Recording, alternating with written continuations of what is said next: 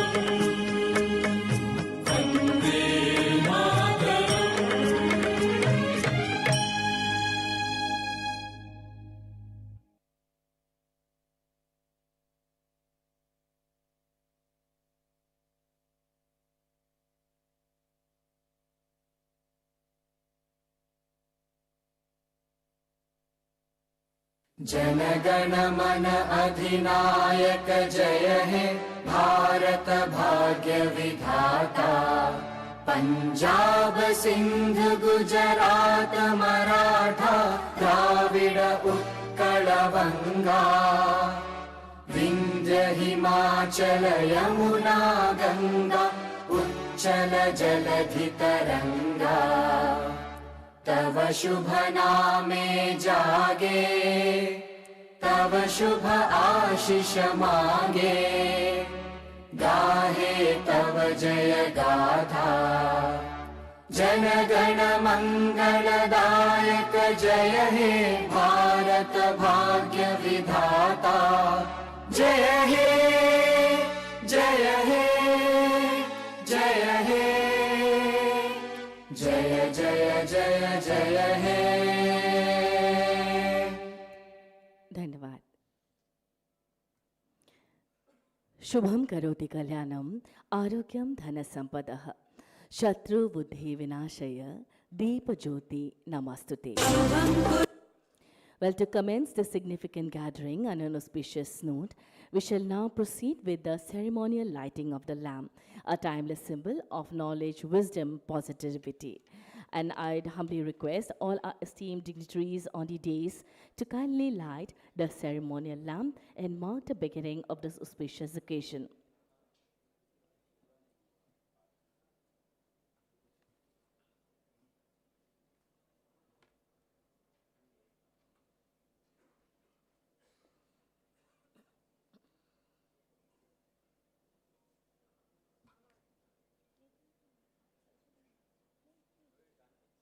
शुभं कुरुत्वं कल्याणं आरोग्यं धनसम्पदः शुभं कुरुत्वं कल्याणं आरोग्यं धनसम्पदः शत्रुबुद्धिविनाशाय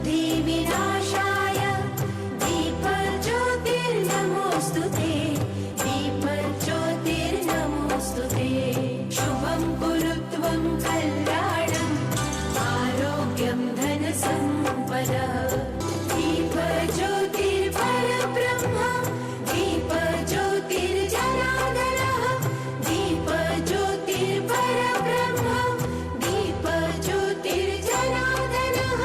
दीपो हर्तु मे पापं सन्ध्यादीपनमोऽस्तु ते शुभं कुरुत्वं कल्याणम् आरोग्यं धनसम्पदः Light, guide us today and illuminate our collective path towards strengthening a robust and resilient quality ecosystem for Viksit Bharat 2047.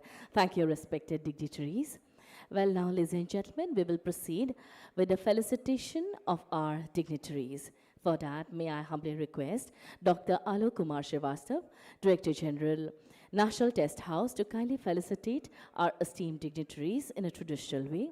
We are elated and honored to have amidst us the Honorable Secretary, Department of Consumer Affairs, Government of India, Srimati Nidhi Khare ma'am, and she is being felicitated with a fulam gamusa, a shawl, and a memento.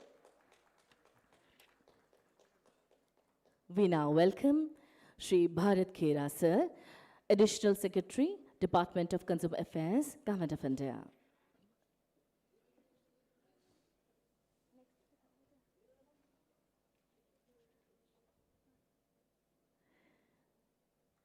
We welcome you, sir.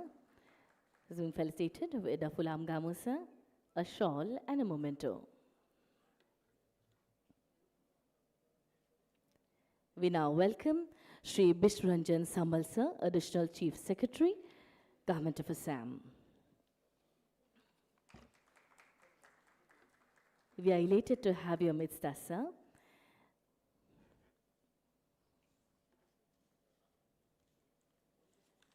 We now welcome Shri Sanjay Garg, Director General, Bureau of Indian Standards.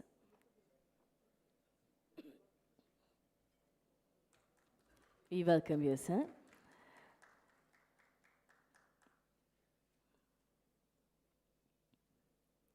And now we'll welcome Srimati Anuswa Dr. Purva, Madam, Secretary, Food, Public Distribution and Consumer Affairs Department, Government of Assam.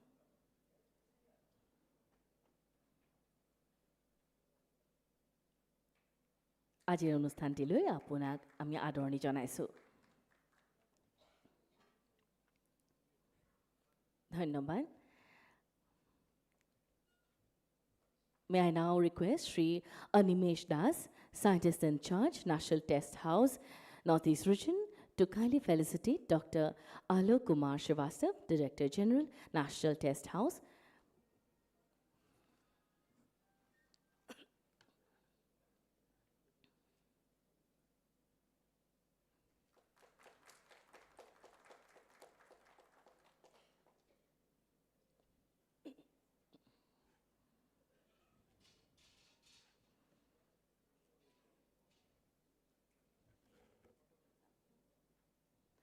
Dhanyavad Mahoday.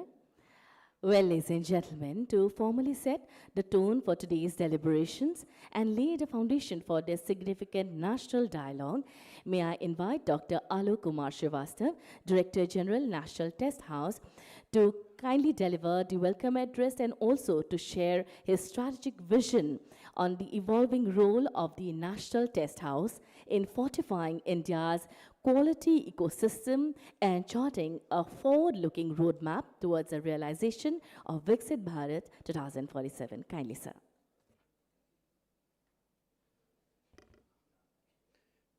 Respected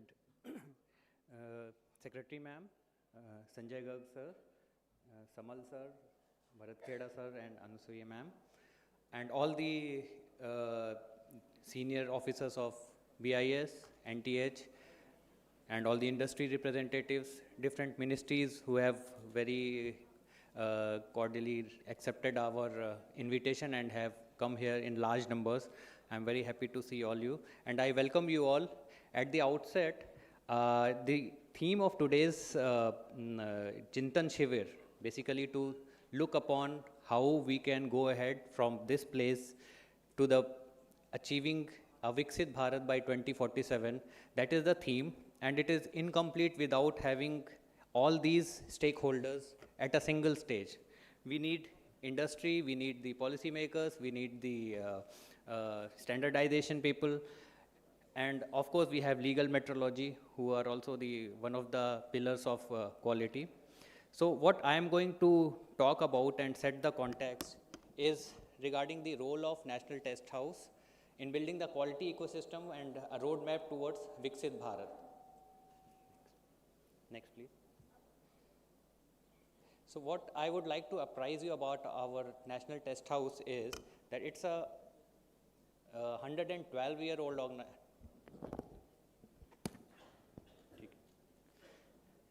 So now I would like to just brief you about who we are. National Test House, it's a 113-year now old organization. It started way back during the British era. And at that moment of time also it was for the support of industry, Indian industry per se, so that they can supply quality goods. The railways were proliferating those days and we wanted to have our Indian merchants to give quality products, and for that National Test House was established. It's one of the largest multi-location, multidisciplinary testing laboratory under Ministry of Consumer Affairs. And we have a lot of tests under our umbrella. I'll just go through that. Before that, I'll go into the past a little bit. So as I said, we have a 100 years legacy. There was a time when our lab, which started in Alipur, even it is at the Sir Venkatraman student, Venkateshwaran ji, he also worked here. As you can see here, we used to publish Nature. Anybody from the science background can understand that publishing a Nature is a dream of every researcher. So in those days, we used to publish Nature, and these are some of the old papers which we found in our repositories. Next, please. So this is how we started. We started with the name Government Test House, and as I said, it was under the railways, mainly because they needed a lot of equipment, materials, and those materials were being tested in our in-house facility at Alipur. It was one of the most advanced scientific lab at that moment of time. Next, please. These are some of the great scientists who have been associated with us. Dr. S. Venkateshwaran, he was one of the person who was involved in the Nobel Prize winning work of Sir Raman. We had Dr. Atmaram, we had NN Sahu sir, PC Mahalanobis, Dr. Santi Sarup Bhatnagar, everybody knows him. So these are the names which were associated at a time with National Test House. This is the journey which we have traversed till now. We started in 1912. At present, we have 8 locations, and these are the locations which we have. We have Kolkata, we have Mumbai, Chennai. We are covering the whole of India, as you have seen in the last slide. And back please. And we are very soon, in another couple of months, we are going to open in another branch in Aurangabad. We are already in touch with the UP state for Kanpur and Varanasi. Varanasi, we already have a lab. We want to open another center. So we are trying to proliferate. We are trying to cater for more and more industries. We are trying to increase our outreach to places where we have not been. And we want to cover the whole of the India. In fact, we have also started a process of picking up the samples from the doorstep of the customer. We have an MOU with India Post that will also be helping the industry a lot to get the quality tested of their samples, materials, whatever. These are the services we offer. We offer consultancy services. Testing is our main core area. We offer calibration services. We are the referral testing lab for many organizations. In fact, CVC Manual has by name National Test House as one of the testing agency in case of any dispute or any vigilance cases. We also provide trainings.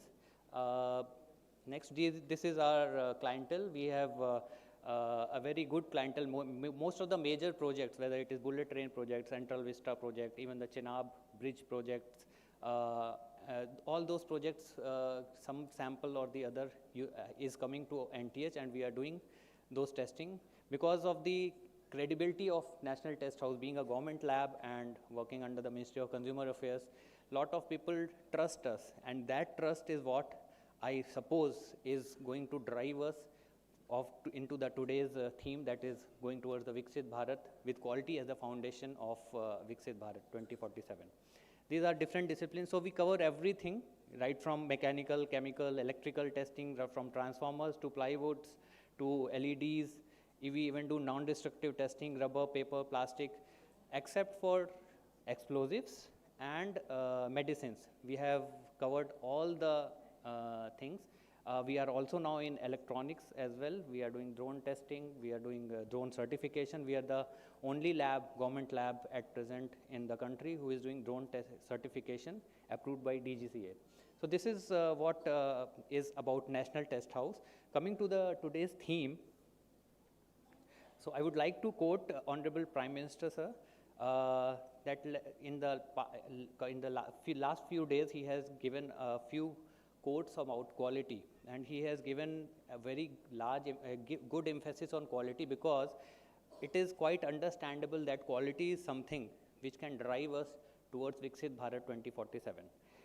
Reason being, if you have a quality product, you will be known worldwide, you will have a good export, you will have a lot of GDP can be growth can be achieved. So quality in all sectors. The third point, that is the quality in manufacturing as well as the quality in services. This is what we would like to have, and we, National Test House, would like to offer our services for the same. Next. If you see the economic snapshot of our country, we have been projected to be the third largest economy by 2027, and there is a large amount of which the GDP comes from the production which we are doing, and the production which can be driven even faster if we have better exports and better consumption. Domestic consumption is already very high, but of course if we have exports boosted, then probably we can even faster rate we can go and accelerate our economy.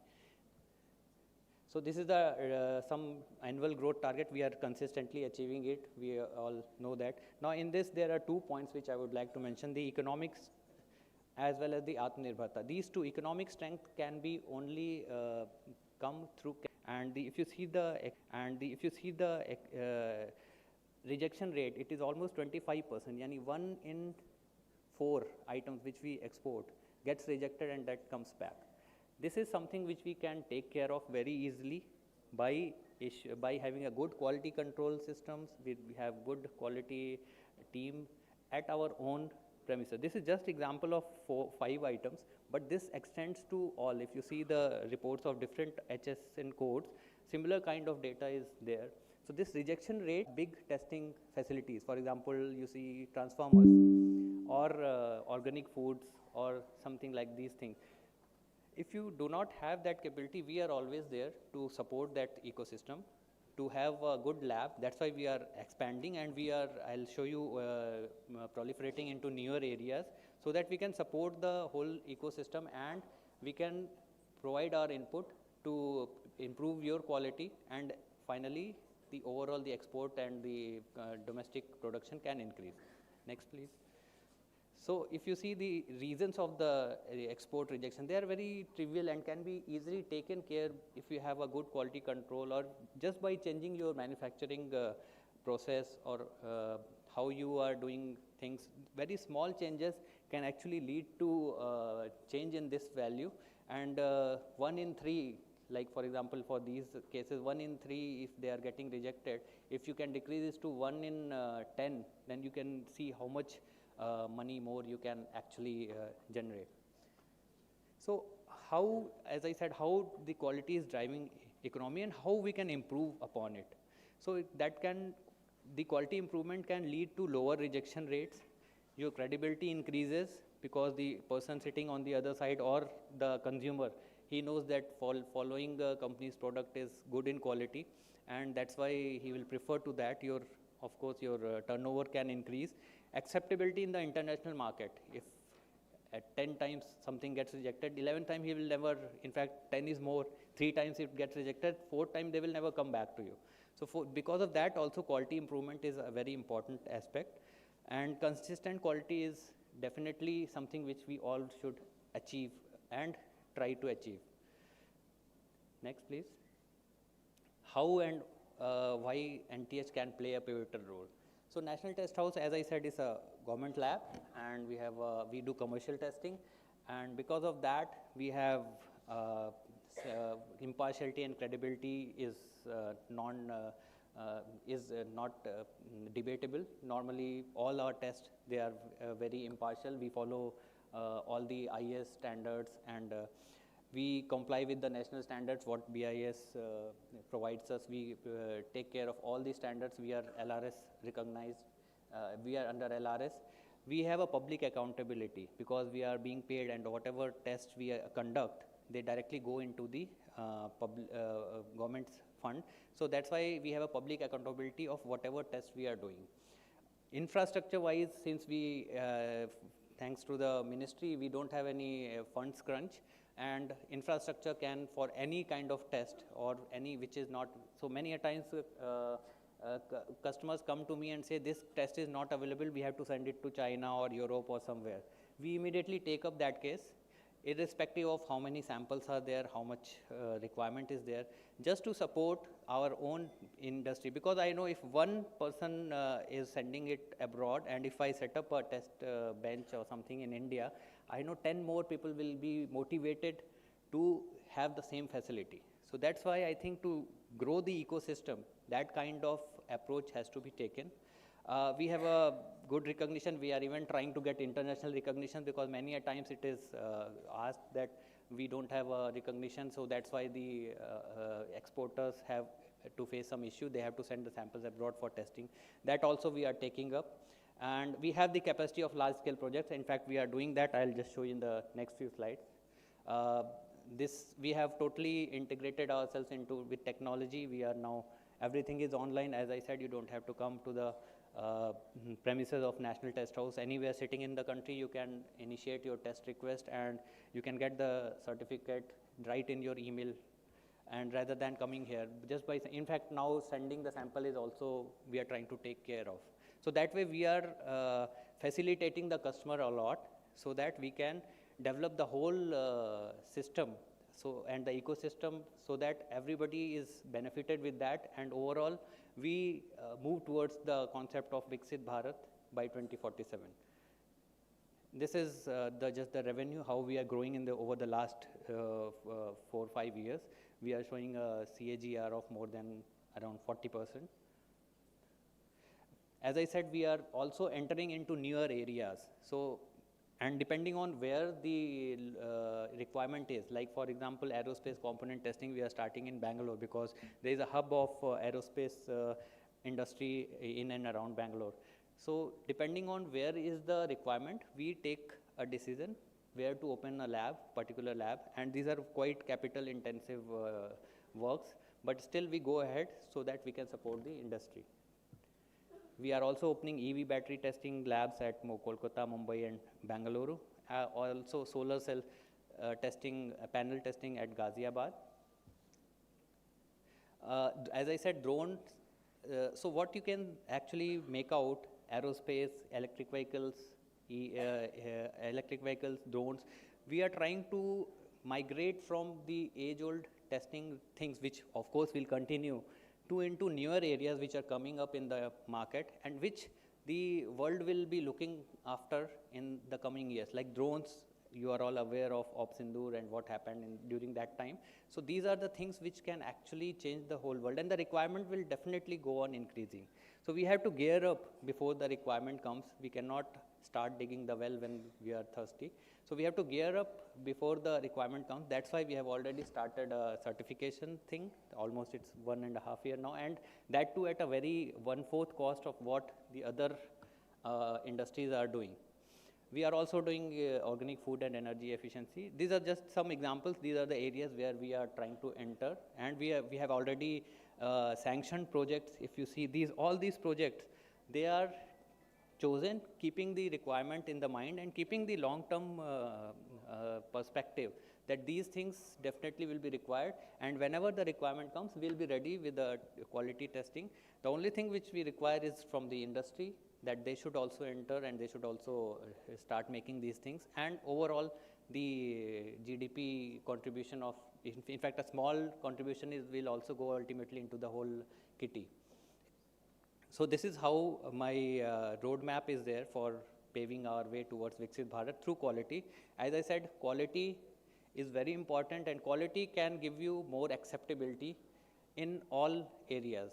So that's why I think quality is actually the foundation of having a Viksit Bharat by 2047, and we have already geared up to give our contribution to that. Thank you. Jai Hind. Thank you, sir, for your insightful address.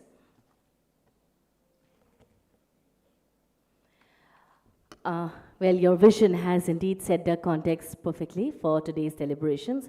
And once again, I would request everyone present to kindly keep their mobile phones either in the switched off or silent mode, please. Well, quality standards form the backbone of national progress. As India's national standards body, the Bureau of Indian Standards, BIS, stands at the forefront of shaping the nation's quality ecosystem, ensuring credible certification and nurturing a culture of standardization that strengthens every sector of the economy. I now invite Sri Sanjay Garg sir, Director General, Bureau of Indian Standards, to kindly deliver the special address and share BIS's role in strengthening quality standards in India's journey towards Viksit Bharat 2047. Kindly, sir.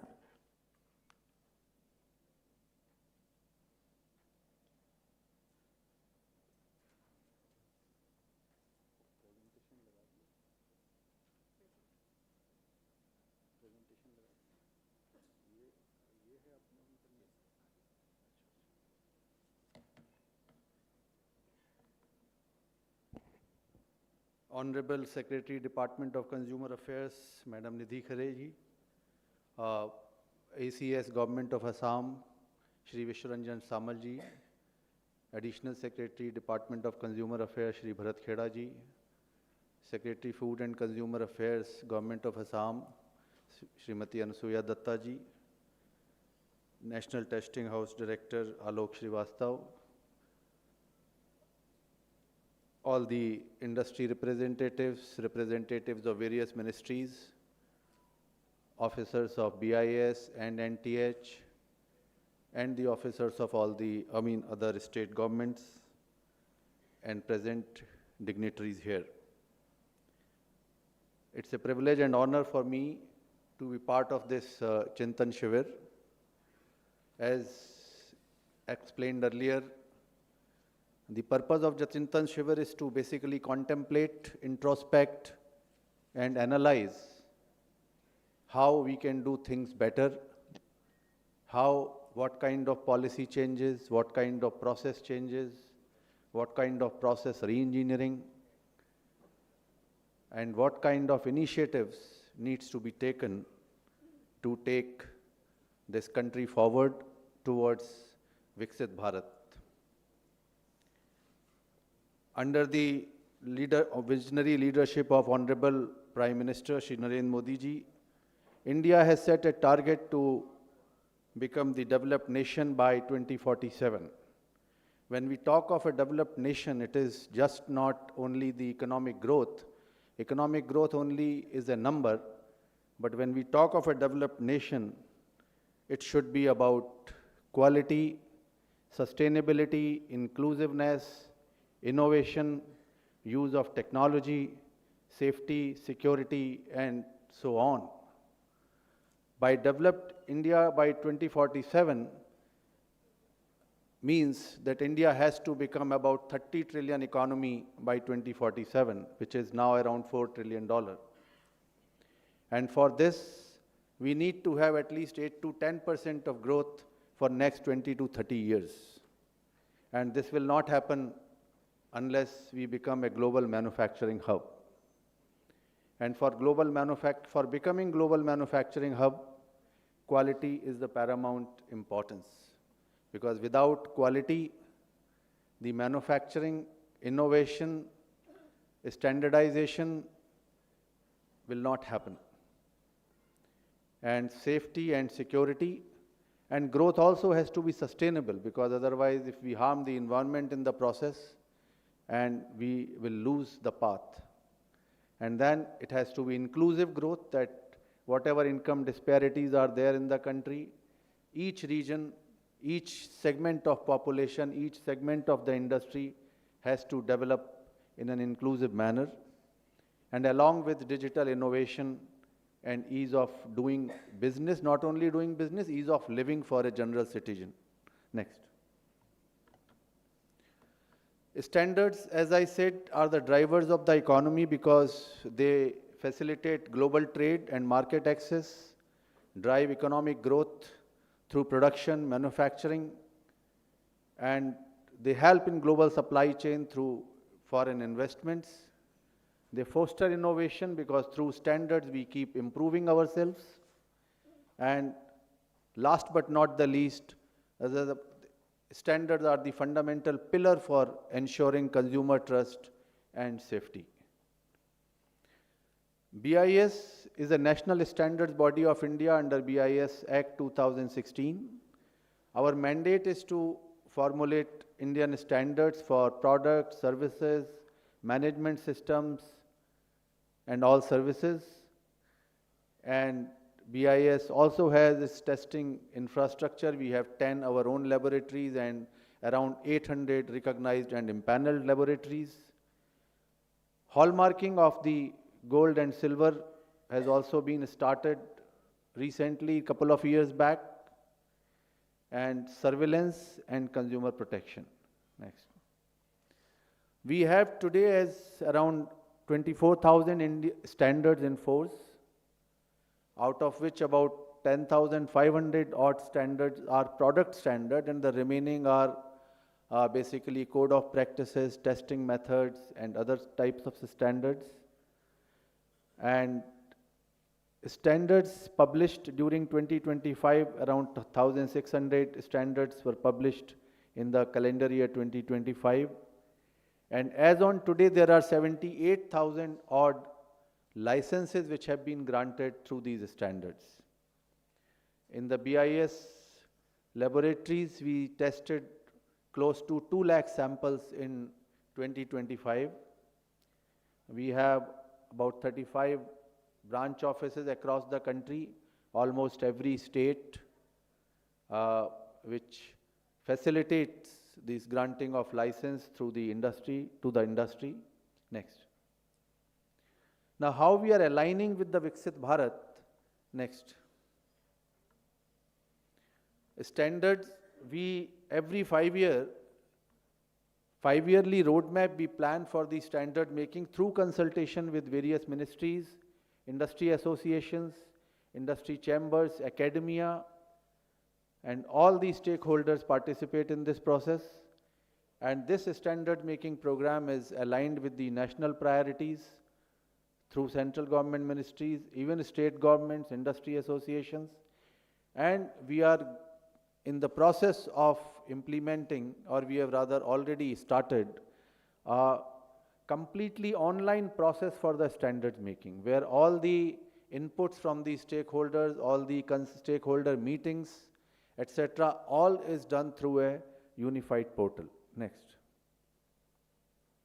We have also started the process of involving research in the standards making, and we initiated about 283 R&D projects, and about 170 projects of these projects were awarded to the technical committee members of the BIS and MOU. We have MOU with about 100 engineering and technical institutes all over the country. And through these research projects, then the data which comes with the outcomes which come in these research projects, those are used in the standard making, so that our standards are not theoretical, they are based on the scientific evidence and data. Next. As far as global impact is concerned, in the last couple of years, we have significantly increased our global presence. ISO and IEC are the two international bodies which are involved in the standard making at the international level. About 3-4 years back, we hardly had any secretariat of international technical committees, and today we have about 15 secretariats of ISO and IEC technical committees. And we nominate experts, Indian experts in all the international technical committees.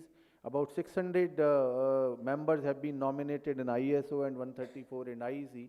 So that the purpose is that the Indian industry and the Indian experts are part of the international standards making process, so that our industry is at the same level with the international industry.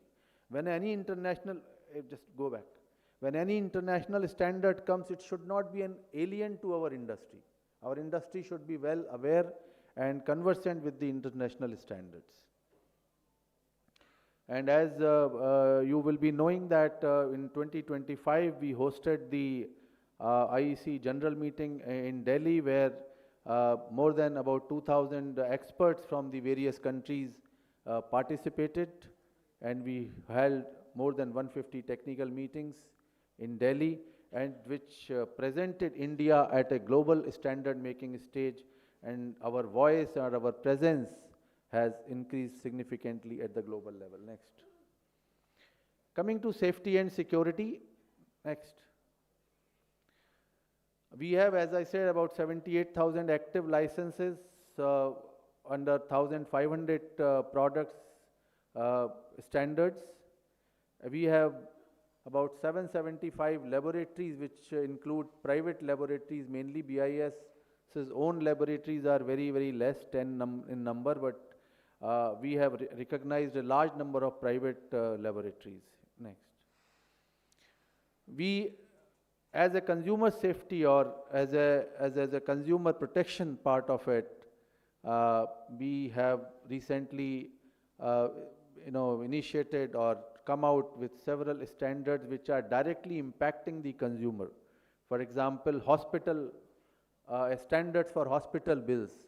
You must have noticed the standards on agarbattis, standards on electrical agriculture tractor, standards on bomb disposal system.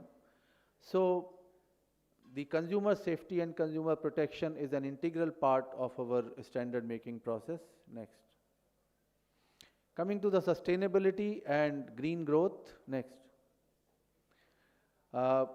In 2024, BIS created a department or a division for the environment and ecology department.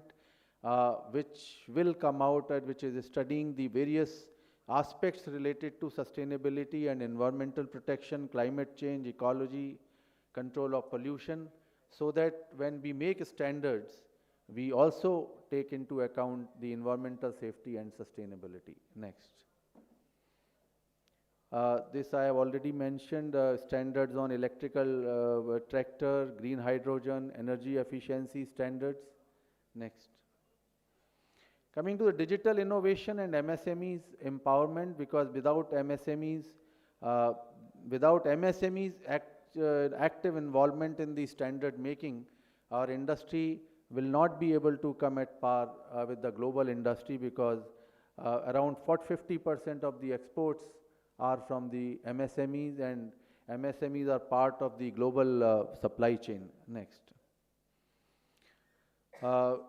In ease of doing business through implementation of standards, we have introduced a mechanism, various mechanism for fast track certification, like simplified approach, where within 30 days the licenses are granted. The inspection is carried out post facto. Testing infrastructure, we have provided fee concession to MSMEs. 80%, up to 80% fee concession is there for the micro, and for the 50% to medium, and 20% for medium and 50% for small. And in BIS, the high level of IT application and digitalization has taken place.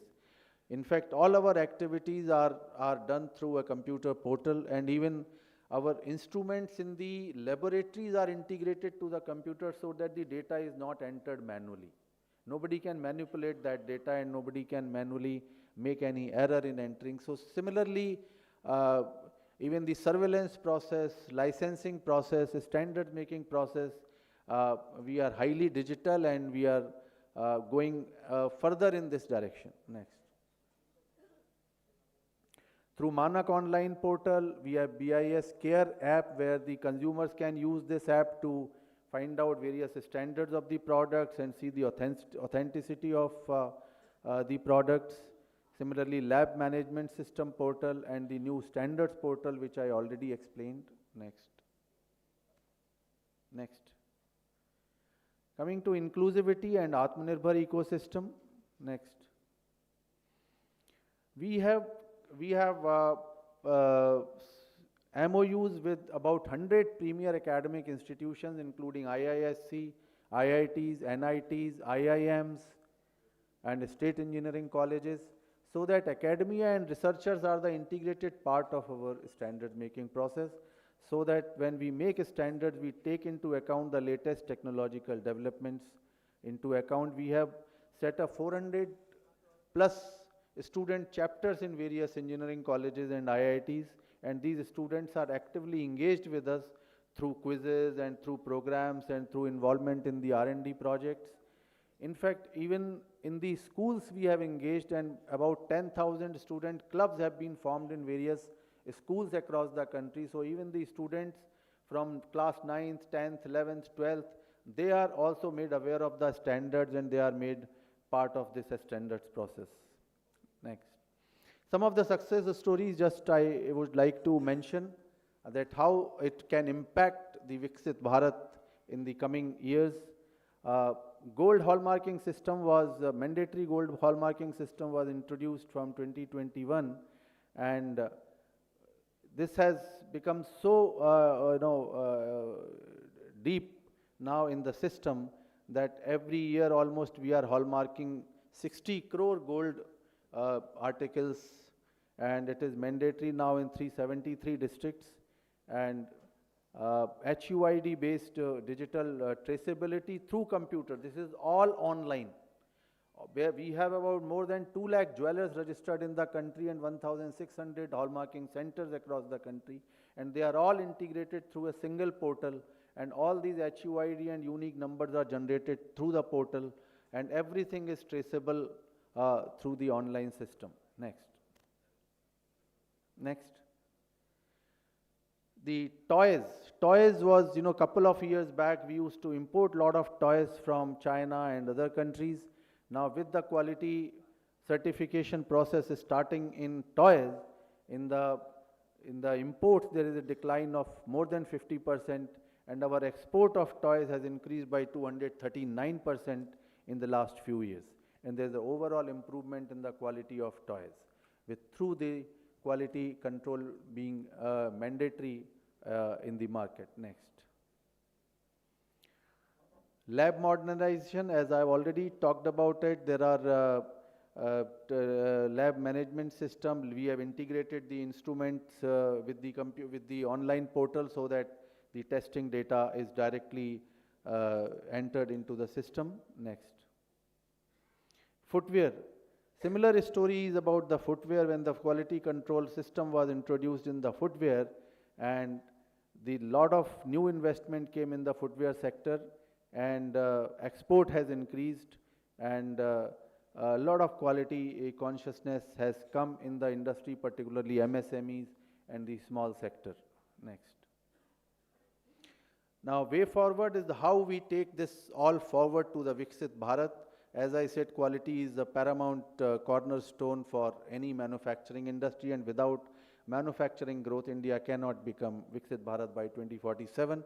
So we are going to use the latest technologies, AI and machine learning, etc., in our new unified digital platform, where we will be further integrating all the activities so that all our activities, including surveillance, testing, inspections, license, standard, they are all integrated into one platform, and one system will talk to another system in a digital manner, which will reduce the human intervention, and which will also improve the efficiency. And now with the strategic and stakeholder-led consultation, we are going to the standardization process. Surveillance, we will move towards a trust-based system where the surveillance will be only risk-based, and complete system can be on the trust-based, and a resilient lab infrastructure, as already told, that we have a large lab infrastructure. This is being modernized. We have also launched a scheme where we are funding the equipments in the laboratories.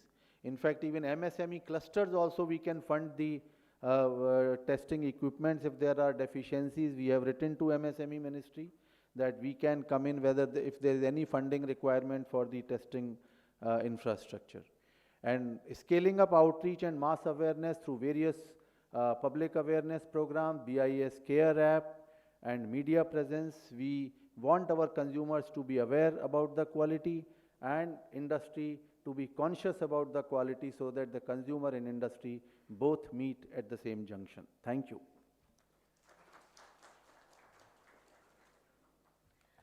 Thank you, sir, for your enlightening perspective. Your address has not only deepened our understanding of the pivotal role of standardization and quality assurance in the national development, but has also inspired us to collectively strengthen our commitment towards realizing the vision of Viksit Bharat 2047. Well, now may I humbly invite Shri Bishwaranjan Samal sir, the Additional Chief Secretary, Government of Assam, to present the keynote address and enlighten us on the path toward a quality-driven Viksit Bharat 2047. Kindly, sir.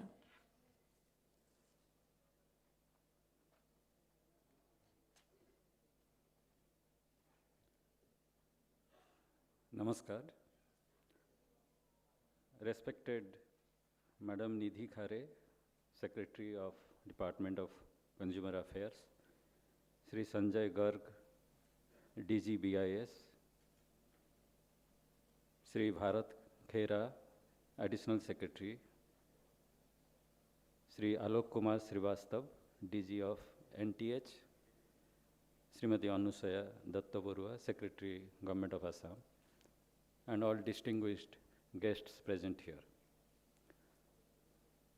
So I thank Department of Consumer Affairs for giving this opportunity to me to talk on this very important subject today. What I will try to attempt is to connect with the Indian knowledge tradition.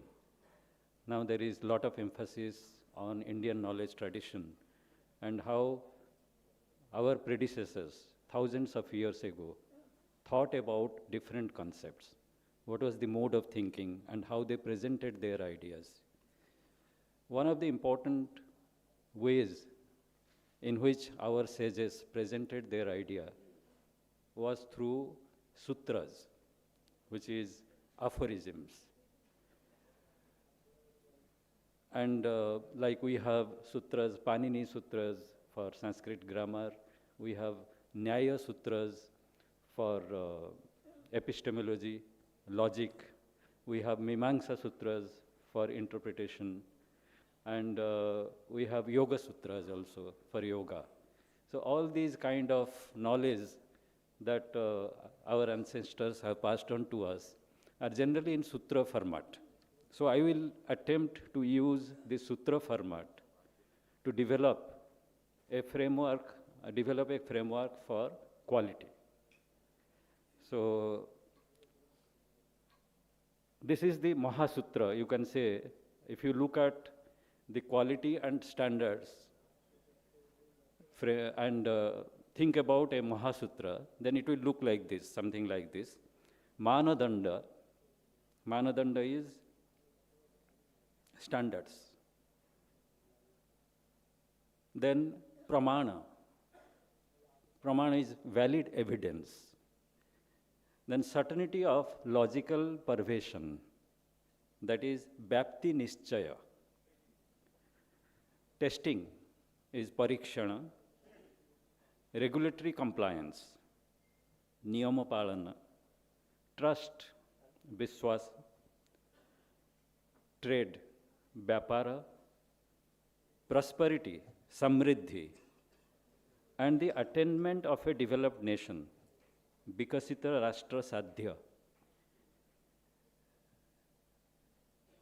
Tattva-gyanan nisrayashadhigamaha. Tattva-gyana is the right understanding or the true understanding.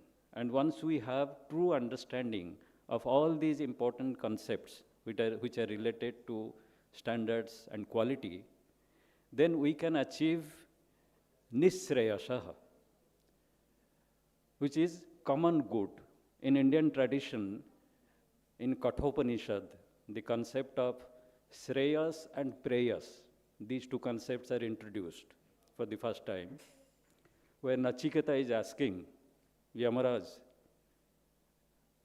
Yamaraj gives a lot of inducements to Nachiketa. Nachiketa is asking very deep questions by knowing what everything else can be known about death and other important concepts. Then Yamaraj says that these are difficult concepts. You instead take something from me, some material things, whatever you want, I will grant to you. But Nachiketa is steadfast in his question. And then Yamaraj is explaining that while praising Nachiketa, he introduced this concept of Shreyas and Preyas. Preyas is something which pleases you momentarily, materialistic things. Whereas Shreyas is more important than that. And Shreyas is the highest good, or the knowledge, the source of knowledge, or by knowing what everything else can be known, the thought of thought. So, or the common good, that is the objective of the society or a civilization. So I will just read out the entire thing. Manadanda pramana vyapti nischaya parikshana niyama palana vishwasa vyapara samruddhi vikasita rashtra sadhyanam tattva gyanan nisrayasha sadhigamaha. So this is true, by true understanding we have to, because Tattva Jnana or Mithya Jnana, there are two categories. If we don't understand properly, that will be Mithya Jnana, improper understanding, faulty understanding.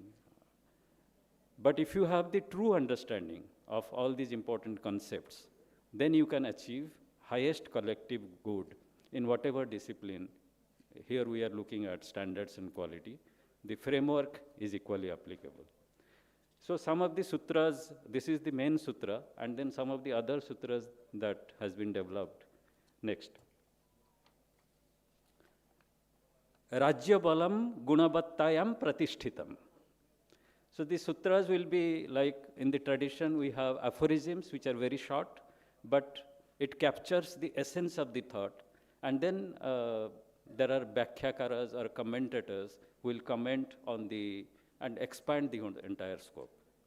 But since there is time is less, I will just speak about the sutras and a brief introduction to that idea. Rajya balam gunabattayam pratishthitam. The strength of the state rests upon quality. Manadanda dharitam sasanam dirghakala vijayi. A standard anchored governance endures and prevails. A civilization or governance which is not standards anchored is likely to collapse, whereas a civilization which is anchored in standards anchored, that will endure and flourish. Next. Pramana samarthina nitir nrupasya chakshuhu. Evidence-based policy is the ruler's true vision. Parikshana Sangstha Rajakosasya Rakshakaha. Testing institutions safeguard the national treasury by preventing failure.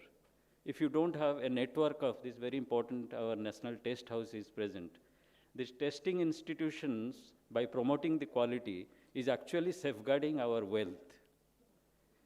Sarvajanika kraye gunabatta nibandhanam rashtrahitam. Now, binding quality to public procurement, government is the major procurer of goods and services. If the quality is not bound to the public procurement process, then it cannot protect the national interest. That's why Sarvajanika kraye gunabatta nibandhanam rashtrahitam. Next, danda nitya mithya ghoshana nigraha. Form regulation must restrain false claims. Now, dandaniti is very important. Rule of law by ethical standards.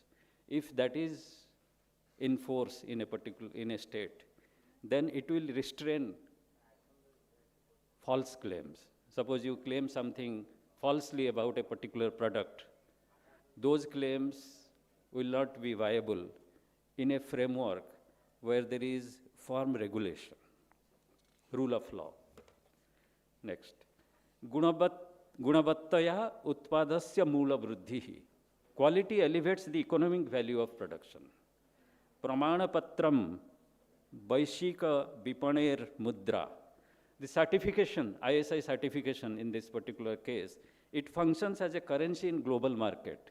If you are exporting something to America or Europe, and you have their quality standards, their certifications, that ensures it's like a currency in global markets. It leads to success in export. Next. Viswasaha artha prabahasya moolam. Trust is the source of economic flow.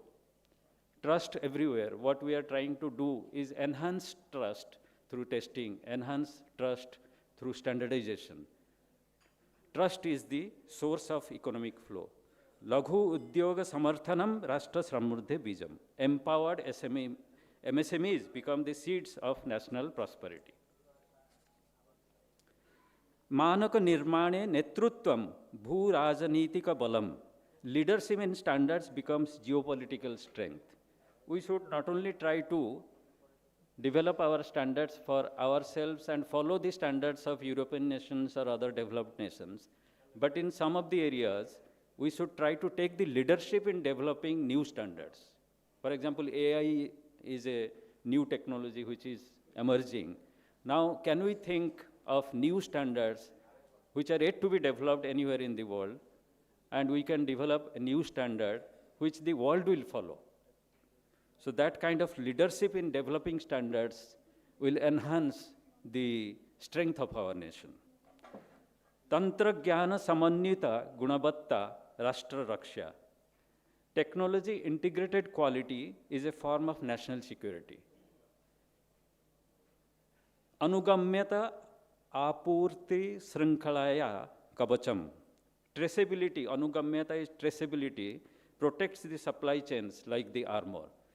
traceability is very important because when you are selling a product and if the consumers are not satisfied with the product, it has to be traced back and then it has to be returned. Similarly, if there is any fault in the product, you should be able to trace it, what actually, which process in your manufacturing system has led to that particular defect. So the traceability is very important as a policy. Dosa purbanumanam sankata pratisedha, predictive quality prevents strategic crisis. Or we can say it, gunabatta anumanam, if you are able to infer and predict prior to that, then you can, based on inference and anticipation, then you can prevent failure. Next. Dharmo manadanda rupaha samajasya maryada. Dharma manifests as standards that define social order. Dharma, you can think of something which holds, dhara iti, which is the basis of everything. Sastradharito udyagaha sanskruti rakshanam. Industry which is guided by knowledge preserves the civilizational ethos. Gunabatta sanskrutihi rashtra chetanayaha deepaha. A culture of quality illuminates the national consciousness. This is very important. If we, as a nation, if we respect quality and it illuminates our consciousness, then when we align ourselves together, the national consciousness will also get illuminated. Gunabattaya biswasaha. Quality creates trust. Biswasad vyaparaha. From trust, you can expand your trade. Vyaparat arthabhalam. Trade generates economic power. Arthabhalat rajya swatantriyam. Economic strength ensures strategic sovereignty. Otherwise, we will again become a colony of some other nation. If we don't have the economic power, then other countries will try to force us to accept certain arrangements where we'll become like colonies. So if we really want to be sovereign, we have to develop the economic strength, which is possible through Biswas, Vyapara, Arthabalam. Swatantrayat sabhyataya utkarsa. Strategic autonomy will lead to civilizational flourishing. When, during the period in our history when we did not have strategic autonomy, we degraded as a civilization. So it's very important to ensure swatantriya. And that can only be done by Arthabalam. Then we can maintain the high standard, or we can rediscover and redevelop the highest levels to which our civilization once flourished. Gunabatta dharita nitihi sastrasya nutana rupam. A quality-driven policy becomes the modern form of statecraft. Next. Now, Gunabatta Shastre Rashtra Nirmana Margaha, some sutras on this particular subject, Vikasita Bharata. Gunabatta Mulo Vikasaha, development rests upon the foundation of quality. Manadanda, next. Manadanda Dharitam Rastram Dirghastai. A nation which is built on standards endures across generations. Pramana Samarthita Nitireva Vishwasaniya. Policies which are validated by evidence alone can earn trust. Lokahitam Gunavarta Dharmaha. Quality is a form of public dharma oriented towards collective welfare. Sarvajanika Krayeso Manaka Nibandhanam Anivaryam. Public procurement, which I have already spoken about, must be bound to standards. Parikshana Jalam Rashtrasya Chakshuhu. A national testing ecosystem is the eye of the state. Ankiya Manadanda Sanchika Sasanasya Smritihi. A digital standards repository becomes the institutional memory of governance. This is very important. Now we have realized that we are using the digital backbone, which is internationally developed at other places. And if we don't develop our own digital standards or digital repositories, then again we may become a digital colony of some other country. That's why many countries are now realizing and setting up their own digital stacks so that they will remain truly independent of the digital infrastructure which is globally developed by some other country, and some other country can use it to again colonize us. Paradarshita Vishwasa Hetuhu. Transparency generates public trust. Next. Vinyase Gunabatta, na kevala ante nirikshanam. Quality must be embedded in design, not added through late inspections. So from design to durability, recently we had a workshop on this. So the quality has to be embedded in the design step itself. Laghu Udyaganam Sulabha Pariksha Rashtrabuddhe Karanam. Accessible testing of the MSMEs, because MSMEs cannot have their own testing infrastructure, costly testing infrastructure. So therefore, we have to have an ecosystem where the MSMEs are able to access testing facilities without additional expenditure. Pramana Patram Vaisikya Vyaparasya Dwaram. Certification is the gateway to global trade.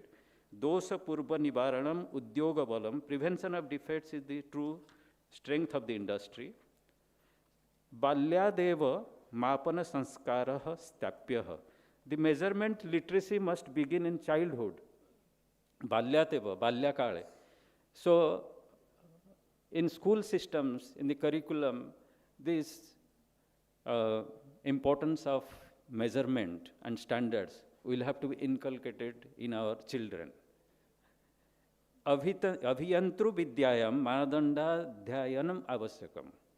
Engineering education must also integrate standards literacy. In fact, 35 years ago, I went to engineering colleges, and then at the end of the education, we didn't know much about measurement and standards. It was not part of the curriculum that time. I hope now these corrective steps are taken. So whoever are going to engineering education, they're able to get the education and quality and standards through their curriculum. Nitya Vyashena Gunabatta Sanskrutihi. A culture of quality arises through continuous practice. In fact, Nitya Karma, Kashta Karma, not Kashta Karma. Nitya Karma is whatever we do every day, and it should become part of our daily habits. Not at a point of time when something fails and then emergency arises and then we become conscious of quality. It should be Nitya Vyasha. Anugamyata Rupa Gunabatta Vaishika Vishwasasya Karanam Kritrima Buddhya Dosa Purbanumanam. Artificial intelligence, Kritrima Buddhya Dosa Purba Anumanam. Whatever defects are going to arise in future, we can use artificial intelligence to infer that. Artificial intelligence enables predictive quality. This is very important. Ekikruta Gunabatta Jalam Rastro Udyogika Parisara Sanyojakam. A unified quality network connects the nation's industrial ecosystem. That's what we should try. Manaka Nirmane Sahabhagita Rashtra Pratishtha. Participation in global standards making builds national prestige. If we are able to participate at the global level, ISO, and then contribute there in the development of the global standards, then that will enhance the prestige of our country.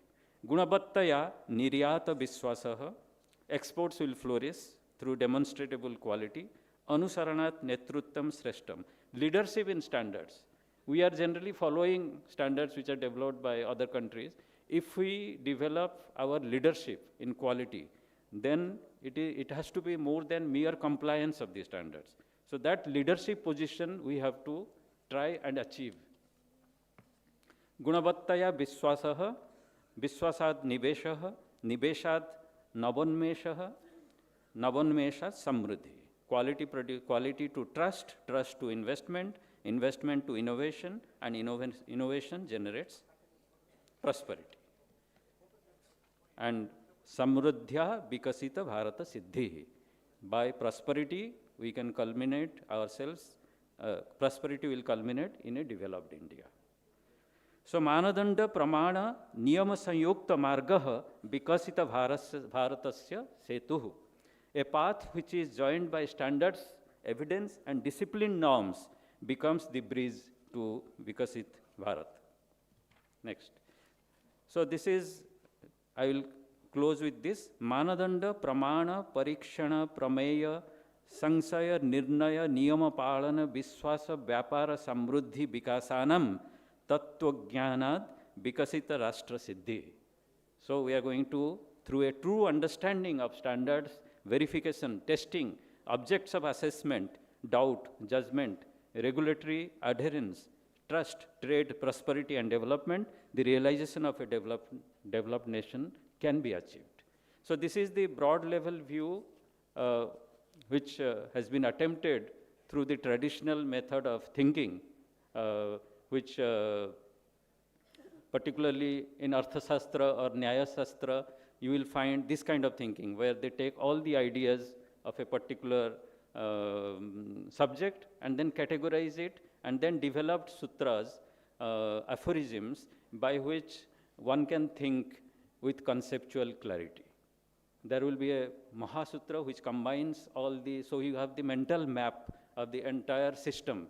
And then after that, you explain one by one. There are commentators over a period of time who develop the ideas, and it ensures that we are strongly wedded to the right framework. Much of the problems we are facing today is because of the wrong framework. So we have to dive deeply into our own culture to find out what is the correct framework which will lead to a better outcome for our nation. And unless we get our framework right, we cannot go very far, and will be retarded by our own incorrect understanding of the framework. So with this, I will end, and at the, I once again convey my thanks to Secretary Madam and all the dignitaries present here, and all of you, and hope that by aligning our thoughts together, we can achieve great success going forward. And today is a big opportunity. Chintan Shivir, Chintan, thoughtful deliberation, is a crux of our civilizational heritage, and I welcome and encourage all of you to give your best to the thoughtful deliberative process which is to follow, and come up with best suggestions which will inspire us to go forward and achieve what we intend to achieve. Thank you very much. Thank you, sir, for your enlightening and thought-provoking address on how the current world, our work module, our thought process can take reference from our roots, our sutras, the Vedas, the Shastras. So it was indeed a very engaging presentation. Thank you, sir. And your valuable insights have definitely given us clarity and direction to our deliberations. Well, ladies and gentlemen, we are indeed privileged to have amongst us today as our chief guest, Srimati Nidhi Khare ma'am, the Honorable Secretary, Department of Consumer Affairs, Government of India.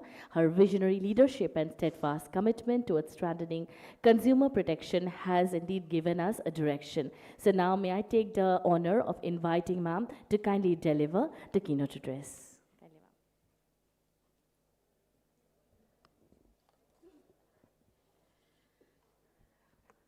Namaskar, and a very warm welcome to all of you for this Chintan Shivir, which is going to deliberate about quality infrastructure for boosting economy, industry for Viksit Bharat 2047. I very warmly welcome and appreciate, the depth of understanding which my dear friend and also my batchmate, Mr. Vishwaranjan Samal, has brought on the table. I think it leaves me nothing to speak of. In fact, I am totally awestruck. What we have always seen, even during the probation training, that he was very inclined into, learning texts beyond what he already knew. So as he was himself saying, he's a B.Tech.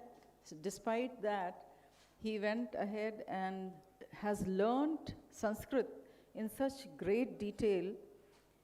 He's a very passionate musician. In fact, last time when I had come, when I had come, he called me in the evening and we virtually sang through the night. He, his wife, everybody. And it is classical music. He has trained himself. You know, it all takes a lot of energy, lot of, your time management, and also an effort that goes into training yourself to become better than what you were. Most of us simply think that once we have cracked, you know, some UPSC or some other exams, we feel that there is nothing left to learn. But he has, you know, I always knew, of course, but it was simply brilliant. I must congratulate you. And very, very commendable of you to actually bring these thoughts in the way of a presentation. It is something which, over a period of, say, 4 years that I have been in the department, we have been saying that India was a civilization, was a big civilization, which was not big just because of some thoughts, not big because we invented some yoga, meditation, or some such thing. Actually, we were a superpower when it came to, you know, the contribution of in GDP. In fact, today if you read, you know, how the trade routes were, you would realize we were the manufacturing hub for the entire world. And that is how the contribution to the world GDP was highest when it came to India. Indian goods were sought after. They were sought after not because they were substandard, but they were sought after because they were of great quality. There was no other match to the quality of goods that we produced. And therefore, it was traded in gold, you know. Whether it was your textiles, whether it was silk, whether it was, you know, even your stainless steel, we were trading it for gold. And that is how, when he said all these things, I thought what I had collected for my speech has become totally redundant. I cannot thank you enough, you know, Samal, to have really graced this occasion, something which has actually, I mean, it is a starter, it's a prompt to the Chintan Shivir that we really thought of bringing the academia, the industry associations, the industries, MSMEs,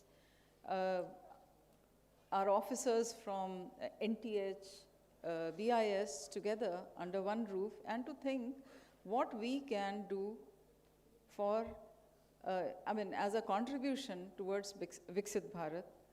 So I really I'm very grateful that you waited and you have given such a absolutely inspirational, you know, presentation. And I think we can use, if you permit, you know, some of the sutras for testing, for standard setting, and some such things that we are already doing, because it will actually promote what the thought process is all about. So on the dais, DG BIS, DG NTH, Additional Secretary, Mr. Bharat Kheda, Secretary Food and Civil Supplies, Mrs. Anusuya, my friends from the ministry, Shalini, Prashant, officers from BIS and NTH, delegates who are representing industry, MSMEs, academia, and ladies and gentlemen. It is really a very proud moment for all of us together to have come and to actually commit ourselves to contributing to what Viksit Bharat would be all about. So while we can say that there has to be a decisive shift from India being the world's back office for cost arbitrage manufacturing to becoming the world's most trusted source of quality assured products. Honorable Prime Minister's vision of Viksit Bharat 2047 is fundamentally a vision of quality.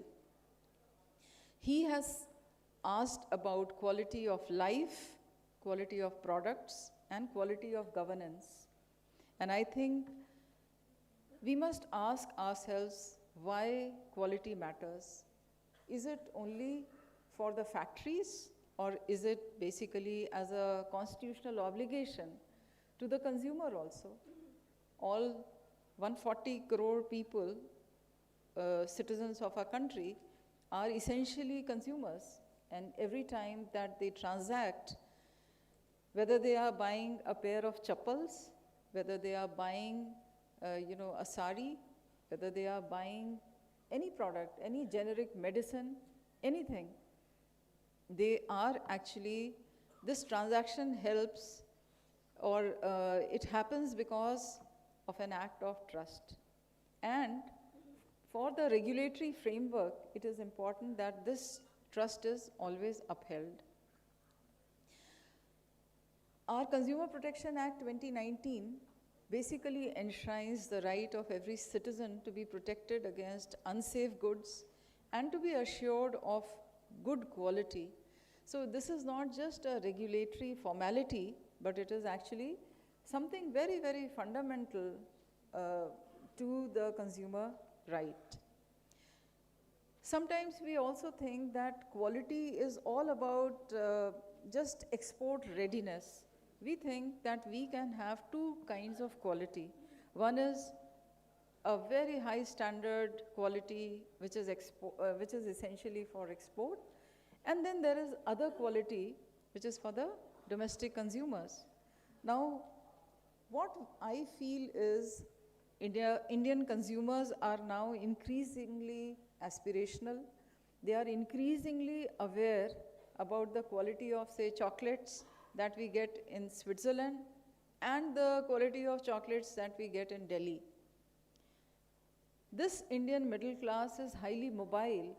He has visited several countries and can see for himself the quality of shoes, the quality of bags, the quality, anything that durable consumer goods are of, and therefore they are demanding quality. And therefore, to say there are two qualities which are prevailing in our country. One is export quality, the other is domestic quality or jugaad quality, something that we have no standards, we just do something nice and we come up with something called a jugaad technology. That cannot work. So as India's middle class grows, which is projected to reach 580 millions by 2030, domestic demand for quality will become very powerful, a very powerful driver, just as export markets were. And therefore, industry has to prepare itself for this shift.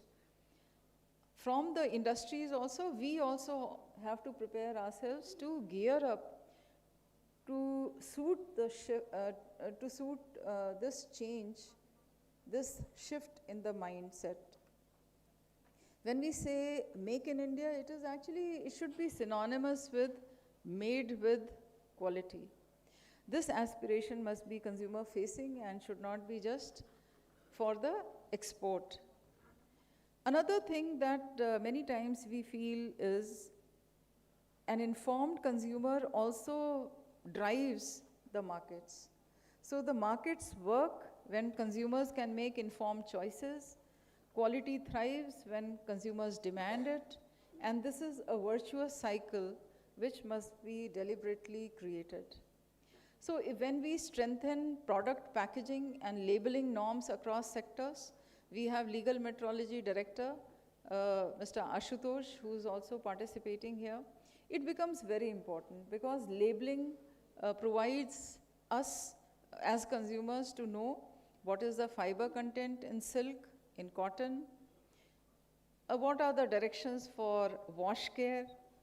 If there is medicine or food, then we must know what is the batch information, expiry, best before, manufacturing, location, ingredients, etc. Now, it is also important that this quality is not only to be, it is not only to be prepared by the industry, it has to be made visible, not just certified. Made visible to whom? To the consumer. So every time when a consumer looks at ISI mark, he is assured of its quality. And therefore, certification without consumer visible marks is really of no use. One example can be the BIS hallmarking. This hallmarking on gold jewelry has transformed consumer behavior. Standards had been made, say, for 20 years, maybe more than that. But the hallmarking came in 2021 after 20 years of battling and thinking and protracted thinking. But once it came, it changed the consumer behavior, and now the consumers ask for the BIS hallmarking gold jewelry, and that has been successful in the sense that none of these laboratories are government laboratories. In fact, these laboratories are run by private people, and about, I think, some 373 districts have already been covered, with about more than 1,600 assaying and hallmarking centers, which are totally in private hands. So this shows how consumer behavior also drives quality for the product that he's buying. Similarly, we should also try to see whether the domestic market should also have the same quality norms which were otherwise being only offered to foreigner or say consumers in the foreign countries, which is only unfair to Indian consumers. And therefore, we need to understand what are the gaps. Is it possible to skill people right from the time that they enter any industry? And therefore, I would want the MSMEs and industries to participate in the standard setting. As Mr. Samal also said, that the sovereignty or say your autonomy, your strategic autonomy rests on what kind of standards you make. And I must say that, BIS has been in the forefront in ensuring that there is a standard for Ayush, for example. Otherwise, the world was consuming medicines or nutraceuticals on the basis of some alternative medicine. There was no standard. Now BIS has actually made sure that in the ISO, there is a committee which is formed, and BIS is leading from the front to ensure that Ayush also has everything which is covered under Ayush should have standards, and these standards should be respected world over. So similarly, there is BIS participation is very, very high when it comes to standards for artificial intelligence. You would be surprised that while everybody is using today AI in all kinds of formats, whether we like it or we don't like it, we are recipients of, or say victims of various algorithms that are being used against us, and simply because we are consumers. But the ethical norms for AI is something for which standards are still in several stages of preparation, and BIS is right there in the center.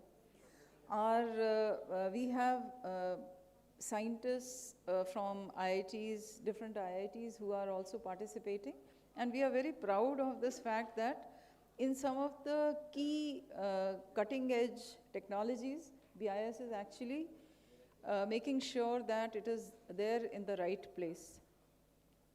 So this Chintan Shivir is largely to bring and sort out steps which are required, what would be the say, the requirement in the times to come from now to the next. As we all know that as per, several reports, about 60% of our GDP is being contributed only by service sector. And manufacturing sector is yet to actually take center stage. So if we have to regain the past glory, we have to make sure that manufacturing is done in every sector possible, and the quality adherence norms need to be applied voluntarily and wherever required, even as mandatory control orders. I would like everybody to, I'm sure since, we have this Chintan Shivir, which is organized in 5, close, different topics. And people were already given these topics, they were sensitized about it. So I think today when they hold their roundtable conferences in 5 different rooms, we will be able to actually get some real actionable points from these 5 thematic topics. And these are all very, very relevant to what you have said about standard setting, about evidence, about testing, about traceability, about how to scale it.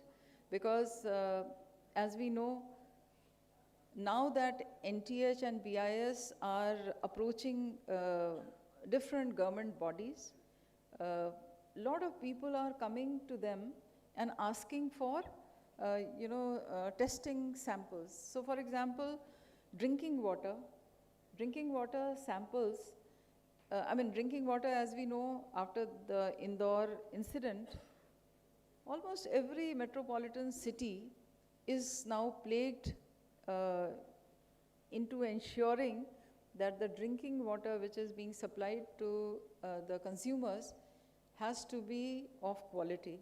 And therefore, this requires a constant, rigorous way of collecting samples and making sure that these samples are tested in time. So the scalability also has to increase. Similarly, DGNTH would also say about the fertilizers. Suddenly we had a lot of samples which were coming from nano fertilizers, and there was a challenge how to actually test them in time and assure the customers, which are the say agriculture departments in the states and so on. Again, there will be requirements of fortified food grains, for example. This is also something which government in various states is distributing to the public distribution shops or through midday meals, offering it to Anganwadi centers or through schools. And therefore, we need to have scalability of our testing infrastructure. So while we have actually moved into, say, new areas like the software testing, drones testing, EV testing, and so on, aerospace testing, but the scale is also still about these sectors which need to be further enhanced, and it needs to be seen how we can bring better technology or better equipment, more research into ensuring that we are able to test a big mass of sample in a very quick time, which is reproducible, which can be kind of end-to-end automated, so that there is no human intervention, and ultimately it should increase the trust of the testing infrastructure. So these are the things which I feel we would be discussing. As I close, let me leave the industry, the regulators, my government colleagues with these 3 asks. One, can we make quality not just an industry agenda, but also an agenda with the standard setting as well as the testing infrastructure?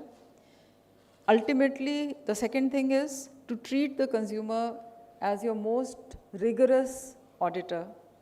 And therefore, we should actually keep ensuring that whatever is being sold in our markets is actually, is coming to the satisfaction of the consumer.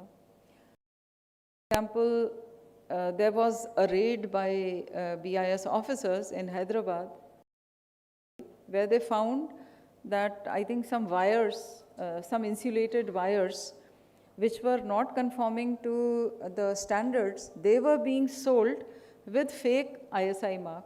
And so therefore these samples have been seized, and I think the factory also must have been stopped. So is it possible to ensure that if we prescribe certain standards, then the consumer should get the best goods possible? And finally, to move towards sector accountability with timelines, with metrics and public reporting. Let me conclude. We as a country never lacked the ability to produce world-class quality goods. We have proved it in space, we have proved it in software, in pharmaceuticals, in defense. What we need now is to democratize that quality, to bring it from the centers of excellence to every MSME, every cluster, every shop floor. And therefore, this Chintan Shivir will basically pave way, will bring out actionable points so that we can actually make sure that all our efforts are towards achieving that goal, and also making sure that MSMEs and industries are not burdened by that. In fact, we have to make our engagement with the industry even more transparent, more frequent, and it has to deepen. Thank you once again.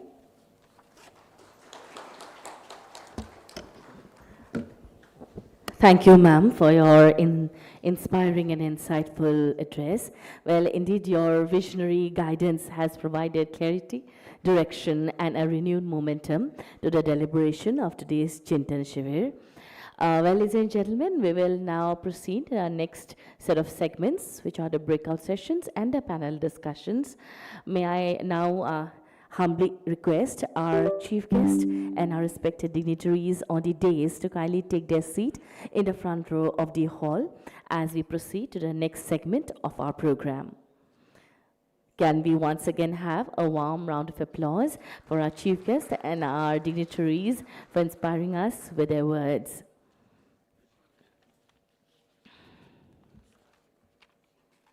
Well, this session is planned to be conducted in two parts. The first part, the participants will move for brainstorming and discussions in the adjacent room. So I'd humbly request the 5 thematic groups with the team members to kindly proceed to the adjacent room for the breakout session. Group 1, embedding quality in the construction sector to ensure public safety. Well, we will also have a panel discussion here. And we'll proceed for the breakout session. The group members are displayed. The second group is quality assurance and standardization of transformers, cables, and electrical equipment for public safety. The group members' names are displayed. I'd request them to kindly proceed. The third group is building a robust quality ecosystem for food products, including organic and processed products. The group members' names are being displayed. And the fourth group is testing, standardization, and certification framework for paper and plastic sustainable packaging material. The group members' names are being displayed. I request them to kindly proceed. And the final group, the fifth one, is a Look East strategy, tapping the potential of Northeastern neighbors, developing a quality ecosystem. The group members' names are being displayed. I request them to kindly move to the adjacent room for the discussion, please.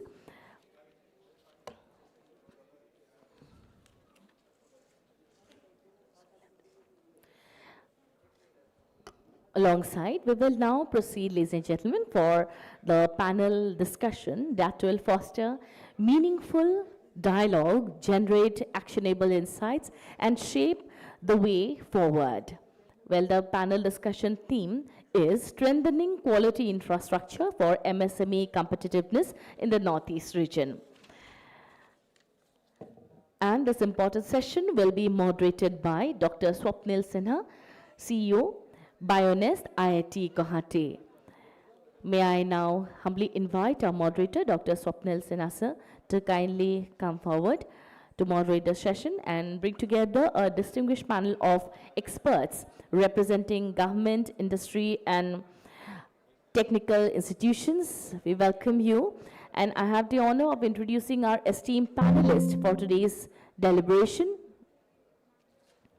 Srimati Nishad S. Huck, Scientist G and Deputy Director General, Bureau of Indian Standards. We also invite as our panelists Dr. Meenakshi Ganeshan, DDGE and Scientist G, Bureau of Indian Standards. Mr. Gaurav Joshi, Joint Director, MSME Development Institute, Guwahati. We also invite as our panelist Dr. Hari Krishna Dekka, Senior Technical Officer and in charge, SIPET, Guwahati. We also invite Mr. Partha Protim Pathak, President, MSME Association, Northeast Region, and Founder and Managing Director, Fresh Air Group. And we have Mr. Sunil Kaur, AGM, Quality Control, Dalmia Cement Limited. May I request all our esteemed panelists to kindly take the seat on the dais.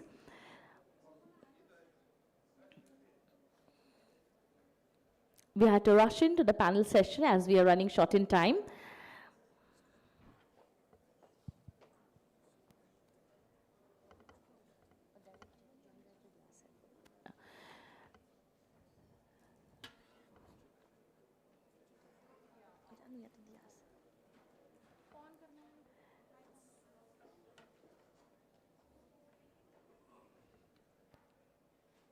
We have Srimati Nishat S. Huck, Scientist G and Deputy Director General, Bureau of Indian Standards, Dr. Meenakshi Ganeshan, DDGE and Scientist G, Bureau of Indian Standards, Mr. Gaurav Joshi, Director, MSME Development Institute, Guwahati, Dr. Hari Krishna Dekka, Senior Technical... Good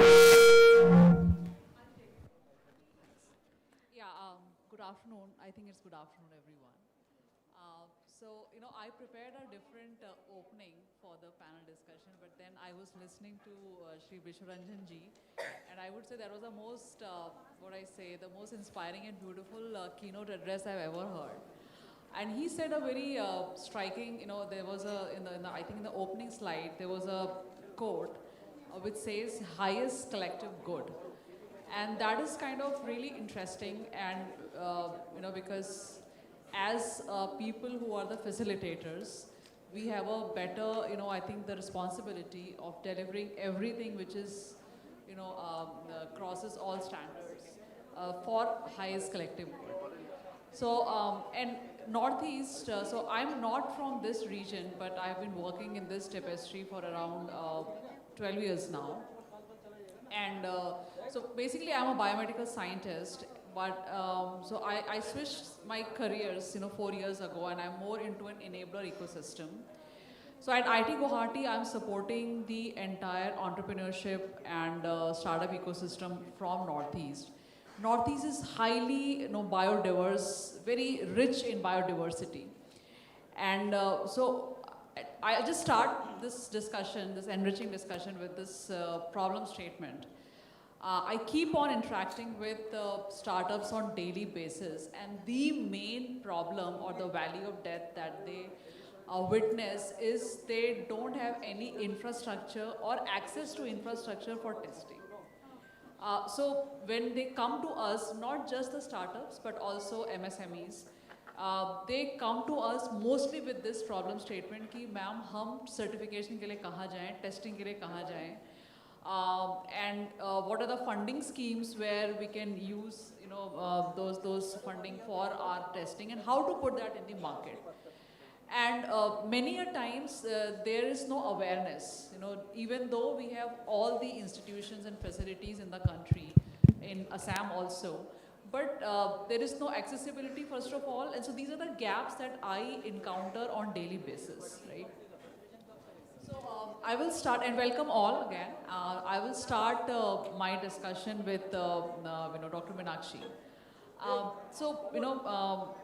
From a national standards roadmap perspective, how can BIS strategically integrate Northeast into India's quality ecosystem, ensuring that emerging sectors and regional industries and local innovations are aligned with future standards and also with global benchmarks?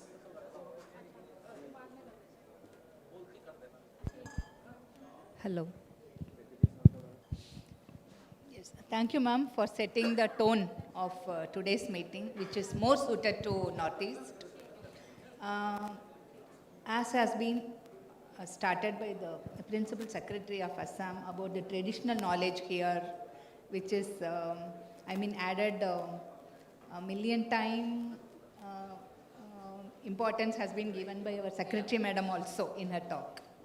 And there are two sectors of BIS in the last 2 years, which are, I would like to say, the sunrise sector of BIS. One is Ayush, the other is Environment and Ecology Department. Last year, on the occasion of World Standards Day, ISO has honored the committee with the best performing sectional committee, the Divisional Council of the ISO. That is our environment and ecology. In future, it is not only the quality or the affordability or the brand image which will sell a product. Absolutely, our young generation are very much wise how to select a product. It is going to be environment, ecology and sustainability for the future. So when we say sustainability, the potentials are unlimited to Northeast because they have the greatest biodiversity here. So, in fact, I am a faculty for the online courses of Certified Packaging Engineer offered by Indian Institute of Packaging.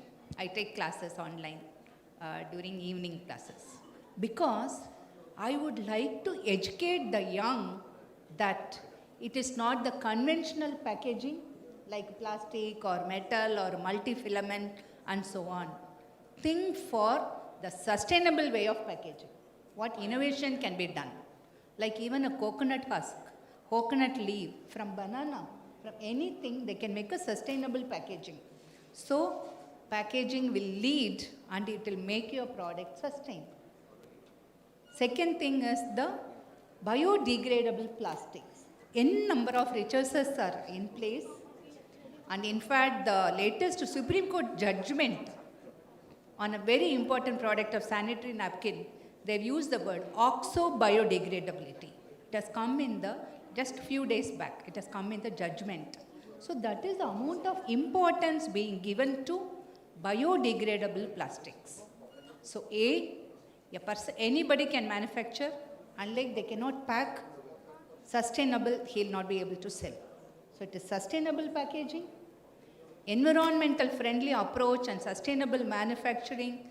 And looking through our LinkedIn page of environment and ecology, the how to do a greenhouse auditing are clear-cut benchmarks are there. Then comes Ayush, as has been the prime importance to this Northeast sector. In fact, the Padma Shri awardee of last year's is from Northeast. That madam is from Northeast.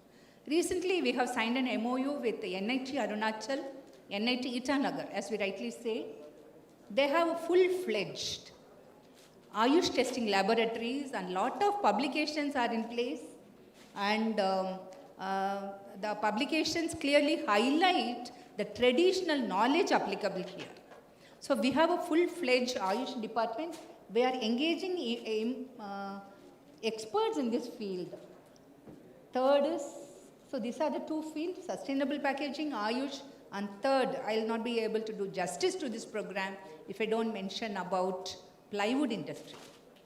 This industry, we have recently done material related to construction industry. We have, especially focusing on Northeast, we had an exhibition, lot of export people, importers, this plywood, government has rescinded many quality control order, but not plywood, because it is the easily transportable into Northeast from the adjoining countries or China and so on. So this plywood industry will take Northeast to very great heights. That, in fact, we have done some enforcement program also, awareness program, n number of awareness program, cluster based we are doing. In fact, here one difficulty which we face in Northeast is identification of a cluster, because the geography is very vast and the industries are spread in different areas. But still, we do make an attempt to reach out to the pockets, we educate, inculcate and empower them. Through this, I would like to place on record our guidelines issued by our respected Director General. Immediately he took over. Our Director General has issued order that totally waive off the laboratory infrastructure. If a person is able to manufacture consistently with the trust, we certify them. So that is the biggest hurdle faced by them, but that hurdle has been removed for the manufacturer. So new initiatives we have taken, we have empowered them, and our Guwahati branch office has landscaped and mapped, industrial mapping has been done. More than 7,000 industries are mapped in the website, and we are able to identify the pockets of location of the industries. Through this, yes, it is the land of rising sun, and it is going to be shining. Very rightly said, because when you talk about sustainable packaging, I have around 20 plus startups who are into this, and I admit that I wasn't aware about the plywood industry, but it's very encouraging. So my next question will be with Mr. Gaurav Joshi. So you have been working with a lot of MSMEs, of course. So this, it always, even MSMEs, when they come across to our center, I generally face with these questions by them.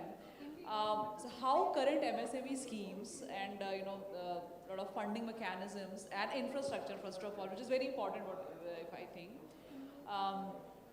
and capacity building programs are being leveraged on the ground in the Northeast to help MSMEs. Because what I always realize is that there is a lack of some communication, right? They don't know what exists for them. So I would be happy if you can throw light on that.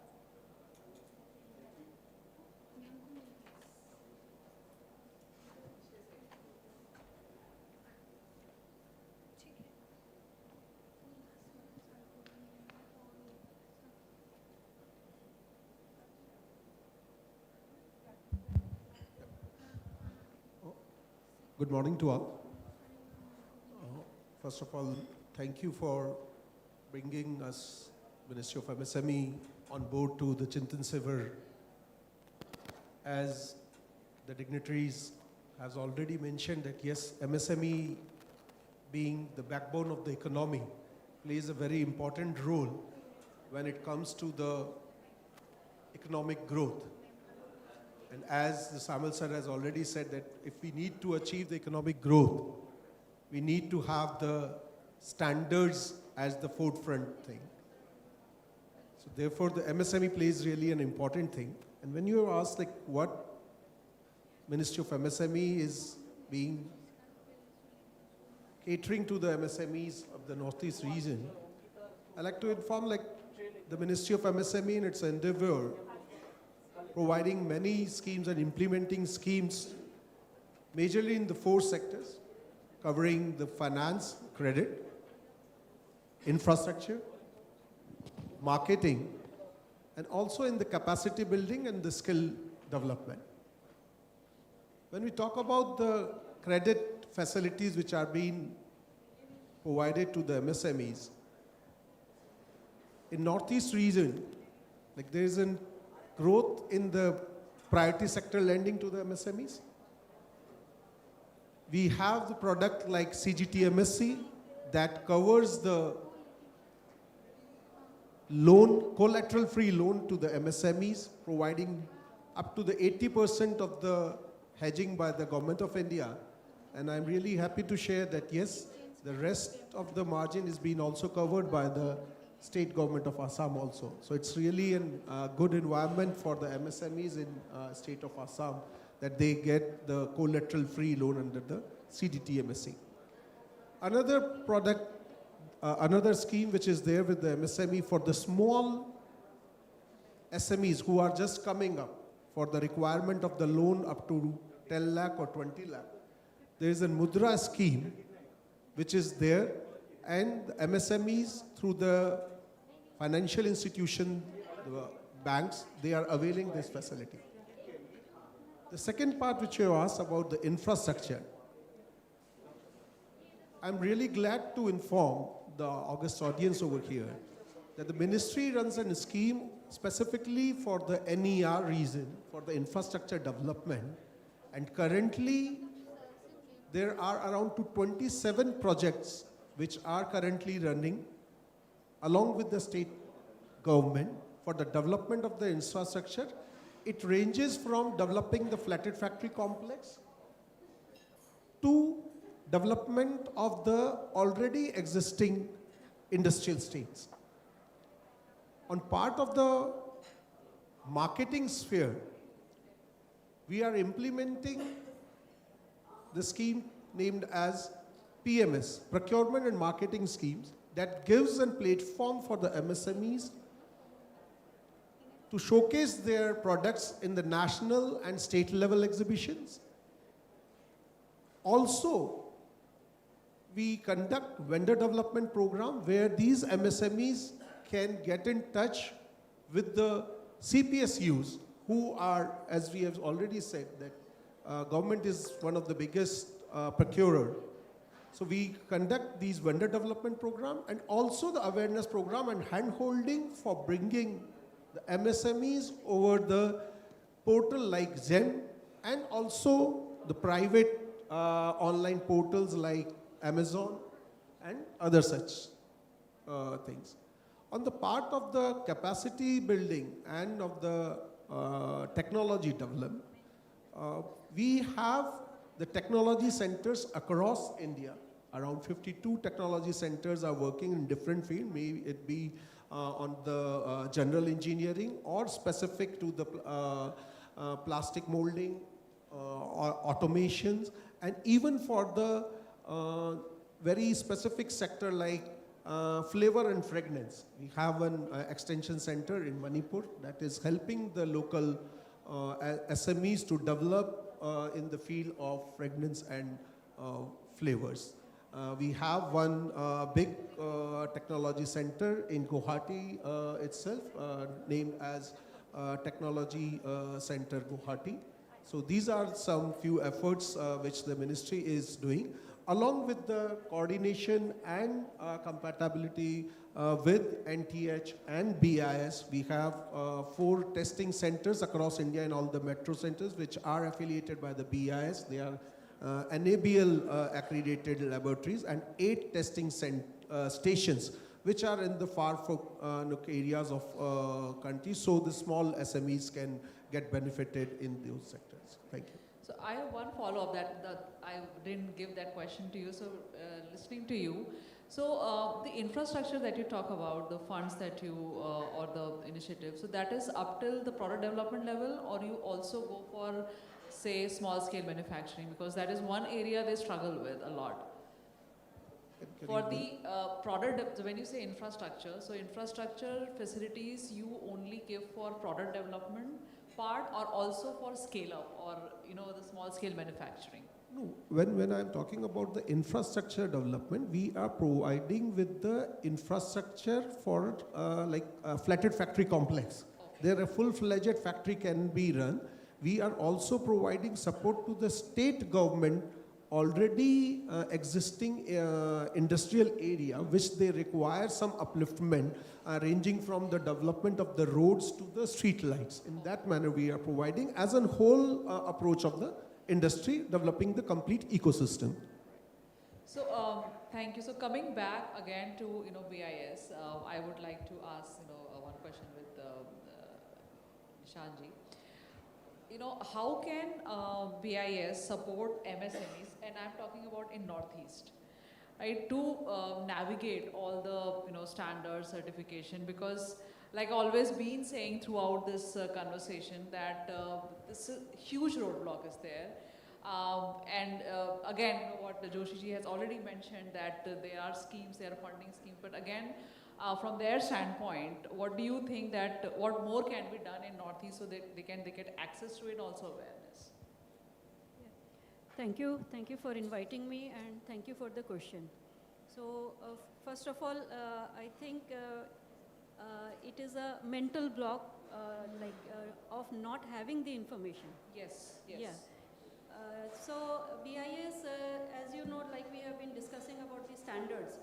Now standards are the building blocks based on which we can ascertain whether the quality is being met or not met through testing, of course. So first of all is the availability of the Indian standards. So BIS standards, they are available free of cost on BIS website. So they are very easily accessible. The other thing that BIS has done, especially in the past 3 to 4 years, because of the promulgation of a number of quality control orders. So we found that many times industry do not even know that their product comes under the quality control order. True. So BIS took it in a mission mode, and we have carried out many sensitization programs across the country as well as Northeast, where we engage with the industry. We have engaged with the government also, because many times government is also not sensitized, and if they are not sensitized, how will they be able to help the industry? So we have sensitized the governments. We have gone even up to the panchayat level and held meetings and engaged with them, told them about the Indian standards, told them about the conformity assessment schemes, including the hallmarking scheme. We have also explained about the BIS Care app, which can be used by all the stakeholders, not only the consumers, to find out whether the goods are like the BIS certification or the hallmark, is it genuine or not, or to lodge complaint. But it is also a ready reckoner for the person who is procuring goods, because there is a feature, Know Your Standard, on BIS Care app. So the procurement agency as well as the industry, they can find out if there is any Indian standard available for a particular product. So with this transparency, we feel that we could reach out to many persons. Of course, we have a huge population. We need to keep on our efforts. And when we talk about the standards, so standards should be relevant to the particular industry. And we have harmonized our standards with the international standards to facilitate trade, but it doesn't mean that the standards have to be at a benchmark which our industry is not able to meet. So to solve this issue, what we do is, what we have taken up is, we have a program called Manak Manthan. So when the standard is being developed and it is out for public comment, so we hold meetings with the industries and we explain the standard to them. We take their inputs, and as comments it is sent to our standards formulation department. And that gets reflected because at the international level also, because BIS is interacting with the ISO and IC committees. We have leadership positions there, and as DGBIS has said, we have 15 secretariat with us. So that way we are influencing we are capable of influencing, and we have started influencing the international standardization work. We need to engage more and more with the local industry and the users, so that the inputs can flow. Just to mitigate the mental block that you said. Yes. So that is regarding the standards, and the way which we can inform about the standards to the industry, MSMEs especially, and take their inputs back to the process. And coming to the conformity assessment, the testing and availability of test labs is the backbone of conformity assessment. So BIS is having its own laboratory in Guwahati, and it is testing products for plywood, cement and metal products. And we have modernized our laboratory, as DG sir said. We have integrated our test equipment with the lab information management system, so that the test results flow directly into the system.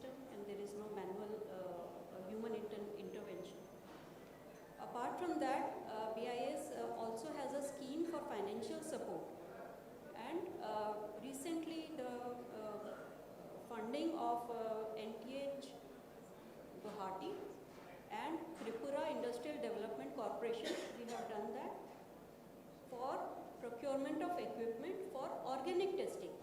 Because the northeast region is a like a lot Organic of produce in terms of is agriculture. happening.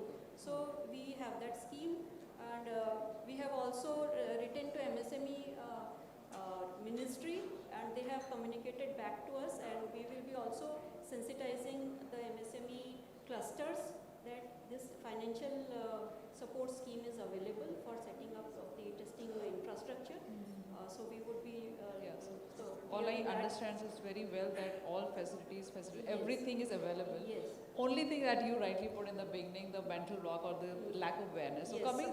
moving Just forward. I'll conclude. Yeah, sure. Yeah, yeah. So that financial scheme is there, and apart from that, what we are doing is we have an internship scheme for the students of technical colleges. Right.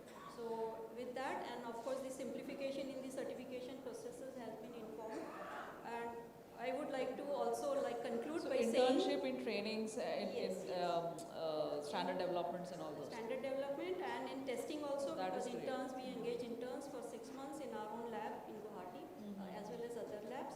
So those students, they get an exposure of the testing infrastructure, and they can be useful to the industry. Yeah. For The- QC and all those. Yes. So I'll conclude by saying that BIS is not should not be perceived as a regulator. We are a facilitator. Yeah, that's very nice conclusion. So moving forward, Dr. Rekha, so you are more specific ones I'm moving now. So given the unique challenges that we faced in especially with the small manufacturers in Northeast, how can CPET support MSMEs in upgrading polymer processing technologies, for example, improving the product quality through testing, and building skilled manpower, which is important to meet evolving industry and regulatory standards?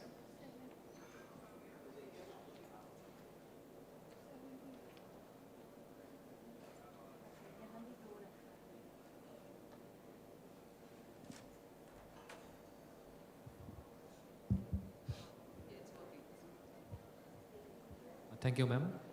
Before I go to the answer, first off, at the onset, I'd like to thank NTH as well as BIS for giving us this opportunity to become a part of this Chintan Shivir.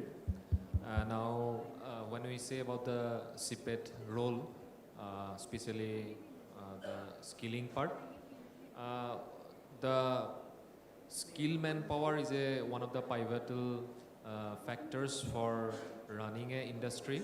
And if we see about the like a small sector industries, the manpower what we are giving training for different, of course, from CPET it is a plastic related manpowers. Now all the different the trainings, like starting from assistant operator to different operator to management level trainees, all are NSQF aligned courses. And while giving the NSQF aligned courses, offering these NSQF aligned courses, it ensures the outcome based product, and the manpower which are developed through this training are suitable for the northeastern the region, especially these small industries. Now, one of the major factor when we say about the skilling, what we have faced or we discuss with different industrialists, that the person who is working in an industry, they also need to upgrade their qualifications, skills, and therefore in CPET recently we have also implemented the skilling which we call SUP, skill upgradation programs, where instead of rather like a time-bounded training, we offer like a hour basis training, so that a specific training will have a specific hourly time-bounded hour basis and then the candidate may have an opportunity so that he can complete that total hour as per his convenience. So such type of different skill programs are also we are including in our courses, so that those manpower who has after training can impart the intended techniques or operation level at their respective industries. So this is in part of skilling. Now when it comes to the testing part, like most of the industry persons, they are knowing in CPET, not only Guwahati, in all over India, we are having 50 different centers across India, and in all centers we are having NABL as well as BIS recognized laboratories, and we are giving a special focus on the different plastic and allied subjects. When I say about the allied subjects, Meenakshi Madam has also referred one example of a plywood. In CPET Guwahati also we are having all the test facilities for plywood since 2006. So 2006 onwards we are offering different plastic plywood-based products, bamboo-based products. When we say about the Northeast, bamboo product is one of the major products. So we are also having complete test facilities as per IS, not limited to IS, even as per ISO, ASTM we offer. We are also talking about the biodegradable polymers and plastics. Our total 4 centers, we have already developed the biodegradability test as per ASTM. And the uniqueness in CPET is in one center, if a specific test facility is not there in a specific center, even we can have that facility or we can have that services which other centers which in different parts of India. So now coming to the again MSME industries, as Meenakshi ma'am has also rightly said that now industries do not need to have a testing laboratory in their industry. So in that case, they need a testing facility like an external body. So in that case, CPET will be always providing that help. And when we say about the plastic products, mostly all the plastic products which are we are manufacturing in Guwahati or nearby Guwahati areas, all of the plastic products can be tested in our CPET Guwahati testing laboratory. So readily, any industry who need that help or services, they can come over CPET Guwahati and they can be benefited with these services. And moreover, we are talking about the process parameter, the new research and development.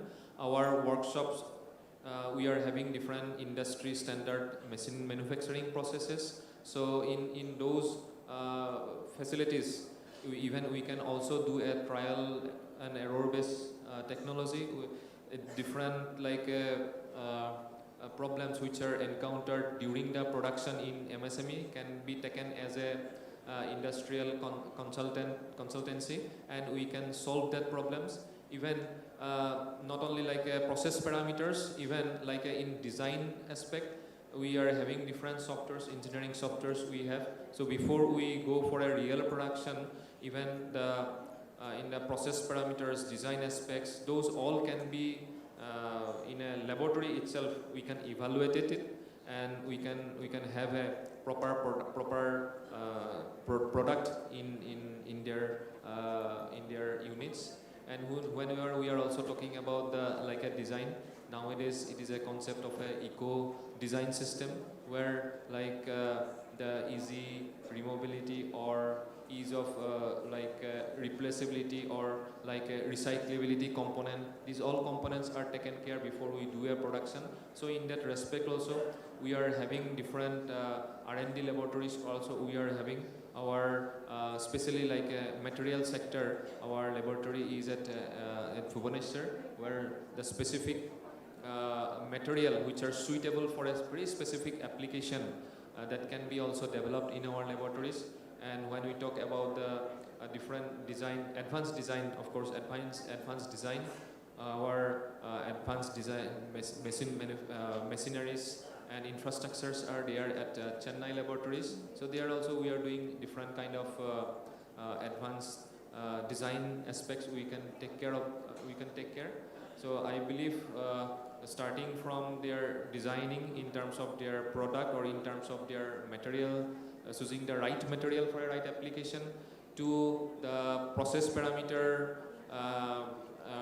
establishment, or like their quality control through which they can achieve the sustainable their industries. So I believe all these parameters we can address in Quite one roof. insightful for me also, because then I'll be directing many of our startups to your center now, because they don't know these things, right? Because they keep on, and I keep on then connecting them to CROs, because even I don't know it exists here, right? Honestly, so that's a confession I make here. But thanks for telling that what all facilities you have and what all the way you can help, especially the MSMEs in Northeast. You want to say, more things, or I just? No, just to conclude, we are also having centers at in the Northeast. We are also having a center at Imphal. So any startups from Imphal, they can also connect to the Imphal centers. And we are also having recently we established one center at Agartala. So as a whole in the Northeast scenario, we are having presence in these 3 states. Thank you. Thank you. So I'll move on to Parthaji. Again, in the MSME ecosystem. So from your direct engagement with MSME across Northeast, what systemic bottlenecks so I have witnessed a few bottlenecks and roadblocks, but I want to hear from you. Systemic bottlenecks, whether it is in policy execution, infrastructure, financial, or any kind of that holding enterprises back them from embracing quality standards, and what must change urgently to unlock the real competitiveness. Thank you, ma'am. My voice has gone down. Anyways. First of all, I'd like to thank you for giving me the opportunity to be here. As far as as a representative of MSAs is concerned, what I have seen till now, the awareness is one of the main concerns. So the thing is that, in fact, we most of our industries. I'm representing Laghu Udyog Bharati, so I'm representing now 1,000 number of industries from Northeast. So one common thing which we have come across is that for us, quality, we have a first bottleneck is the mindset. Mindset, yes. So we are pointing fingers on us first.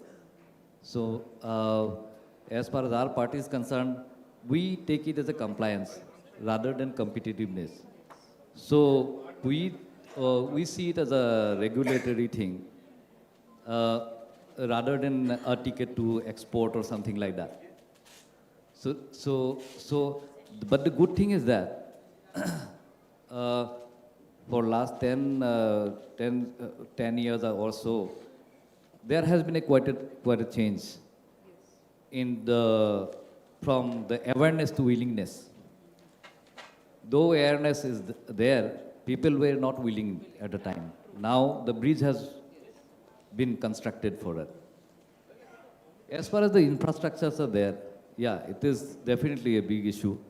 But I am astonished and surprised that the number of tests which has been conducted, and we MSMEs are still not aware of it.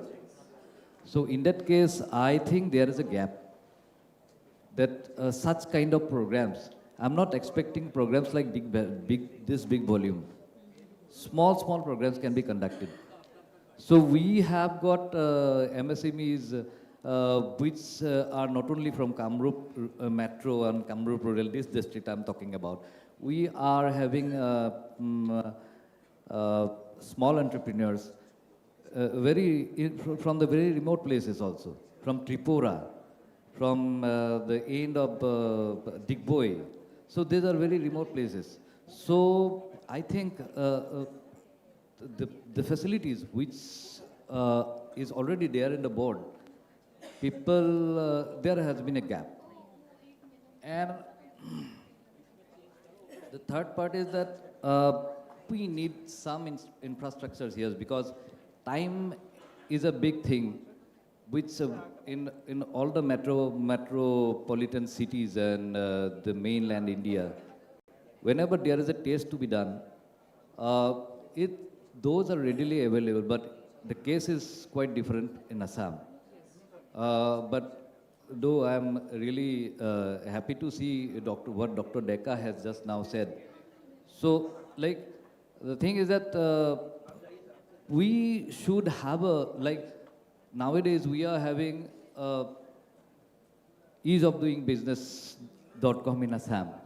So there we open the window and we get to know all those things. Can we have a system like, I'm talking about my industry only. I'm into the waste management sector. We are still looking for a dioxin and furan test report, which is not available. Those testing facility is not available here. So there's a private lab authorized by accreditation under NABL. So we have to wait for about 15 to 20 days to come and get the report by 1 year, by 1 month. So the thing is that, as far as my part is concerned, for get a report of a stack from our chimney, stack flue gas, we have to plan it 1 month before. So these are the few bottlenecks which we have come across. Very rightly Thank said, you. the mindset, which I also agree. I think everyone who's here will agree, the mindset and the access to infrastructure and awareness. So coming to you, Sunilji, last. From the industry standpoint, how can large manufacturers like you play a stronger role in mentoring and integrating MSMEs in Northeast into quality-driven supply chains and while maintaining stringent compliance and performance standards?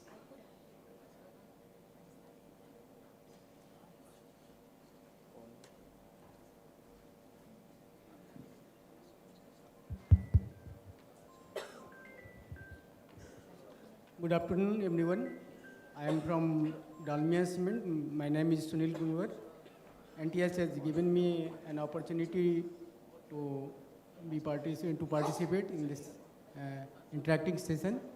So, Madam, as a large industry, and the subject is quality infrastructure. So, quality infrastructure refers the systems and institutions.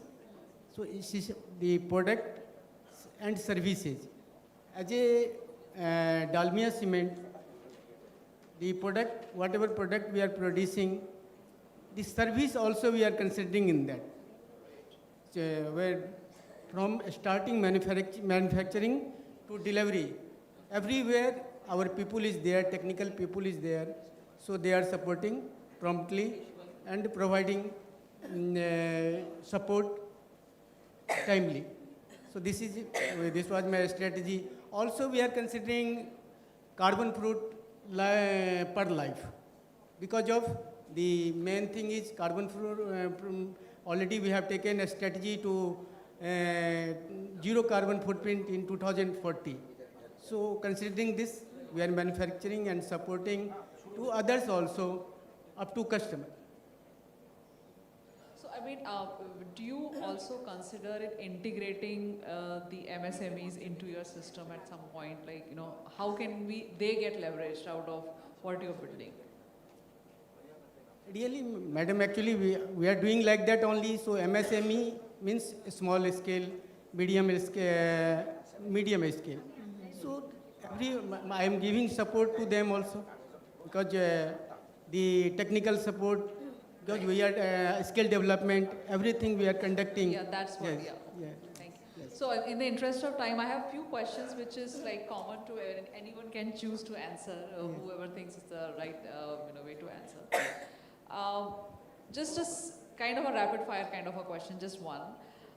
Where is the real bottleneck in Northeast? Is it policy, infrastructure or mindset?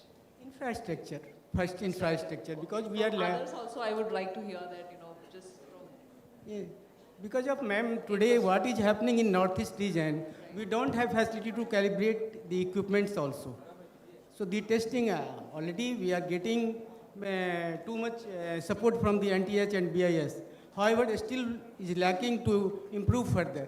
Because there is no, there is no facility in NTH to get calibrated our equipment, whatever we are using in the cement laboratory also. So from the Northeast region to going to Delhi, it is very difficult to carry out the 50 kg of material. So I am requesting DG sir, and last time also I requested, Tiwari sir also I requested, that facility to be made in the NTS Guwahati laboratory, sir, so that the Northeast people can avoid to carry the 50 kg of material in by hand. I have nowadays coolie is also not available in the train. So it is very difficult to us. Yeah, so I was saying mindset, and BIS has is trying to address that. Like one of the sutras that Mr. Biswaranjan Samal, Additional Chief Secretary, he said that measurement literacy must begin in childhood. And for standards literacy, he says that during engineering education. So BIS has been addressing it through the standards clubs at the level of 9th, 10th, 11th, 12th. So we tell them about standards, we tell them about quality and other relevant aspects. So that we are targeting the mindset. When these children go to technical institutions, we have clubs there also. And when they go to the industry, when they go to their jobs, whether it is in government or whether it is in teaching, academia, so they will be knowing about quality, they will be knowing about the cost of quality. And we hope that this is going to put the mindset at the right place. Another question, so I'll be last question, then I'll be moved to audience for if they have any questions. So in any of your views, what enduring shift in approach or collaboration could most positively shape the future of MSME competitiveness in Northeast? Any one of you can. Okay, yeah. Thank you. See, Northeast, it is basically a voluntary certification based success here.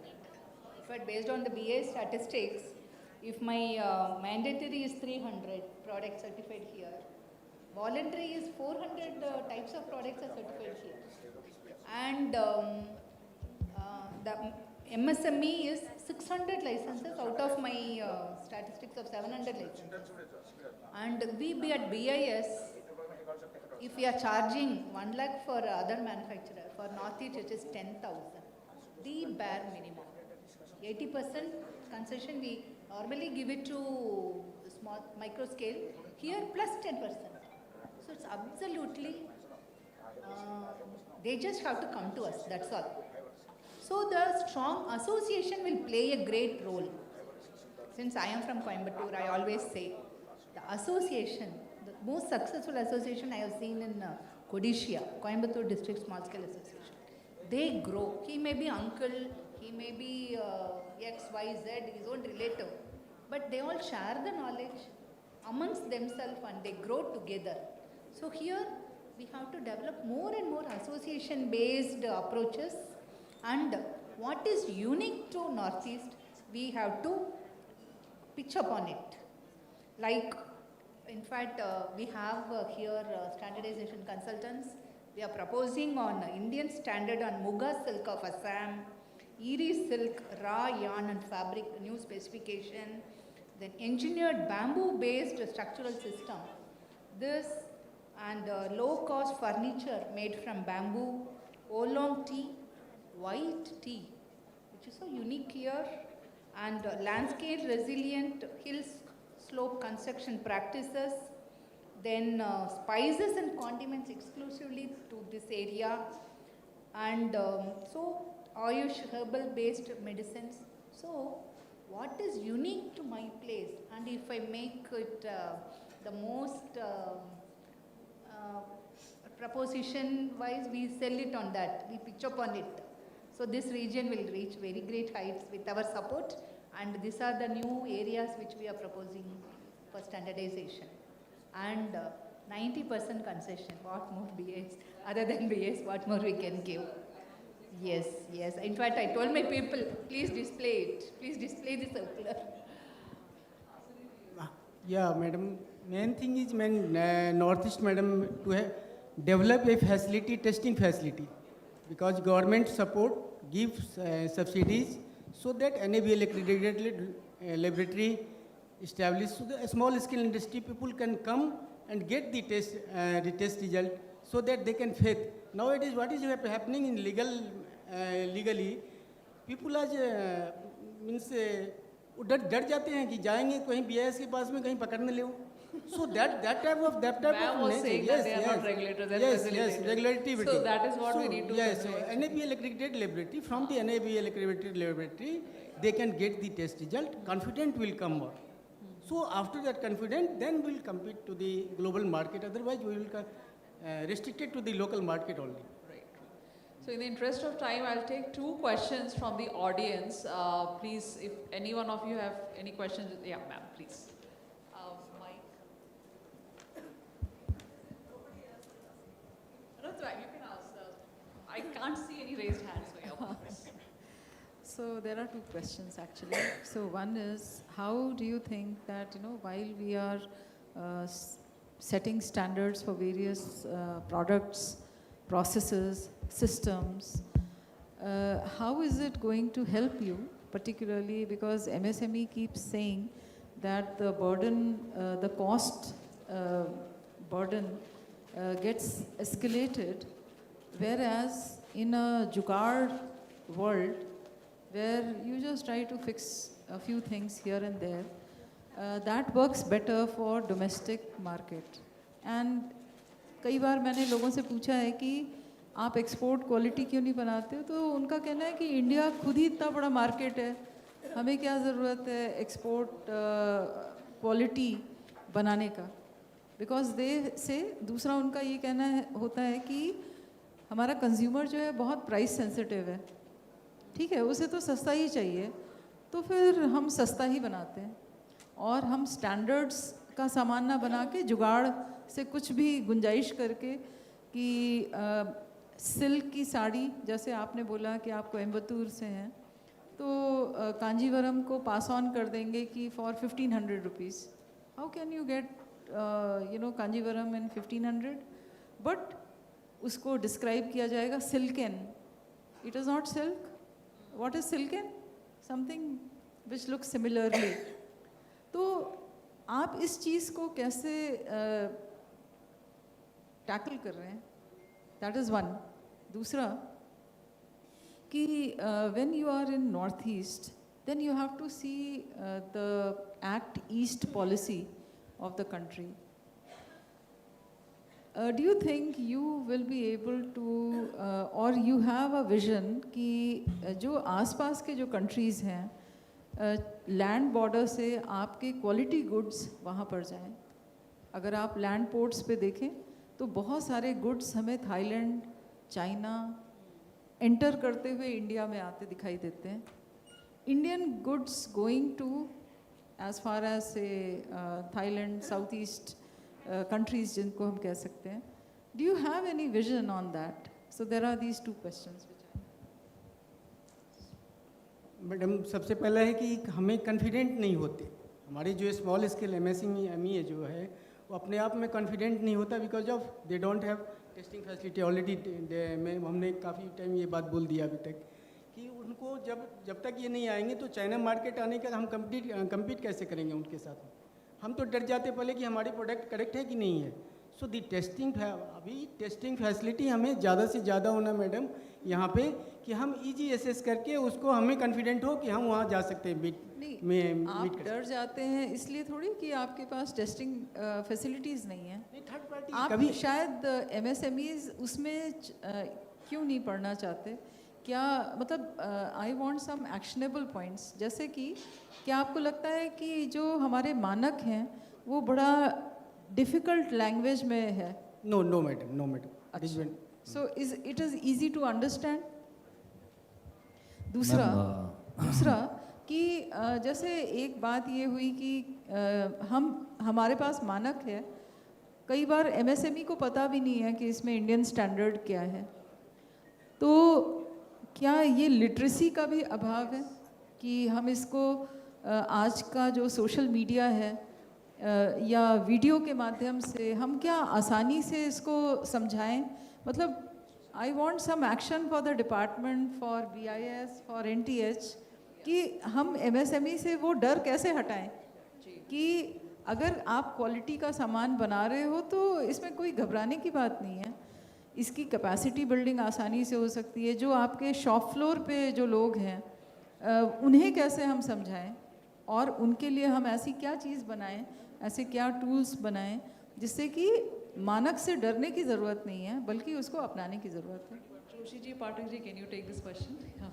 Ma'am, मैं actually ये पूरा बात सुन के वो पहले आपका वो question का फर्स्ट पार्ट में ही मैं वो आंसर करना चाहूँगा, जो विच आई हैव कम अक्रॉस, कि जो हम लोगों का जो मन में होता है कि वी लुक फॉर द जुगाड़ kind of things.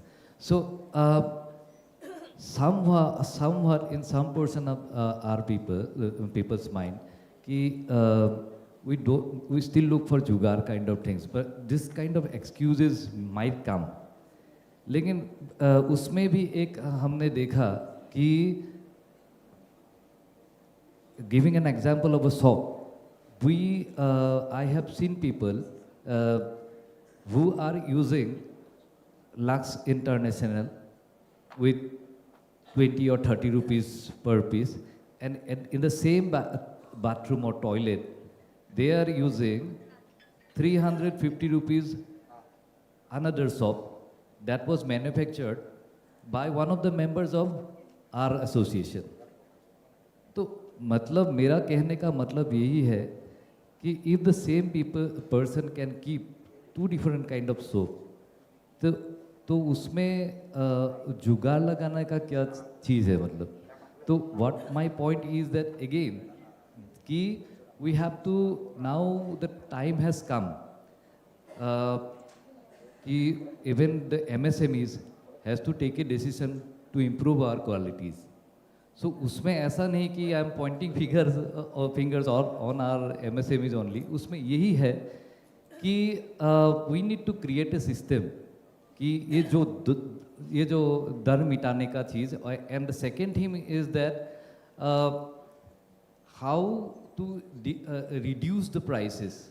What kind of machineries हम लोग जैसे कि ये NTH जैसे laboratories को कैसे it can take part, कि apart from calibration and the testing, how can we think beyond that, कि how can we reduce the prices. So in that case मैं यही चाहूँगा कि there should be a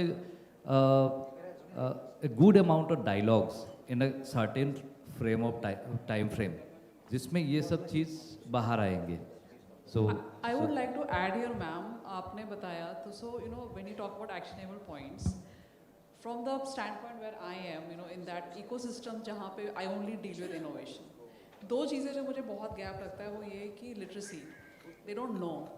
In this era of social media, we need to, from the government side also, we need some really program जो वो language जो उन्हें समझ आ रही है. Insta के pages reach out करना उनको through influencers. That is very new thing these days, but I think that is going to play. कि वो influencers है जिसकी बात वो सुनते हैं सारा दिन, वो phone पे अगर Instagram पे बैठे हैं, Facebook पे बैठे हैं या YouTube पे बैठे हैं तो उसके through उनको literate किया जाए. First thing. Second thing जो आपने बोला ना infrastructural gaps जो हैं और जो कम costing, वो cost हम तब reduce कर सकते हैं when you have you know we keep on saying make in India, but there are lot of you know in my center also there are lot of innovations जो equipment है, जैसे analytical equipments हैं, उसका Indian version भी है, nobody buys it, जबकि वो सस्ता है क्योंकि उसमें import तो हो नहीं रहा है वो. और वो ऐसा भी नहीं है कि मेरे पास थर्मोफिशर का अगर एक मल्टीमोड रीडर है, मेरे पास एक इंडिया मेक भी है. ह्यूज प्राइस डिफरेंस, लेकिन उसकी सेंसिटिविटी और स्पेसिफिसिटी बिल्कुल बहुत ही कंपैरेबल है. सो उन चीज़ों को और सपोर्ट करना, that is again comes on advertising and you know telling them कि दिस थिंग. और वो एक रोड ब्लॉक और माइंड का जो मैम ने भी बोला था, मेंटल ब्लॉक हटाना कि अगर वो थर्मोफिशर है तो अच्छा होगा, अगर वो SYZ एंटरप्राइज इंडिया का है तो अच्छा नहीं होगा. So this thing, something in the literacy is very important. If that, you know, sufficely and answer your question. So any more, you know, answers if we have from the panelists? Yeah, Joshi ji, please. Regarding the standards, I like to share when we are interacting with the MSMEs and the association, the progressive MSMEs are always eager for adopting the standards and going for acquiring the knowledge of the QCOs and all. The major hunch, I think Mr. Pathak will also agree, it is not about creating the quality product, but it is more about competing with the inferior product which are already in the market. Like ma'am, you have said for the Kanjivaram sari, it's more of the consumer who has to know that it's not possible to have a Kanjivaram original sari in 1500 rupees. So I think the industry will agree with that. I can share a very good example related when we have introduced the standards for the shoes. And the shoes industry is mostly especially for the non-leather industry was having the MSMEs. So the most of the industries was quite adaptive to the quality standard, and they were happy about it because they gives them the edge towards that making and competing and having only the players who are serious into the industry. So obviously I like to convey to the MSMEs also that when we are having the standards, when we are having the quality standards for the product, it only brings the good competition and it enhance the economic growth because there are only serious, mindful business which they want to operate. Thank you. So I think we have very insightful discussions on the subject, and thanks for the audience intently listening and the questions. Thank you to all my panelist members taking out time and expressing the various, especially the bottlenecks and the roadblocks that we are having here. Thank you everyone, and I would like to conclude the session. We thank our moderator and our esteemed panelists for such an insightful session. I now invite Shri Animesh Das, Scientist in Charge, NTH Guwahati, to kindly felicitate our moderator and our esteemed panelists, please.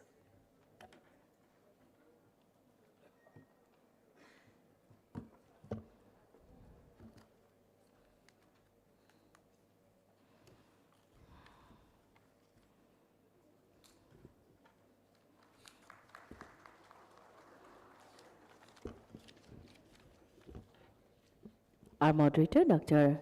Swapnil Sinha ma'am, thank you. And we thank all our panelists for being part of this panel discussion and for sharing their thoughts and ideas.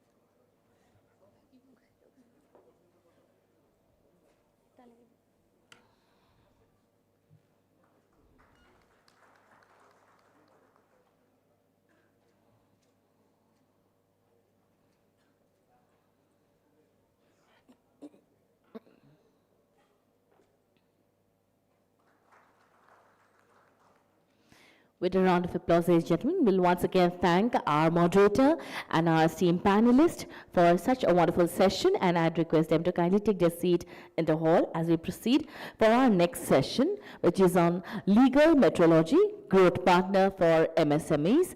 And for the presentation, I would humbly invite the Director, Legal Metrology, Shri Ashutosh Agarwal. I'd request you, sir, to kindly come forward to the dais for the next session on legal metrology, growth partner for MSMEs, and immediately after this session, we will take a break for lunch. Before we proceed for the session, I'd once again request Shri Animesh Das, Scientist in Charge, NTH Guwahati, to kindly felicitate Shri Ashutosh Agarwal, sir, Director, Legal Metrology.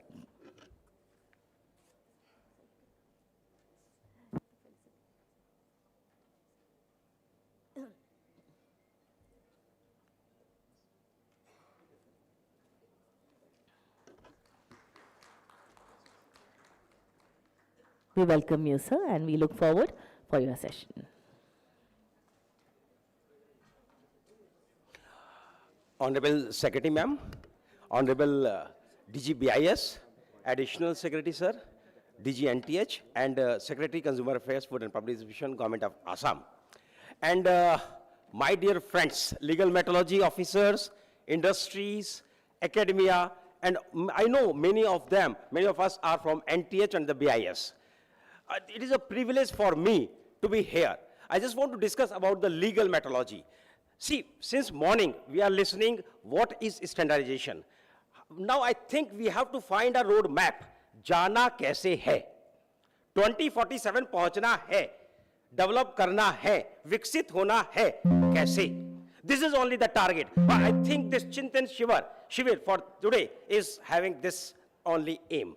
मुझे लगता है जब हम वापस जाएंगे, we will be having in our mind how we will reach at 2047 we will be the विकसित भारत. तो इसी के लिए थोड़ा सा मैं आपसे डिस्कस करूंगा लीगल मेट्रोलॉजी के बारे में.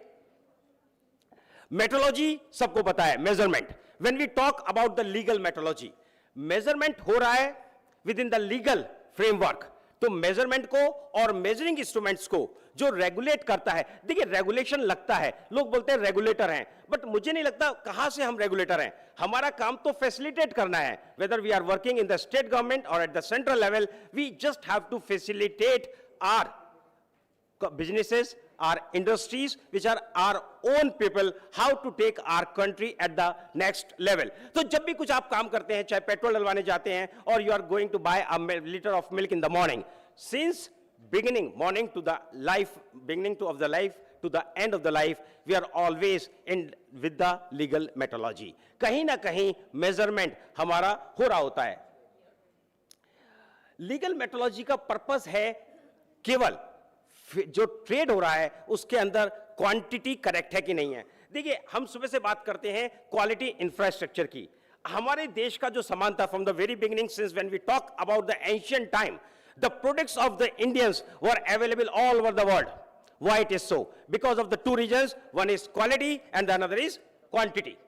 तो हमारी क्वालिटी और क्वांटिटी बिल्कुल ठीक थी, इसी वजह से हम इंटरनेशनल मार्केट में थे. तो अभी जो ये रिजेक्शन रेट है जो सर ने सुबह बताया, डीजी साहब ने, क्यों 25% है या 15% है या 18% है, कहीं ना कहीं किसी ना किसी, देखिए जो पुराने स्टैंडर्ड्स हैं हमारे, उस टाइम शायद स्टैंडर्ड्स ऐसे रिटन स्टैंडर्ड्स फॉर्म में नहीं थे, लेकिन तब भी जो प्रोडक्ट बनता था वो बहुत अच्छा होता था. मुझे याद है जब हम बच्चे थे तो जो प्रोडक्ट्स थे, जो आपके गेम्स बनते थे, जो आपके स्पोर्ट्स गेम्स होते थे, वो सारे के सारे इंडियंस होते थे. अभी कुछ सालों में बहुत सारे एक्सपोर्ट्स है या जो इंपोर्ट हो रहे हैं प्रोडक्ट्स. क्यों ऐसा हुआ कि हम अपने बच्चों को अपने इंडियन आर्टिकल्स भी नहीं दे पा रहे हैं? तो कहीं ना कहीं हमारे स्टैंडर्ड्स में या हमारी क्वालिटी में कुछ कमी आई है. लीगल मेट्रोलॉजी का पर्पस यही है कि जो मेजरमेंट हो रहा है वो ठीक हो रहा है कि नहीं हो रहा है, और मेजरमेंट क्वालिटी के लिए सबसे इंपॉर्टेंट है.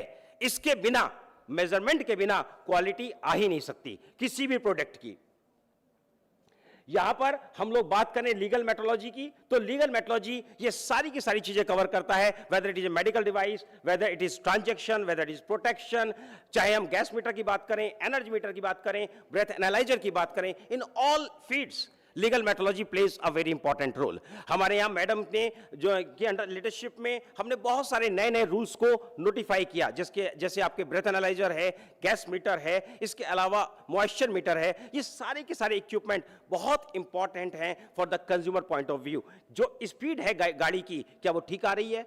जो ब्रेथ एनालाइजर से हम लोग आपका चेक कर रहे हैं alcohol content, whether it is correct और not. So all these things are very important and now all these are covered under the legal metrology. So जो लीगल मेट्रोलॉजी, एक छोटा सा वीडियो है, क्या हम दिखा सकते हैं? एक छोटा सा वीडियो है कि लीगल मेट्रोलॉजी किस तरीके से काम करता है पूरे देश में.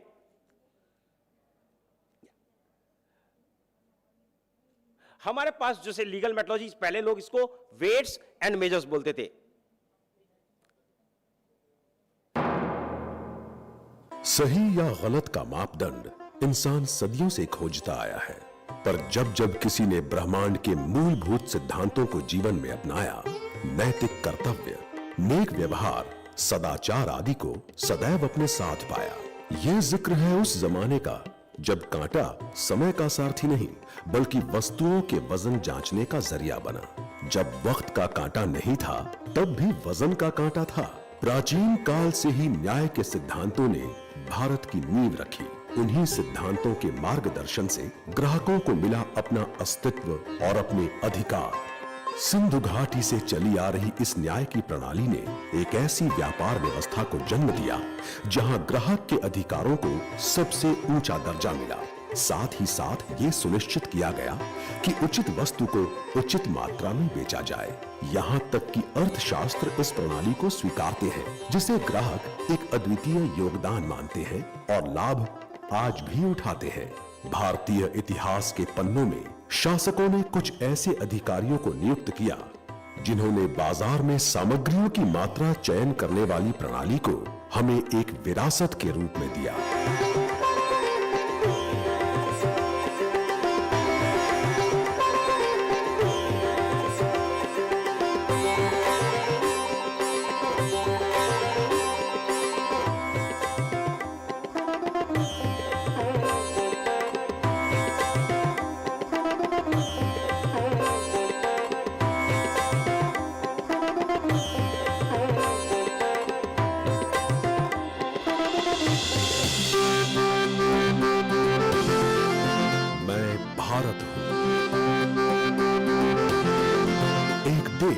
जिसकी सभ्यता और निष्पक्ष व्यापार व्यवस्था का गुणगान खुद इतिहास दोहराता है।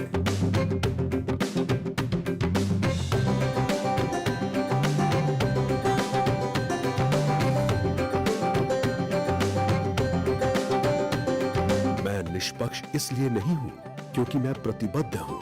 ये लीजिए आपके 2 किलो चावल। रीडिंग देख लीजिए सर।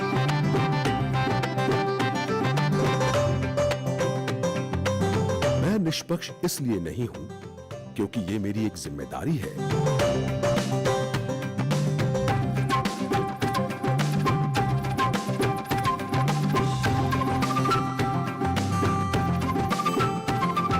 मैं निष्पक्ष इसलिए नहीं हूं क्योंकि ये मेरी विरासत है।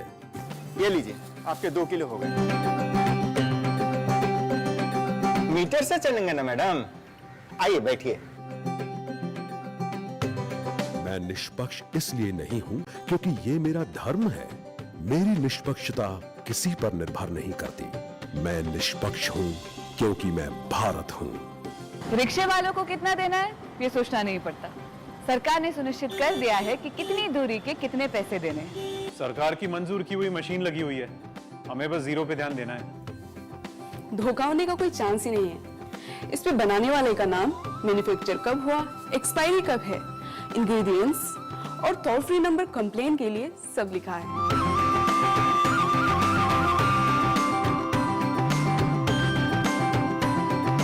हम समर्पित हैं आज के ग्राहकों के लिए और आने वाले कल के लिए भी।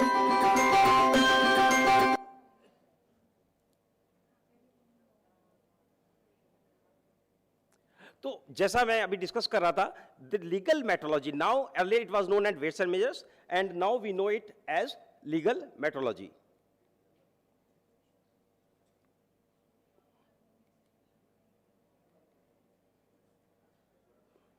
Next slide please.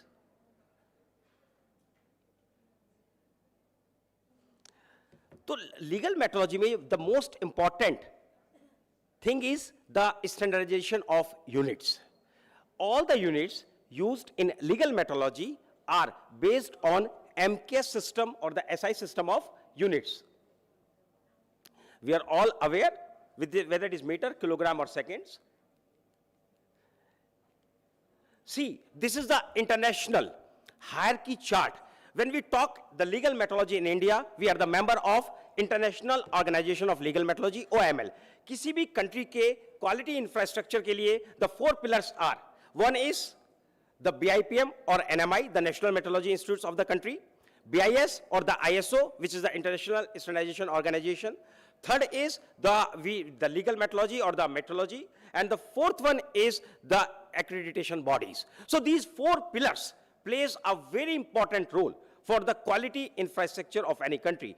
In our country, all the pillars are very strong, whether we talk any of them, and we see the traceability chart in the legal metrology from the international standard to the commercial standard is very specifically defined as we have defined in other countries. If we talk about the legal metrology, we have done a lot. Now, if we see as we see about the industry part, we see many of the provisions have already been decriminalized. What is the purpose of this decriminalization? Earlier, there was that we have to check it is right or wrong. Now, it is a trust-based economy. We have to trust our economists, we have to trust our businesses that they are doing the right things. And due to this, or for this, we are again working to decriminalize few more sections, which will certainly help the industry. The fear of imprisonment will be removed. If we talk about the weights, now we are working on using the very high, precisely weighing instruments for the transaction of gold and silver. Earlier, you were seeing the machines were having of 10 milligram. Now we are working on 1 milligram. We are developing a uniform portal, EMA portal. All the functions of all states and the central government will be on a single EMA portal. Few of the states have already been included in this EMA portal. Rest of them are working. As I was discussing with Assam, they are already working all these licenses, etc., through online, but very shortly they will also be available on EMAP. We have developed a software testing facility at our regional reference standards laboratories. One is in Guwahati. We have this facility of testing the software and the electronics at this RSL Guwahati. We have another provision which is very important for the industry point of view. We have actually allowed few of the private parties to do the verification of weighing and measuring instruments. As we are aware, there are a large number of weighing and measuring instruments available in the market, maybe in crores. And the verification of these weighing instruments is a big task. To consider this bigness, we have decided, the government has already authorized few of the private government parties. I would like to request the industry to kindly think of it, how you can support the industry, because now after this, we are having new weighing and measuring instruments. For the verification of these new weighing and measuring instruments, we need the private partners who can do this verification. We have online portal for this government approved test center. All the verification certificates issued by the GATCs are uploaded on this portal. You can see it is available on our website. We are now India, which is issuing the OML approval certificates, are acceptable worldwide. Now the next plan is the verification done by our country should also be accepted all over the world. This is the next step for which we are working. We have also notified, already I discussed a few of the new rules, and we are working to develop the testing and the verification capabilities with the private partners, with the private laboratories, to have a complete ecosystem of weighing and measuring instruments in our country. We have also made few of the provisions for the packaged commodities, because nowadays most of the products are available in the packaged form. So these are the few declarations which are very important for a consumer point of view. Like country of origin on e-commerce, now there will be a searchable filter on e-commerce website. Anyone can suggest, anyone can see from which country this particular product is manufactured. We have harmonized many of the new rules, like food safety and standards rules, medical devices rules, seeds rules, fertilizers rules. All are synchronized or harmonized with the legal metrology packaged commodities rules. So wherever requirement is for the legal metrology point of view, we are enforcing it. Otherwise, like the medical department or the food department are enforcing their provisions.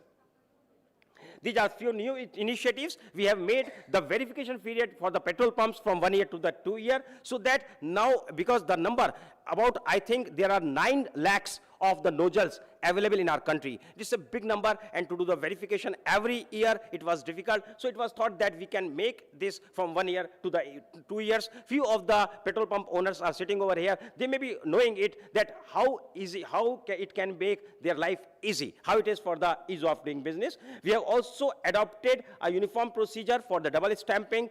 Now another very important project is time dissemination. We are working on it, and this project very shortly India will have its own time. We are working with the National Physical Laboratory and the Indian Space Research Organization, and with the help of these laboratories. One laboratory is in North India, any region, which is at Guwahati. I'd like to request the participants, the legal matters officers and the industry, how you can take the help of this laboratory, which is in your place. You can see how testing, how you can do the innovation, how you can manufacture a new type of weighing and measuring instrument. You can work with us. We are here at Guwahati at Regional Reference Standard Laboratory. We can discuss it. And another very important thing, and every Tuesday we are having a Jan Sunwai.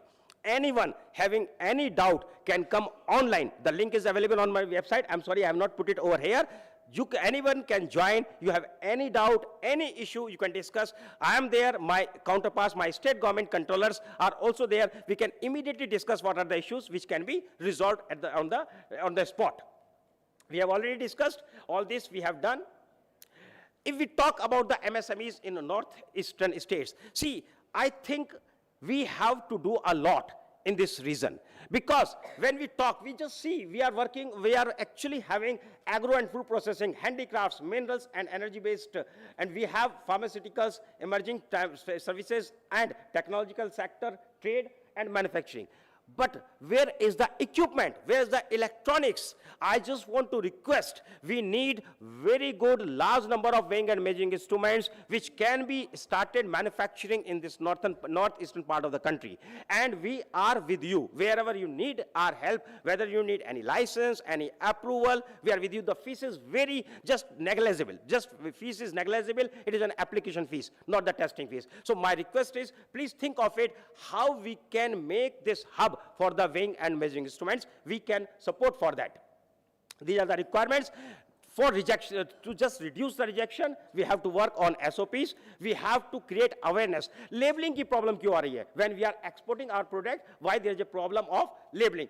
इसी तरीके से कैसे हमें ये gap पूरे करने हैं, कैसे हम आपके साथ बैठ करके एक अपना जो कैपेसिटी बिल्डिंग है इंडस्ट्री का कर सकते हैं, ये सारी की सारी चीज़ें बहुत इंपॉर्टेंट हैं. सारे के सारे जो हमारे सर्टिफिकेट्स हैं, अप्रूवल्स हैं, लाइसेंसेज हैं, वो ऑनलाइन हैं. Anybody can apply after sitting at home. This is for ease of compliance. We have already done all this online, and we are working on this this is an impact of the legal metrology on MSMEs, and this is simple how we can do for the sustainable growth. We can strengthen the MSME ecosystem in this northeastern part, enhance export competitiveness and reliable infrastructure for the consumer trust. With this, I'd like to thank all the participants. Thank you very much. Jai Hind.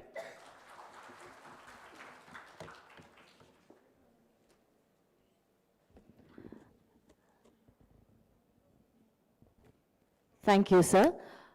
Shall we take a break for lunch? Do we have any questions, sir? Can we take a few minutes as well? Do you have any questions from the house? Can we get a cordless, please? Sir, you may take the podium. There's somebody.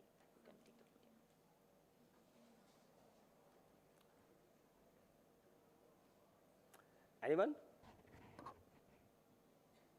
Any question, any doubt?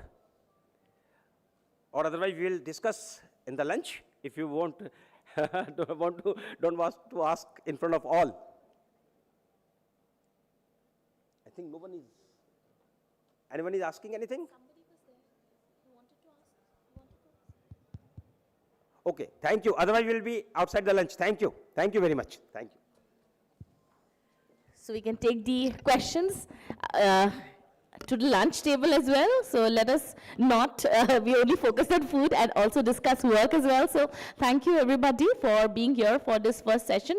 We'll now take a break for lunch and we'll join again round 2 and we'll proceed with the next, the concluding session and the closure. Thank you everybody. We'll see you at 2.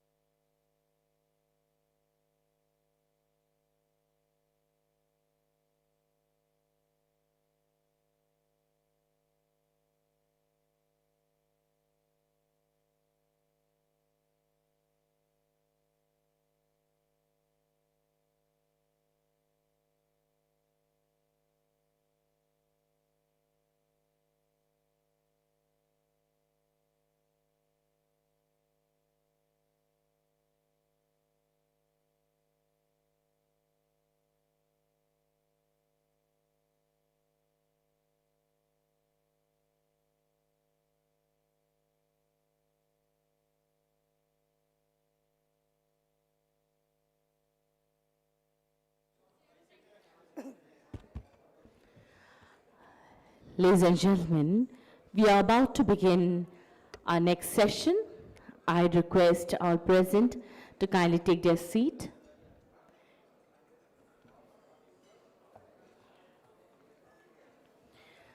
Ladies and gentlemen, we are about to begin the plenary session.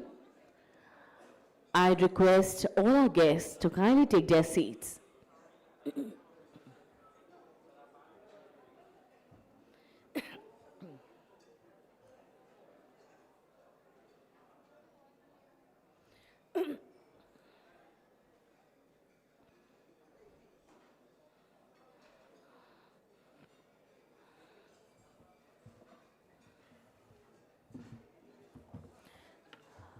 We are about to begin the plenary session, the group presentation.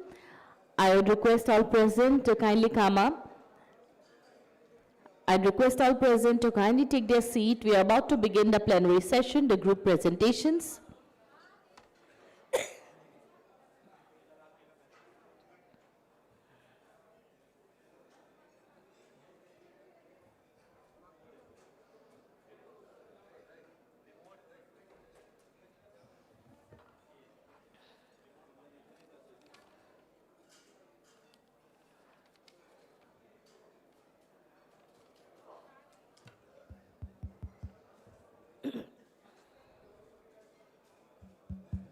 We are about to begin the plenary session. I request all present, all our guests to kindly take their seat. We are about to begin the last session of the day, the plenary session, the group presentations.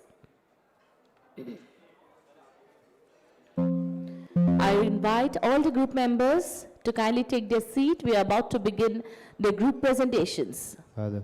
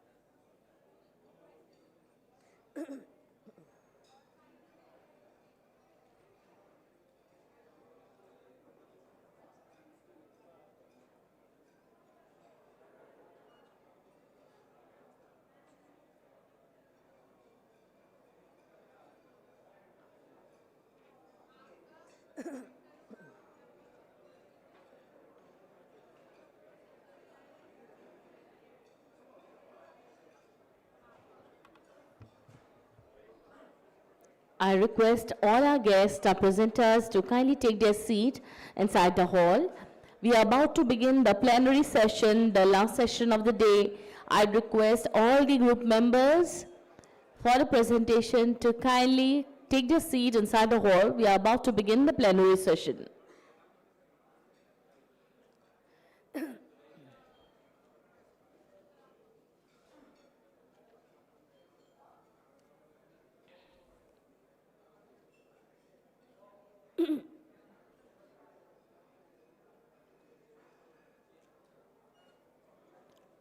I request all our guests, the members, to kindly take their seat inside the hall. We are about to begin the plenary session, the last session of the day.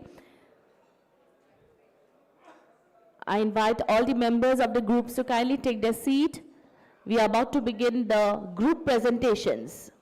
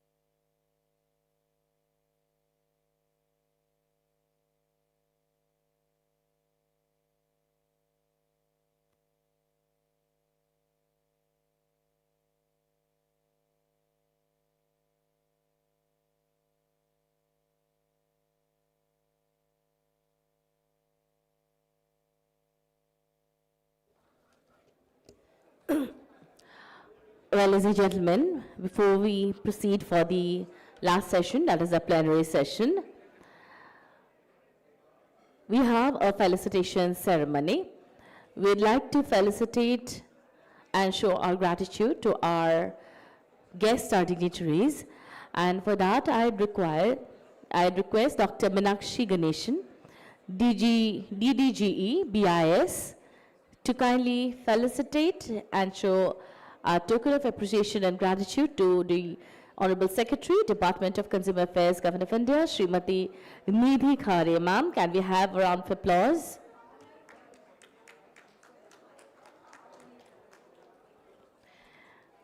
Thank you.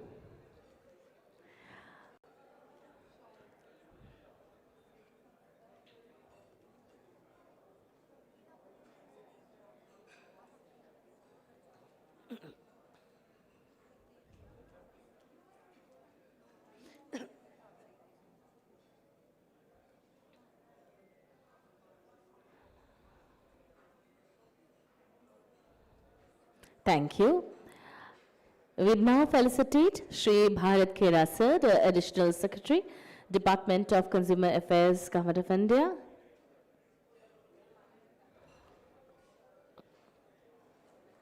Thank you. And we also felicitate Shri Sanjay Garg Sir, the Director General, Bureau of Indian Standards.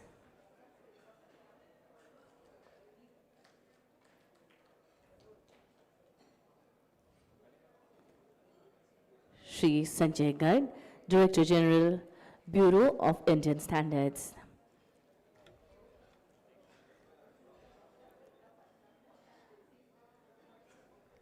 That's a token of appreciation and gratitude from BIS.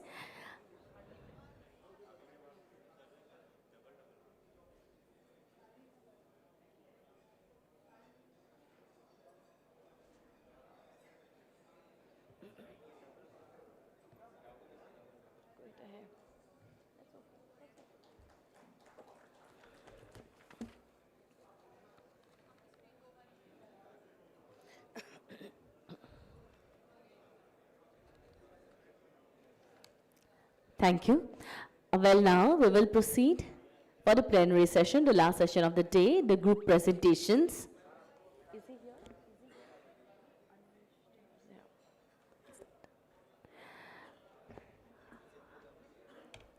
And now I invite Scientist in Charge, National Test House, Shri Animesh Das, to kindly take the dais as the moderator of this session. During this segment, each group will present the key insights and recommendations that emerge from their deliberations. Well, each presentation will be limited to 10 minutes maximum. So thank you, sir. It's all yours.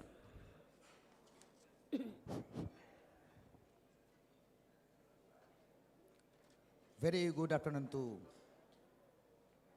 our Secretary, Madam Nidhi Khare, ma'am, Department of Consumer Affairs, and distinguished dignitaries, and dignitaries from the BIS and legal metrology. Now we are about to start the plenary session of the Chintan Shivir, which we had total 5 groups for the different identified theme, and I'd like to call upon one by one for each of the main representative of that identified group, starting from group 1, and I'd like to call upon Dr. Sumit Neogi for the theme embedding quality in the construction sector to ensure public safety.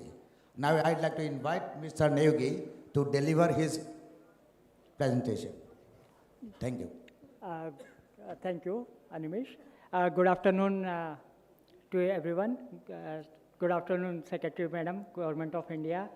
Good afternoon, Honorable Additional Secretary, DGBIS, Director General, National Test House, and all my colleagues and delegates and dignitaries.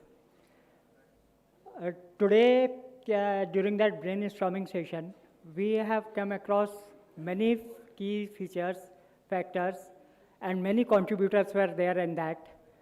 So without wasting much time, I will start now. Construction sector is one of the major sector which caters for all departments and all streams. Construction sector is contributing about 6% of our total GDP of NER, which is about 2 times which was in the year 2011-12. And it is increasing. Total investment in this sector in last 10 years was 1.07 lakh crores. Expected growth of this sector is around 13% each year. Total contribution of this sector in the development of NER's GDP is around 9% and increasing day by day. Upcoming investment in this sector is around 1.34 lakh crore, which projects are going on or about to start. And next few years, it will come into existence. Major projects which are taking place in this sector in NER is around 12 major railway projects are going on. Around 200 roads, major bridges, rural roads projects are there. Apart from that, around 16 power sector projects are also coming up in this sector. Logistic hubs, then industrial parks, warehouses, all this will cater the different sectors which are coming up in NER. Water supply and drainage system is also working very fast. So what is the present situation or present infrastructure for assuring the quality? At present, all testing organizations, testing lab and quality assurance things are concentrated only on major cities like Guwahati. There is a scarcity of testing facilities in rural or at the sites. About certification ecosystem, we have a well-versed BIS certification scheme, BIS and NABL certification scheme as per ISO IEC 17025. The major stakeholders, major organizations which are involved is Ministry of Development of NER, PM Gati Shakti, municipal corporations, and local bodies which are giving certification and other things. Key gaps and challenges of this sector are availability of raw materials, which is the core of any construction. If you have a quality raw ingredients, then only you can build a quality building or a structure. Then advanced machines and instruments which are lacking in this region. Difficult terrains and climatic condition makes it very difficult for construction sector to come up with a stable constructions. Then region is prone to earthquake, heavy rainfall, then landslides, floods, etc. So that makes it more challenging for construction sector to have a stable structures. Then lack of skilled workforce.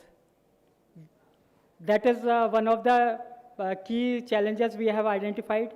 Lack of adequate connectivity, shortfall of reliable accredited laboratories, lack of training hubs for developing manpower. Then coming to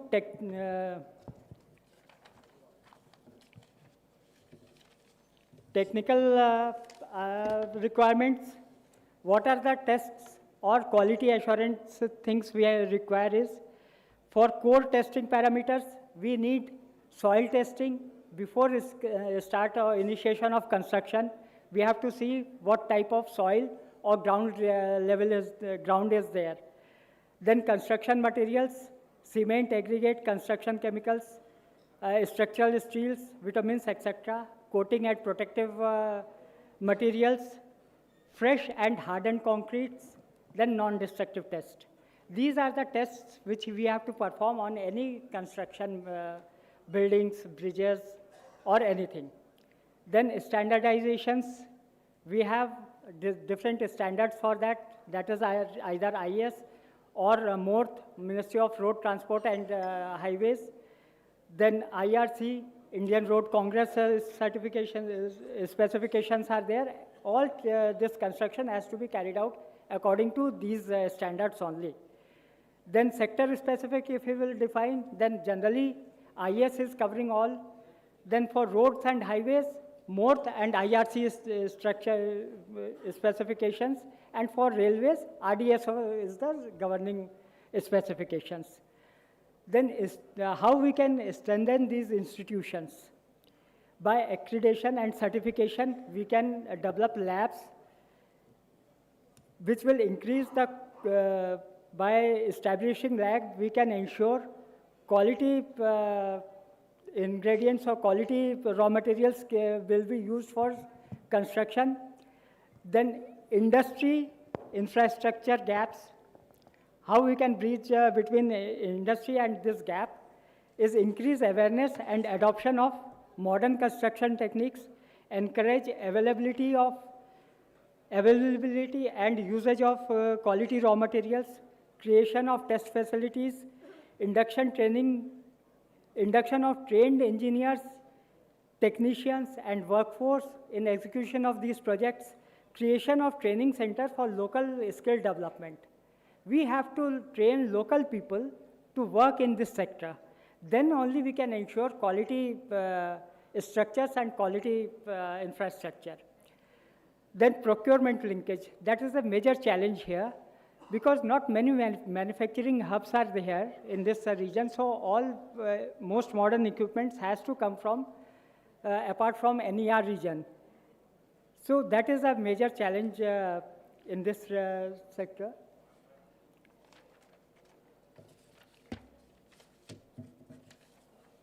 Then what are the infrastructural proposals, action plans, and other things? How we can improve? That is establishing labs at strategic locations where we need this means where projects are going on, we have to establish labs there. Then modern equipments we have to induct, creation of facilities for against natural calamities. Institutional reforms which is required is expediting the ongoing projects, improve interdepartmental coordinations, skill development. It is coming again and again in everything. Then we have to go for zero tolerance in quality and periodic monitoring of the infrastructure projects. Financial implications in which we can see is how much amount of money is required to establish a minimum required lab. Then what is the expected impact of that? Timely completion of the project, improve the availability of workforce in the sites, then availability of quality raw ingredients, ensuring infrastructure with minimum defects. That will safeguard your structures. Minimum defects will be there, more safe the structures will be. Then what are the suggestions is enhancing testing facilities, deployment of a well-trained workforce, ensuring timely supply of goods, and local service centers for that. Neguji, yeah. would like to just complete your presentation in 10 minutes. Yes. We are having to start to 9. Another 2 minutes. So if you can see, these are the flow chart, how we can improve our quality in the structures. Geotechnical and soil testing parameters we have to test. Then we have to perform tests on concrete and structures. Then we have to test if it is in seismic zone, we have to perform test for that. Then skill development for quality structures. Peer review of the project, peer review of important project. That is the main thing, essence of outcome of this session was independent assessment by expert to evaluate the project, quality, technical soundness, and adhesion to standards. Acts as a quality control mechanism and validate the project before release. This will ensure the quality of the project is there, and that will help in see that this infrastructure are of good quality, and it will sustain for a long time. Thank you. Thank you all. That was all about the outcome of the group one scope. And any question from the audience?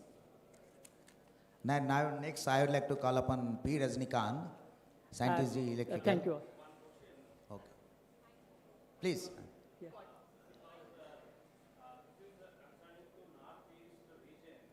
Here, skill development and the periodic testing is very, very important and a prominent factor. Why the projects are not completed in time, and if completed, why there is a failure is happening either in the part of execution or in the part of implementation or in the part of any labs, if any, found during the time of testing or execution or completion, so that public safety should be ensured at any cost. There should not be any loss of life. So that is the important statement, and for that, what we have also discussed during that is that skill development and unskilled utilization of labor and testing is not happening at periodic intervals at site during the project or before starting the project or after completing the project. So my submission is this, that kindly the stakeholders and the concerned authorities, please look into that. Whosoever the contract is awarded, either it may be a road, it may be a building, or it may be a bridge. So that must ensure quality and to ensure that entire validity of the period of that building or bridge or any structure or road. Thank you. Thank you, sir. Thank you for your suggestion, sir. So definitely our management will look into this matter, and we will come out. And this is not only a testing organizations or implementing agencies' responsibility, it is a collective responsibility. Whomsoever is executing that project, they have to look into this thing. Thank you, sir. Thank you. Thank you. Now I would like to call upon P. Rajinikanth to deliver his the outcome of the identified second group, that is quality assurance and standardization of transformers, cables and electrical equipment for public safety. Respected Secretary Ma'am, Secretary Sir, DE Sir, DGBA Sir, officials from DOCA, my colleagues from NTH and BIS, and dignitaries from the industries. My session is related to the electrical industry. So in electrical industry also we narrowed down to the, critically to the, we restricted our discussion which is relevant to the NER sector. Like we talked about the cables, the first one, the blue one, the red indication, the cables and wires and transformers and switchgear. So what we, when we do the little bit analysis about the NER, the electrical sector, what we come across that major product industries are available at the transformers. We came to know through BIS licensing around 36 are there. Out of 36, what we understood that what they are missing, suppose they want to flourish and become the part of the regular industries in the other parts of India. So we suggested a few things. What is the shortfalls right now in the NER? How we can strengthen them, and what action NTH can do along with BIS. This is our PPT theme. So in the first section, the first slide, what we are talking about is that if you see we made a comparison between the 2026 and 2047 because we are visioning towards Viksit Bharat 2047.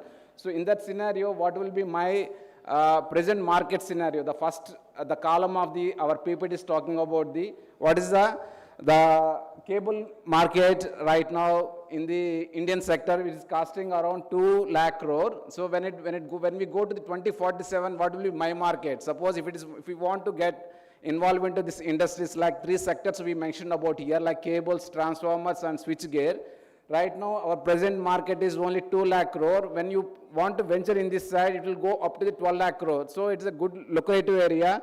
And moreover, what we come across when we do the brainstorming session, we found that There's hardly 1 or 2 labs are manufacturers are available for the cable industry, and the transformer industry we got only 33 only. It shows that there is a lot of scopes for the we can say whoever is having good amount of the money, they can venture into these areas.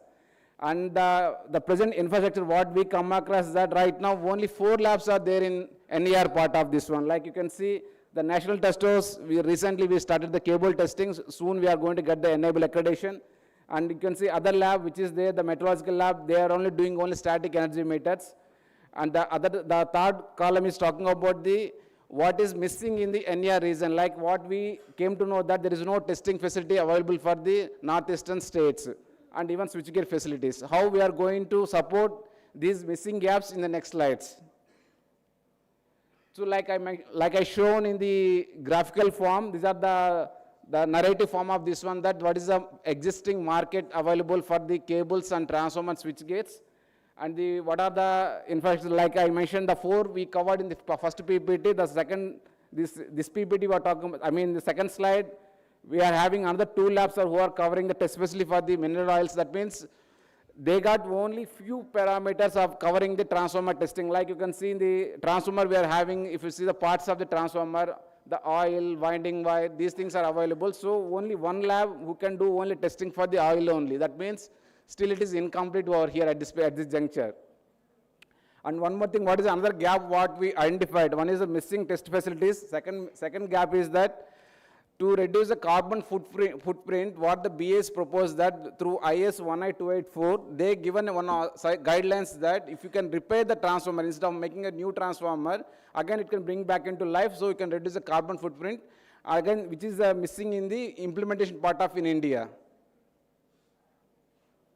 So this is what is relevant to the NER region. So NER region, there are a lot of scope is there. Means we are increasing at the speed of 8.1%, and the central government of India has given the scheme called Unnati 2024, which is giving the lot of funding for the whoever wants to venture into the renewable energy and EV sector also. This is one more scope area where the NER can prosper. And the certification ecosystem, like we talked about the transformer cables and the switch gears. So right now what BIS has given for you, which mandates that whoever is making the transformers and cables, they have to have the scheme, they have to follow the BIS scheme and DPPIT QCO orders, by which we can, since right from the morning onwards, we are talking about the quality assurance. So NTech is there for you to make the quality assurance, means by doing our testing, we can make you stronger. Then who is taking care of the standardization? The BIS is taking care of the standardization in the name of ISS standards and QCOs. Through DPPIT, various ministries, they are issuing the QCOs, so by which we all together can make a strong, we can say, the export hub, maybe in future, like what our Modi sir imagined. Like, what is the compliance issues? What we came to know that the MSME, especially they mentioned that, ma'am, they're telling that every 5 years they are unable to do the testing process. Means suppose once they get the licensing from the BIS, so every 5 years they have to renew the testing. So which is incurring some financial burden on them. So what they requested that instead of 5 years, it could be made as a 10 years. That's what their proposal. And one more challenge what we identified, that there is a missing, there is a deadly need of the skilled manpower and acute shortage of specialized test engineers in NER region also. Like, sir, we are going to answer your question in the next slides.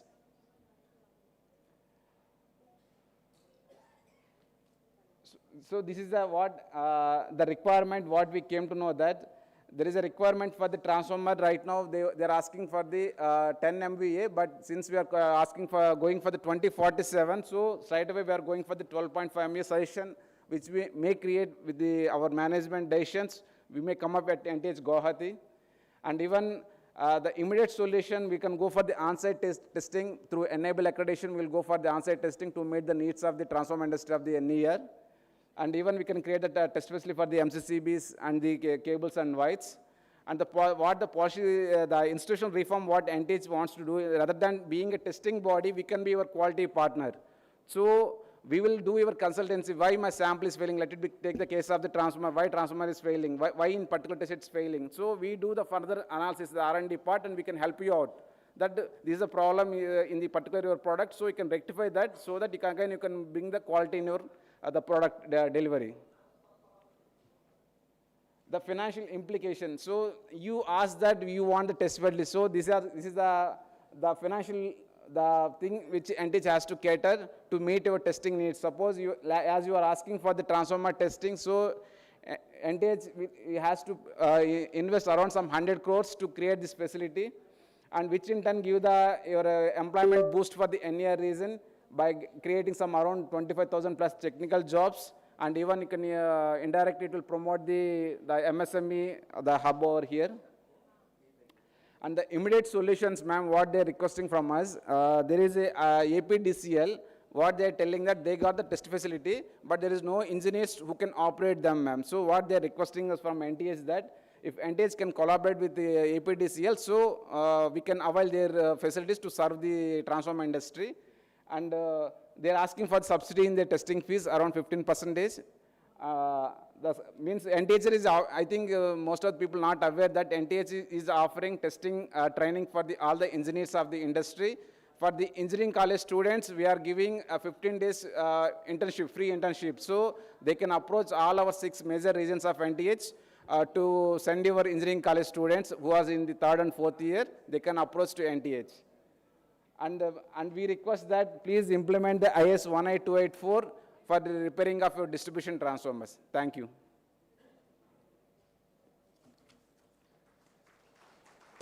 I think already 15% discount has been approved from the ministry for the registered MSME. It has already been done. Right. Yeah. Okay. Thank you. So any questions from the audience? Sir.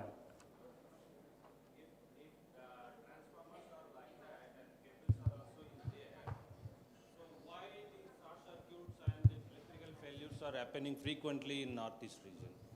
That is one. So another one is that if any incident is happening, it may be any failure. So then is it directly put a question on the quality or certification? A newly constructed building or equipment is failed. What is the reason? Cause analysis is required. So how it can be looked into? Sir, because most of the lives are dependent on the electrical equipments. And third thing, ensuring the safety by maintaining the quality and need to develop the public and the stakeholders, regular interaction is required. So how to deal with it? So already BIS is doing regular field inspection. They are doing sampling at different locations, like market sampling, field sampling. By various sampling methods, this can be rectified. Suppose we assume that you want the government mechanism has to take care, means already BIS in the process. They are doing regular, they are doing various kind of sampling mechanism existed in the BIS system. So they are regularly they're taking the samples, sending randomly, blindly to the various organizations, including NTH. We are getting samples. We are testing and certifying that whether this product still complying to the what they got during licensing time. So that way they are taking care of these parts. Then again, it is a responsibility of the individual to produce the product consistently what they got during the IS certification time, sir. Then only it's everyone's role, sir. It's alone BIS cannot do, neither NTH can do, sir. Even the MSME, whoever the manufacturer has to take their own personal responsibility of producing consistency in their product quality. Thank you, sir. Thank you. Now I'd like to call upon Mr. S.K. Laha, scientist from Kolkata and representative from the Group 3 on quality ecosystem for food products, including organic and processed products. Please, you requested to give the output within 10 minutes. Okay, sir. Thank you. Thank you, sir. Good afternoon, respected Secretary Madam, Department of Consumer Services, Government of India. Additional Secretary, sir, Government of India, Director General, sir, BIS, Secretary, Food and Public Distribution and Department of Consumer Services, Government of Assam, DG NTS, sir, and other colleagues. To start with my presentations, this is the team that I have, and we have gone an extensive brainstorming session. We start with some of the data that we have gathered from the different sources. The data shows that there has been an extensive growth in the organic agriculture land and the organic share. that we have. It has reached to 98.9 million hectares in 2023. If we come to the top 10 countries, among that, Australia gains the maximum share of 50.02 million hectares of land, where India gains the second position with 4.48 million hectares. Similarly, when we go to the data of the number of organic producers worldwide, it has gone to 4.33 million hectares in 2020, million organic producers in 2023.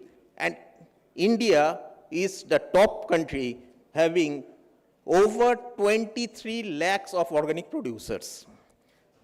If we come to the export volume that we are getting, in 2023, we have exported over 312,000 metric tons. But the top country is Mexico. It has exported over 728 tons to the US and the EU countries. So we are growing in the export part, but still lagging behind in comparison to the top country. The main product that we are exporting is the organic cotton, organic rice, organic spices, organic tea and coffee, organic oilseeds, and now we are also focusing for the Ayurveda Ahara. Based on these statistical data, we have started our brainstorming session, and we tried to identify what the facilities we have, any gaps that we have, so that we can fulfill all those gaps, any certification or accreditation requirement, and finally, we can achieve to some of the recommended points which can be implemented initially so that we can further increase the organic export. If we come to the sectoral context right now, there has been a threefold increase in the food export from $213 million in 12-13 to $665 million in 24-25. Now, out of this growth, 85% of the growth has only been witnessed by the Northeast. The main reason for that is the unique agroclimate zone, natural organic advantage is there, and untapped export potential. If we come to the present facility that we have the testing facility, we have ISO IEC certified 70,025. Okay, better we commonly known that we are NABL certified laboratory. Next, we have the environmental and the safety regulations also in place. We have a certification ecosystem too. We have this mission organic value chain development for the northeastern region, where this is a chain which has been maintained by the central government scheme, that the entire chain from certification to marketed, and it is basically complemented by NPOP, which is maintained by APEDA. What are the gaps or the challenges that we are facing? The main gaps and the challenges are that we have some infrastructural deficit, that we are unable to attain the demand. Next, weak market linkages. Some branded products are available in the markets and they are known to the export. Next, we have quality and consistency gaps. We are making the quality, but the quality integrity is to be maintained during the total life cycle of the product. Third is the skilled manpower and the limitation. Here basically comes to maintain a best or a good laboratory, we need some skilled manpower who are efficient in operating sophisticated high-end equipments. Not only that, training is one of the major part over here. Now, if we go to the technical requirements, what are the technical requirements are there so that we can make our institutions training? The main technical requirements is the testing, one of the core testing area, that is pesticide residue, heavy metals, contamination, microbiological, all type of quality analysis is to be done. And since we are concerned about the organic production, not only the product quality, it also refers to the soil quality also, the nutrient value of the soil. That's why we are going for the fertilizers. Nowadays, we are using the biofertilizers, we are using the organic fertilizers, also the biostimulants we are also using. So soil health is also one of the major factors. Key accreditation and the certification, they are basically provided by NPOP, which is basically required for global recognition so that internationally the product can be met. PGS system, it is a cluster-based system, a peer group discussion so that the farmers get acquainted with the domestic markets, certified. FSSI requirement is required because they frames the regulations for the packaging, labeling part also, as well as for the regulations of the individual product metrics. Next, there are some standardization requirements also. Standardization from the BIS or from other external bodies. I have already communicated that NPOP is one of the standardization requirement. We have domestic quality assurance, which is basically done by the PGS system. We have the organic production system where BIS parts a very extensive role over there. The standard, for example, IS 16550 part 1, it's basically identified in 3 major parts: permitted, not permitted, or restricted for the fertilizers that we are using in the soils. And also the labeling part also, when a product is to be labeled organic or made with organic or not organic. The content of the product will identify all those. Integrity, industry interface gaps, how it can be minimized. If the standardization is there, then the small farmers can access the higher market. The market connectivity can also be increased. The market connectivity can be increased that the local farmers are getting organized and international markets. That's why we are making some food business teams also. Next, the supply chain and the logistics. This supply chain and logistics is mainly to be maintained so that organic integrity is maintained during the total product life cycle.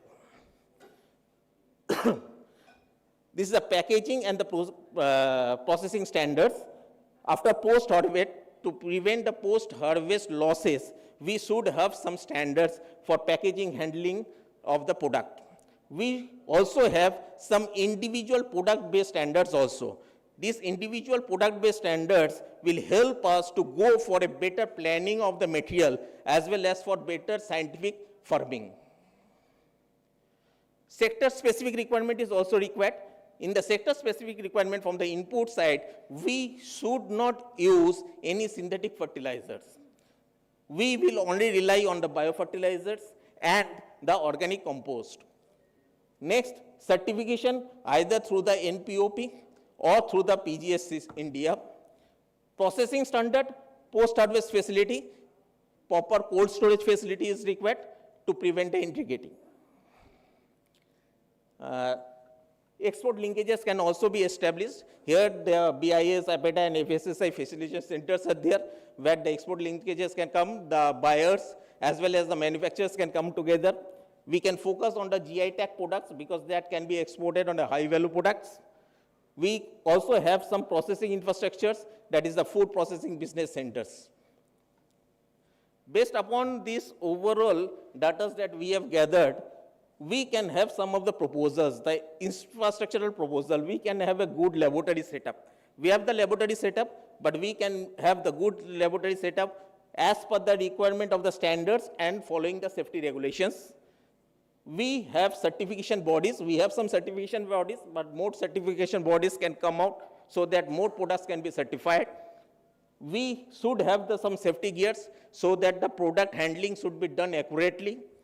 We should educate and give proper training to the personnel so that efficient workforce can be created. Based on that, what are the institutional reform can have? Revision of NPOP, which is basically revised, and it has been revised to align with the EU regulations. FSSI update, FSSI is continuously updating as per their products metrics. Whatever changes are coming, they are reflected as an amended in the FSSR. If we come to the financial applications, if we want to create a good laboratory, the capital expenditure and the operational expenditures will be nearly 40 to 50 a year. Mainly the capital expenditures where it includes the infrastructures as well as the high-end all the equipments. And in the operational expenditures, it only includes the manpower, consumables and the overheads. The operational expenditures is the yearly expenditure. If we follow this one, what will be the expected impact that we can have? We can create more employment. We have more option of export. So the export growth can be done extensively. These are the 3 key recommendations from our team. The first recommendation is that we should have a food testing laboratory as per the requirement of FSSR and APETA requirements should be fulfilled. Not only that, the collaborations with the concerned department also. For example, if we are going for organic tea, we will come in consultations with the tea board also as per their requirement. We will go for other food product cereals, we will come in consultations with the FSSI also. We will come in consultations with the BIS regarding the test methods also, labeling part also, packaging part also. The next part is that we want to prevent the post-harvest losses. And for that, we need a cold chain packaging and processing system, efficient processing system.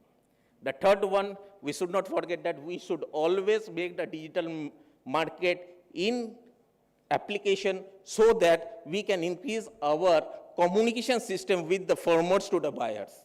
That can affect. So these are the immediate recommendations from us beyond the rest, which can be implemented, and our team thinks that this will can create further export options to us.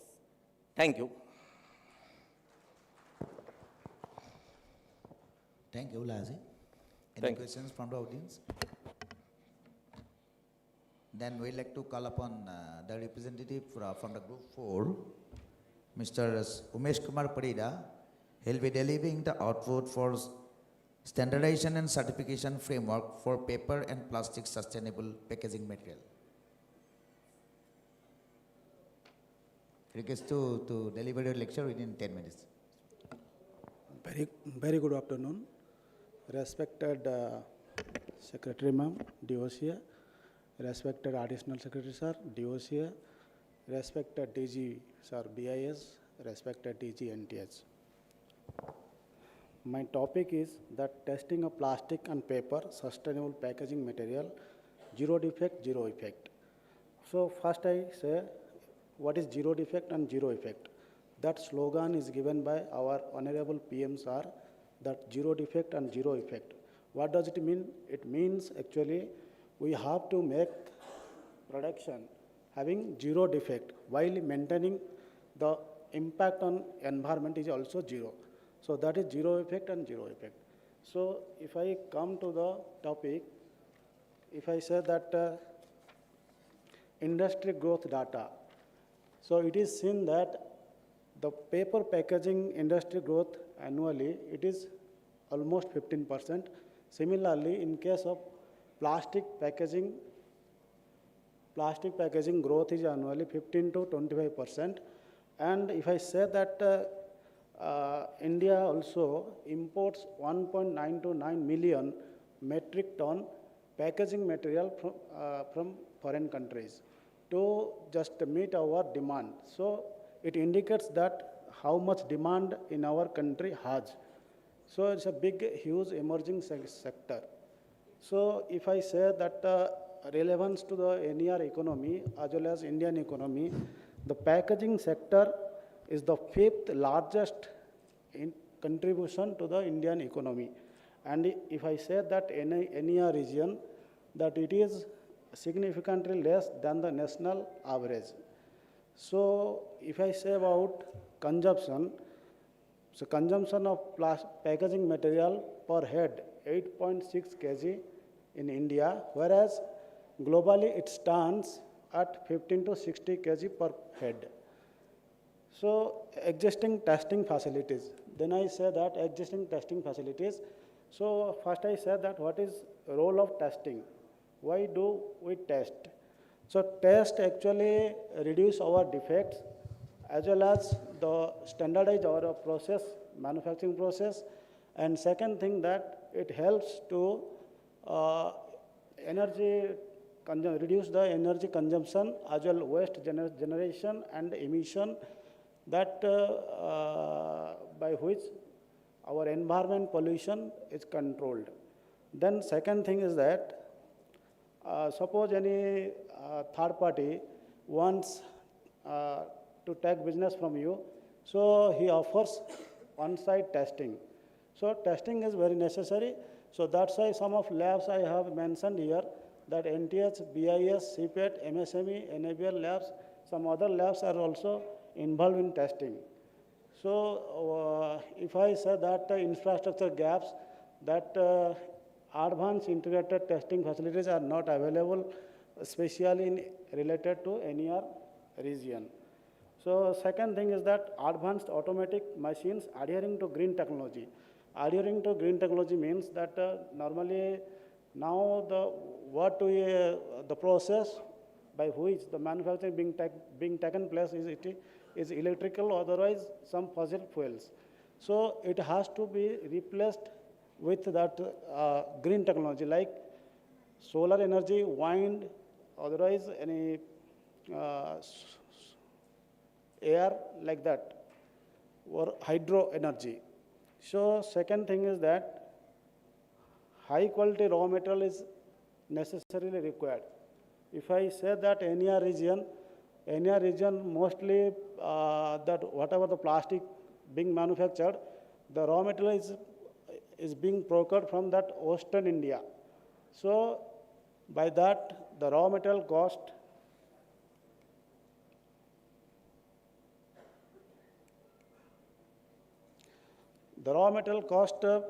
increased 10 to 15% while it comes to the NER region.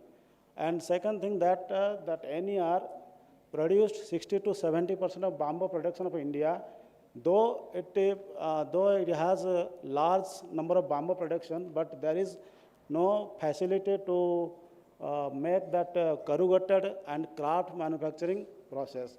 That corrugated paper and kraft manufacturing used for paper packaging material.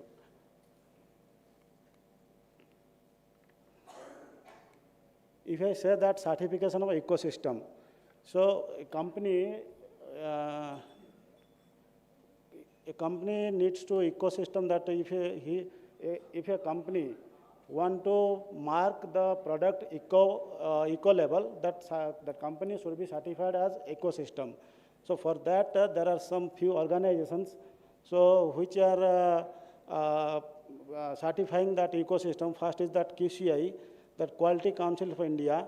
So Quality Council of India actually producing the certificate about zero defect and zero effect. And that too nowadays up to date 1 lakh certificate has been issued. And the second is that FSC. FSC is the organization, is the Forest Stewardship Council.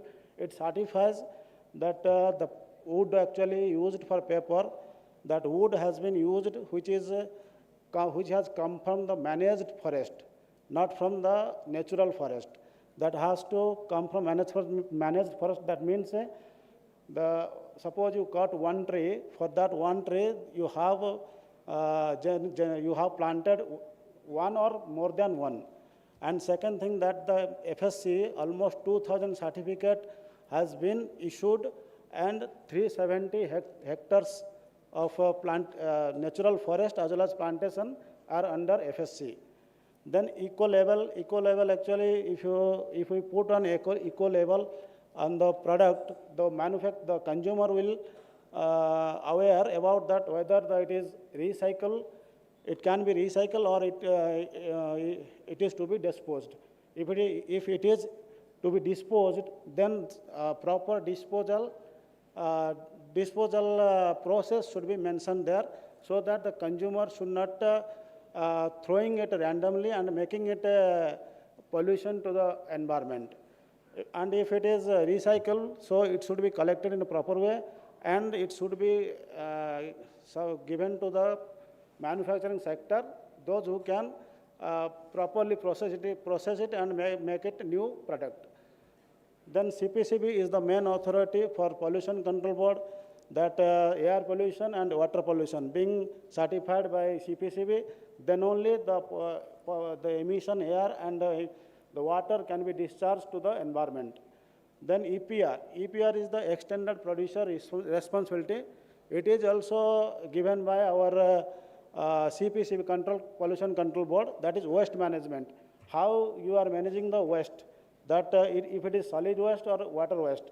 If solid waste, then you should whether it can be recycled or it can be disposed. If it disposed, then that has the proper way, that when you burn out the solid waste, the hazardous chemicals should not go to the environment. That before going to the environment, the hazardous chemical converted into the eco-friendly chemical, then you can release to the environment. Similarly, in case of water also, the treated water, the chemically hazardous contaminated water should not discharge the environment. It should be treated and then purified, then pure water and clear pure water to be discharged to the environment. Then if I say that regulatory mechanism, that zero defect, zero effect, that has been actually the framework designed by the MSME and operated by the QCI, Quality Council of India. There are assessment process. So there are actually 50 parameters. Out of 50 parameters, 20 parameters are essential parameters being assessed. And there are certification levels. There are 3 certification levels: bronze, silver, gold, and platinum. Bronze is for desktop analysis, and silver and gold, platinum are for actually site inspection. Depending upon your parameter has been assessed. Then digital, if I say compliance issues, the digital divide. Digital divide means nowadays actually all are using that digital data connection, mobile through mobile, everything, whatever may be used. But some rural area, some area that they are unable to get the continuous data connection. So one data is showing here that in India it is around 70%, whereas in NER it is less than 35%. So documentation and capacity.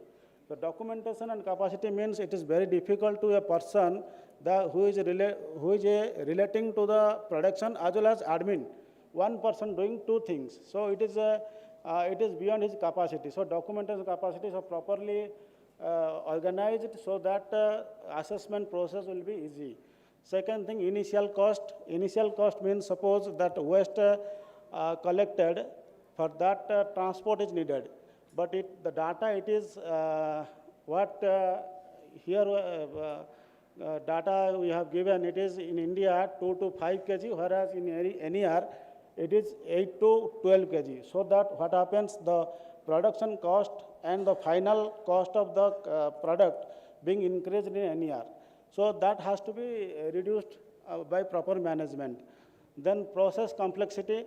Process complexity means that to get that zero defect, zero effect, that ZED certificate, the process should be very easy to customer. So that complexity should be reduced. Then regulatory and awareness gaps in consumers and MSME sectors. Then hard to access international standards. The standards in our India, it is BIS standard, but it is easy to get BIS standard, but very difficult to get ASTM, DN, EN, ISO, AS. When if you go with business for foreign countries and export the material, you need to certify, you need to test the product as per their standard, that ASTM, DN, EN. But that standard is difficult to get here actually. Sometimes it is seen that the standard has very high cost, so which is not affordable by MSME sector. Then if I say that consumption, incentive sector, certification of cost micro, that Indian government on certification, the incentive given is 80% to micro sector, and small it is 60%, and medium it is 50%. And the goal of zero defect is to standardize the industrial process and energy efficiency, reduce waste and quality improvement. Skill manpower limitations. So in this region, it is seen that technical institute related to packaging and polymer, it is in India more than 50, but if you say NER, it is 2 to 3 like that only. And skilled manpower, that is industrial skilled manpower in India, it is 24%, and NER it is around 12 to 14%. Knowledge of sustainability and managerial and operational skill and hand-holding requirements required. Then core testing parameters. Mechanical testing, tensile strength and bursting strength, elongation, dart impact are important test parameters. Barrier testing, that is water vapor transmission rate and OTR, oxygen transmission rate. Why it is important? If oxygen or water is transmitting through the packaging material, so that the product under that inside the packaging material, will get damage or deteriorate the quality. Then I say that chemical testing, that toxicity, chloride, sulfates, and some migration test and contaminants. Then physical test, it is dimension, thickness, and substance etc. Accreditation requirements. So to get the accreditation from that JDD, some requirements I have mentioned here, that clearance from CPCB, green technology, high precision automatic equipment, advanced QMS system. QMS means that quality management system. Industry interface gaps. Some gaps are there, that is technical gaps, technical and knowledge gaps, limited access and high quality raw material at competitive price. Reliance on outdated process. So lack of local consultants and digital divide. Then if I say that sector-specific compliance, it is quality, productivity, and cleanliness, energy efficiency, pollution mitigation, zero effect. Procurement linkage, that is JDD certification, registration in GEM, NABL accreditation, alignment with international standards, that is ISO 9001 and ISO 14001. Infrastructure proposal, availability of high quality raw material locally and advanced and automated equipment for high precision product. Implementation of TQM, Six Sigma and Kaizen etc. Advanced testing facility as per national and international standard. Implementation of green technology. And institutional reform, some adherence to plastic waste management, strict packaging traceability, proper labeling of single use or recycle. Register in CPCB to track and meet recycling target, ban of single-use plastic that is below 120 micron. Then about countries like Germany and Japan, enhance their product acceptance and global competitiveness through zero defect and zero effect. So by that, Germany now, defect rate is below 1%. Financial implication, 75% subsidy or certification cost India government is giving now, and 2 lakh for subsidy for householding, 3 lakh for subsidy for technology upgrades. Expected impact, the JDT certified business are better positioned to participate in global business, supply chain increasing revenue potential, local employment will boost, environment pollution will be reduced, interdependent industry sector will boost. Then key recommendations for JDD certification, that advanced automated machineries necessary for precision manufacturing and advanced quality checking, which is essential for zero defect production. Public procurement preference. JDD certified MSME sector would receive preference in government tenders than the non-certified entities. Zero discharge water. Manufacturing sector would have closed loop facility to recycle and reuse. Water scarcity and water pollution can be controlled. Then problematic plastic packaging material need to be replaced by sustainable and eco-friendly paper packaging material where it is possible. Thank you. Thank you, Mr. Parida. Any questions from the audience? Now we are achieving the last group of the Chintan Shivir, that is group 5, tapping the potential of northeastern neighbors, developing equality ecosystem. For this, I'd like to invite Mr. M. Suresh Babu sir to deliver his output of the presentation. And request to give his delivery within 10 minutes. Respected Honorable Secretary Madam, respected AS Sir, respected Director General of BIS, NTH, and respected Secretary Department of Consumer Affairs Assam. Very good evening to one and all. See, before my talk, all three speakers, they are given about their own sectors: construction, electrical, paper industry, and food industry. See, here I am going to give you a brief expanding way about ecosystem that mainly for tapping to the potential of the Northeast and how to develop the quality ecosystem. So in this topic, I am going to take about 5 sectors, emerging sectors, what it is prevailing in the northeastern region, mainly for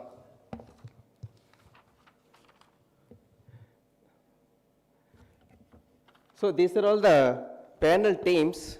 Just before lunch, we had sit together and work it out. And so first, these are all the strategic contest. So in the northeastern region, we have 8 states consisting of major natural and human resource products. And definitely we can say that it's the gateway of the market under the Act East policy. I told that I'm going to take 5 sectors, mainly for that agro and food industry sector, and handloom sector, oil and gas industry sector, and pharmaceutical sectors. So here, in this sector, so how to be, we are going to make bring the North Act East policy. So this Act East policy was implemented in 1991. So these are all the context. So how to transforming this policy into the trade hub of the northeastern region. First, we have to make the strengthening trade connectivity with the ASEAN, and we have to see that broader trade infrastructural development, and we have to take integration with the regional and global value chains. Global value chains means what? It means that it's breaking the production into the task and spread across the countries and to enhance the efficiency and the competitiveness. And of course, that enhancing the export-led industry growth and improve transport logistics. So these are all the quality infrastructure, key components. Key components mainly we can say that standardization, testing, and certification accreditation system, and conformity assessment, and marketing surveillance. So standardization, BIS is taking part of it, and the testing calibration supposed to be, laboratory should be as per ISO 17025 accreditation, and accreditation systems need to be the laboratory. Certification means as to you have to go for the ISO 17065 certification, and the laboratory accreditation means you have to go for 17025 accreditation. And conformity assessment, definitely that quality complaints that's supposed to be verified by the third-party laboratories, third-party bodies like other regulatory bodies, NABL or 17025 complaints regulatory bodies. So next, what is the importance of the quality infrastructure? What it needs to the NTH, that is the near industrial hub. So we have to make that, I am classifying into that trade facilitation. Trade facilitation means that is, if you can do that, reduce the TBT. TBT, that is a technical barrier to the trade. So that can be enabling to the help that products to be accepted or rejected in the global market. So then we can go for the consumer safety. Consumer safety definitely can improve the stability and safety of the products. Definitely it can ensure that goods that can be like food or electronics or medical devices, they're supposed to be meet the safety standards. And it will be building the confidence level among with the global buyers. So then industrial development, talking about promote the innovations and efficiency and competitiveness, and coming to the sustainability is also one of the important factor, and that is the importance for that quality infrastructure, that is the environmental protection and social well-being. So environmental protection, it promotes that biodiversity as well as the ecosystem of the health. And pollution reduction is also main important, that is a clean and air pollution aspect. About coming to the well-being points, we can enhance the human health as well as the plant and animal sciences. So it provides definitely the long-term food security. So beginning I told that I am going to take a 5 sector. First sector will be the agro and the food processing sector. In the northeast part, it produces the nearly about more than 20% of the organic it produces. And the main crops what in the northeast they are cultivating is, that is kiwi, pineapple, ginger, elachi. These are all the products. These are all the crops they are exporting to the Bangladesh and Myanmar. So here, this is the agriculture sector. What are the present infrastructure is available and how to fill that gaps in the food sector, that is called agro and food sector, that existing test facilities, NTH and the Bureau of Indian Standard, APIDA, FSSI, everybody they are taking care of it. All they are having the existing test facilities in the northeastern region. While going for the certification systems, FSSI and BIS and accreditation bodies like NABL and all taking part of it. Regulatory mechanism, only one regulatory mechanism is available, that is called NPOP, that is the National Program for the Organic Productions. While coming to the filling of the gaps, that infrastructural gaps and complaint statement as well as the manpower, three categories are distinguished. So here that inadequate NABL accredited laboratories are in that northeastern part of it, so that we supposed to be make enhancement for setting up of the good accredited laboratories in the northeast. And moreover, lack of traceability. And moreover, if we can coming to the complaints issue, mostly that SPS and TBT complaints gap is there. So SPS, that is called sanitary and phytosanitary, and TBT, that is technical barriers to the traders. While coming to that skilled manpower part of it, limited food technologists are available here, and limited food technologists and similar skilled technical microbiologists and quality control officers. So highly skilled people are not available here. So that we have to make a good training to them to take part of the food sector. And of course that migration of the skilled youth peoples, they are migrated to the thing is here what we find in the northeast part of it. Towards you can go to the south part of it, most of that northeast persons are there working in the hotel industries. Most of the youngsters, they are migrated for them. So we should not be allow them to be migrate. We have to give a chance to them to update their knowledge in the skill setup to involve in all the sectors. Next I am going for that bamboo and forest-based industries. Here bamboo and forest-based industries, I don't want to tell much. That Northeast India, Northeast is giving the 60% of the contribution. Even all we know about it, when the moment we get down from the airport itself, that will be given the good indication for us, good decorative materials had been preferred from these bamboos.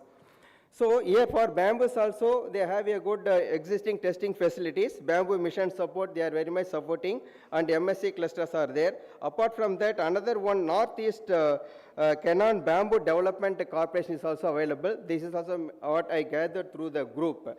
And certification systems, good certification systems are there. Forest Steward Council and the Bureau of Indian Standard, ISO, everybody are taking part of it. And while coming to the regulatory mechanism, that is also presently existing good in the northeast part of it. That is Indian Forest Act and the Forest Conservation Act, Forest Rights Act and Indian Forest Amendment Act and Environmental Protection Act, everything is covered. When coming to the gap only we can see for that gap filling, lack of, here also lack of product testing laboratories. See, for example, if we can take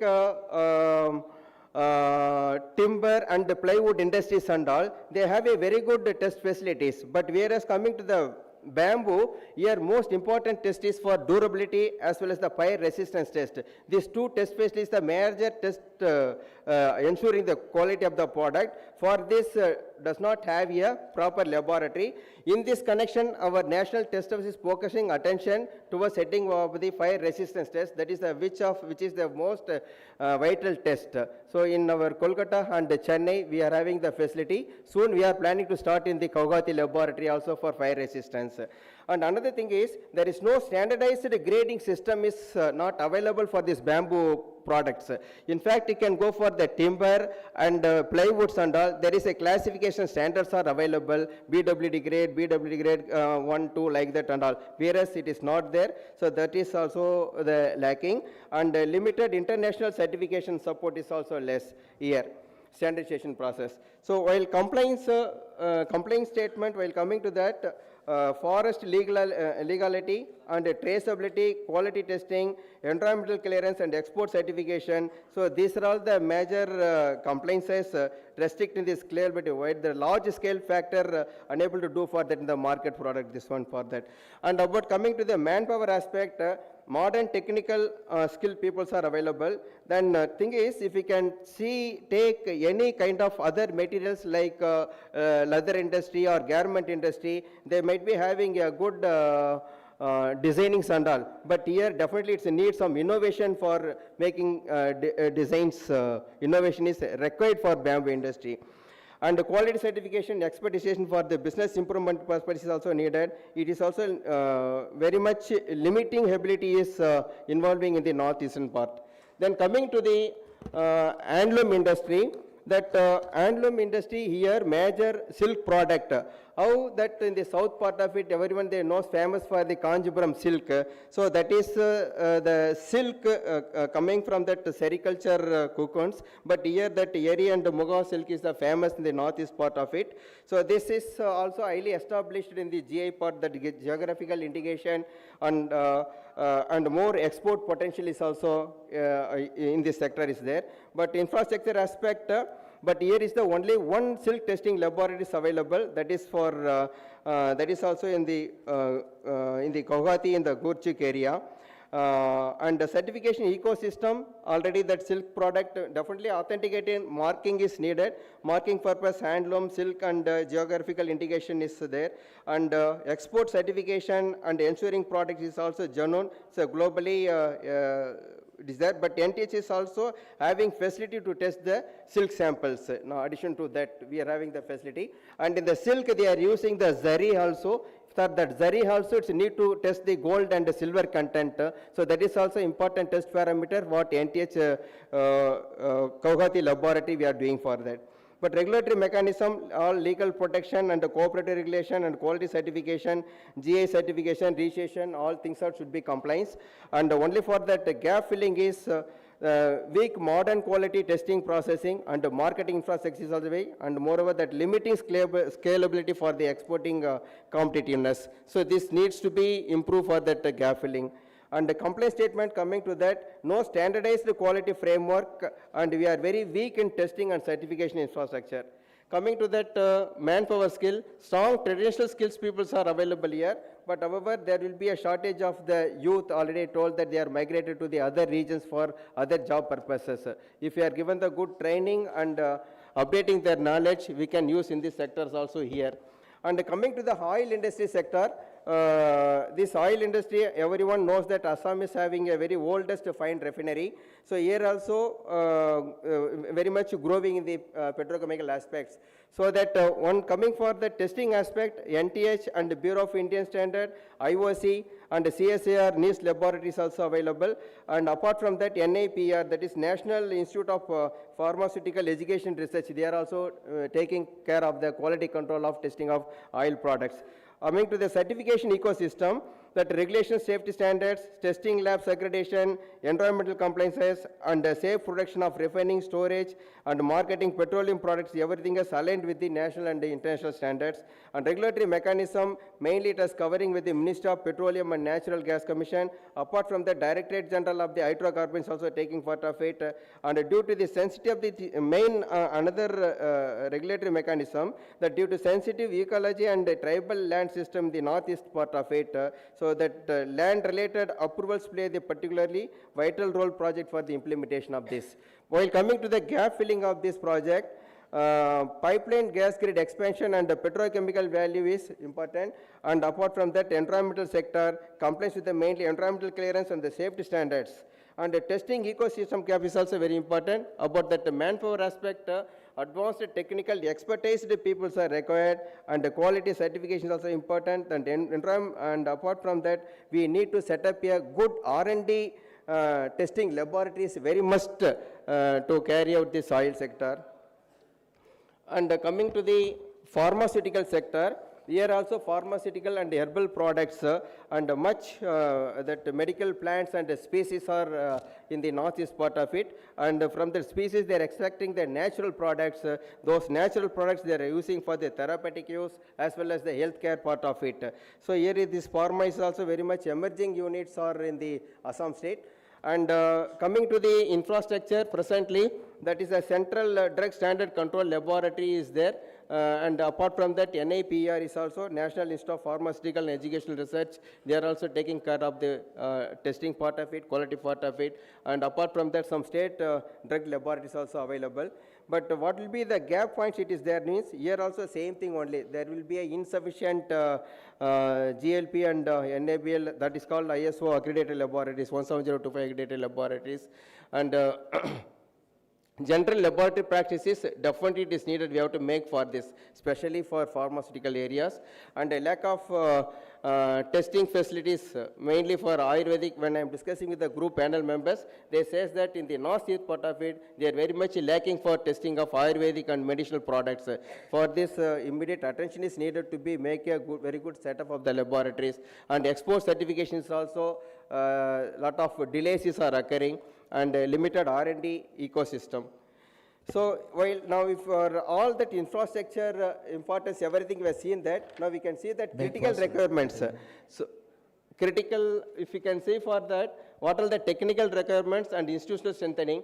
So technical requirements, I am given that 5 industrial sectors. What are the test parameters needed for the agro and bamboo, textile, petroleum, pharmaceutical and construction materials. So all are the test parameters are required to carry out the, ensure the quality of the product. For this NTH as well as the Bureau of Indian Standards, we have the facilities, and particularly NTH Guwahati laboratory, we have all test facilities here. Well, coming to the accreditation system, definitely need to be established ISO 17025 laboratory, and strengthening the calibration laboratory for legal metrology, and we need accreditation support for MSMEs also here, that what they are lacking. And regular proficiency testing and inter-laboratory comparisons, this will be helpful for the laboratory to maintain the accreditation systems. And while coming to the industry interface gaps, and limited awareness among that MSME on export certification requirements. There will be a very weak linkage between the testing labs as well as the industry clusters, so that we have to make a strengthening part of it. So for this, already Bureau of Indian Standards, they are doing a students club and interaction with the academic and all. Similar way, NTC is also conducting various seminars and promoting our NTH expertism to the industries, and supporting to the industries, and troubleshooting also we are carrying out for that. And need for that lack of single window system for testing and certifications. So single window system means that is like MIS or LIMS, so that will be helpful for the single window system. So through single window systems, a highly secured system as well as the highly transparent system, so that is needed for industrial gap to filling for that. And a limited collaboration between the academic and R&D institution industries. These are the things need to be developed. Then standardization aspect, I told you already, that is for adaptation of the BIS standards and Asian standards, codex, and the development of the sector-specific standard for bamboo components, that is very important now. Actually, that is very much lacking. Then mandatory certification for framework for export-oriented products like MSMEs and all. And strengthening metrology infrastructure for traceability to the national and international standards. And we have to promote conformity assessment with the neighboring countries. And what are the specific compliances if we coming to that? And there will be a SPS and a TBT compliance, and FSSAI, APIDA, and environmental pollution control norms, and eco-labeling systems, and good manufacturing practice, and good laboratory practice compliances are required to be do for that. And border trade, and we have to be create the broad trade conformity certifications with the internal center points. So coming for that, how to make the strengthening of the institutions. So for that, procurement linkage is very important. So procurement linkage integration between the, that procurement linkage should be integration of the quality certification. Generally now government sectors we are procuring through the GEM system only.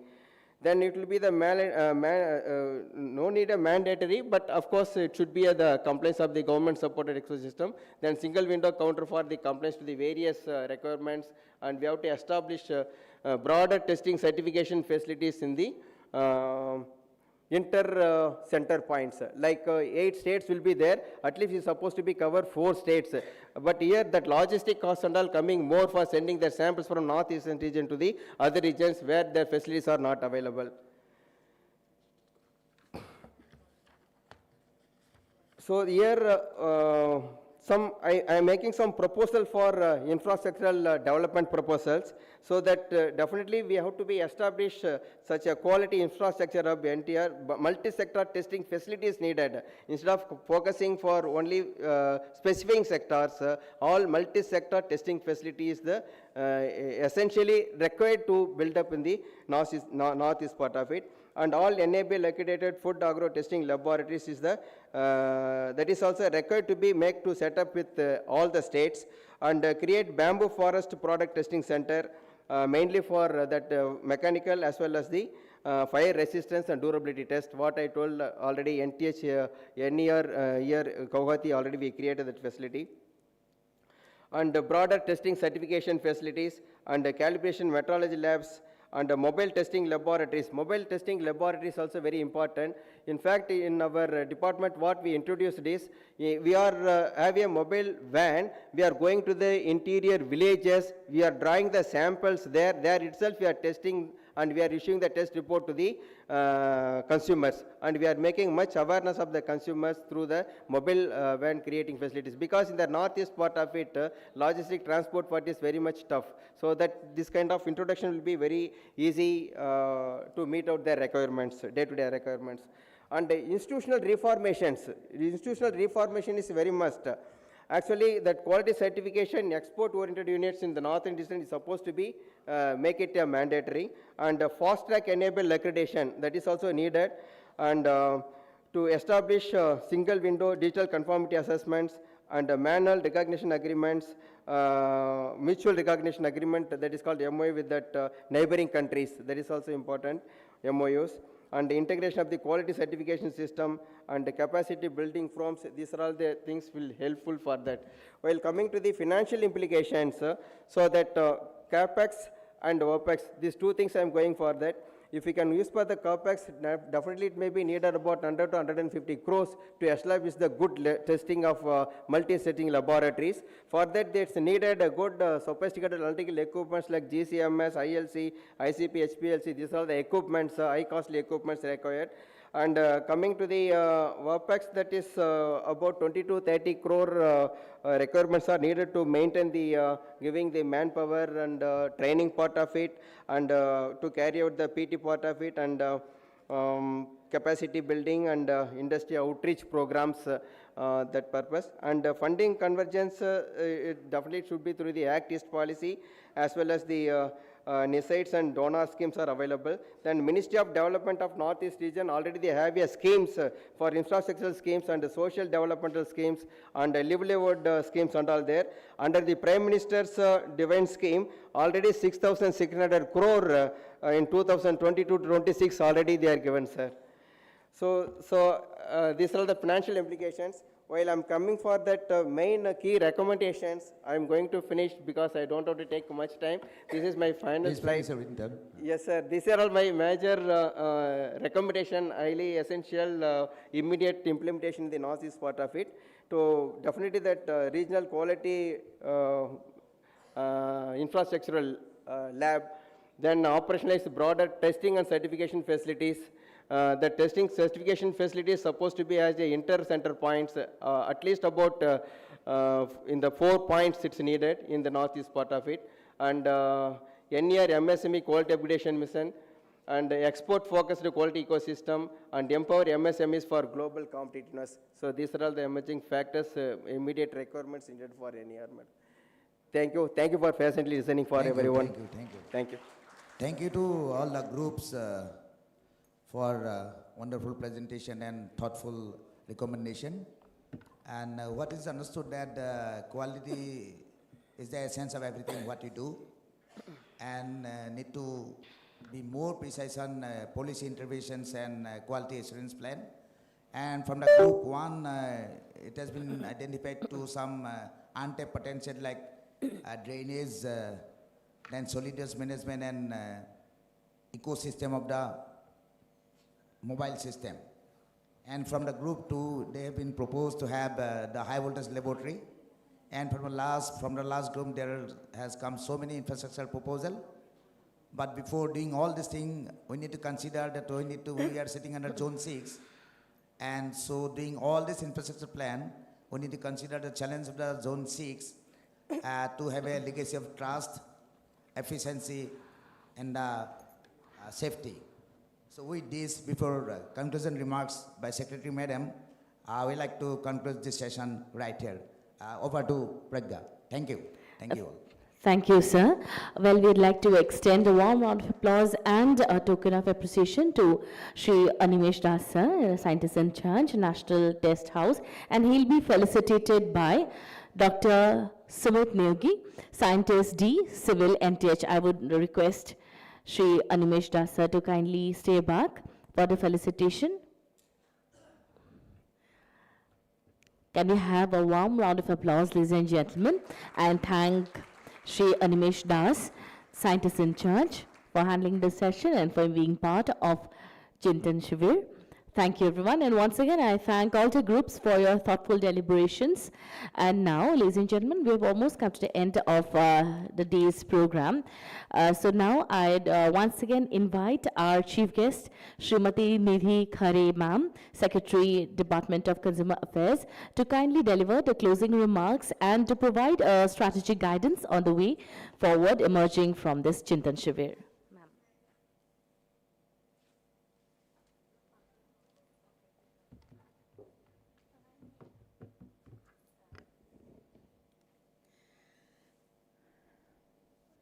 A very good afternoon. So we have come virtually towards the closure of this wonderful workshop, which took quality as the cornerstone or as the foundation for Viksit Bharat 2047. And I'm very happy to say that all the 5 groups which have worked, which have basically brainstormed on the 5 themes, which is embedding quality in construction, transformers, cables, electrical equipments, organic food products, paper, plastics, or say sustainable packaging material. And finally, something which was totally out of syllabus in the sense that Look East strategy was something which I just thought that since we are in the Northeast, we should try to also leverage this understanding that ultimately quality is not just, as I said, for our export readiness, but it is also to be viewed as consumer right. It is also to be viewed that there is a huge challenge. We cannot be a developed country unless we start manufacturing anything with quality, with a guarantee of quality. And therefore, the Look East strategy, which was the last group, I'm happy to see that people did try to understand what could be the potential. And let me just also say how this idea came. I was in Myanmar about a month back, and there I generally asked whether Indian products are also being sold there or not. Now, I was given to understand that between Chinese products and Indian, the Myanmari citizens actually prefer Indian goods. So Indian goods may be, more expensive, but then they definitely guarantee quality, and especially in terms of the pharmaceutical products. So this is something which I think we should be very proud of. The countries which are on the eastern side, they lack testing infrastructure. So there was also a demand raised by the Farmers Association if India could help in setting infrastructure. And I think if we are able to establish a state-of-the-art testing infrastructure in Guwahati or in any other state of northeastern region, I think we will be able to cater to the needs of several other countries which are nearby. And this is what all of us should think of, because most of the times when we are thinking, either we restrict ourselves to just Northeast, or we restrict ourselves only to the problems, the gaps, such other things within the country. But we should understand that, as earlier speakers in the inaugural session had also pointed out, that your quality actually speaks for your sovereignty. It speaks for your strengthening of economy, and therefore quality has to be seen through that lens. If there are, as I saw in most of the presentations, the gaps are that you have multiple regulatory authorities, and perhaps for the producer it becomes very difficult or maybe challenging at times to obtain permissions, to obtain NOCs and such other things. I think within the Government of India also there has been an effort to bring reform, to bring deregulation, to bring decriminalization into acts, so as to ensure that there is no fear of regulatory authorities. I think in that sense, regulatory authorities need to rethink about their role in the present circumstances. In our endeavor to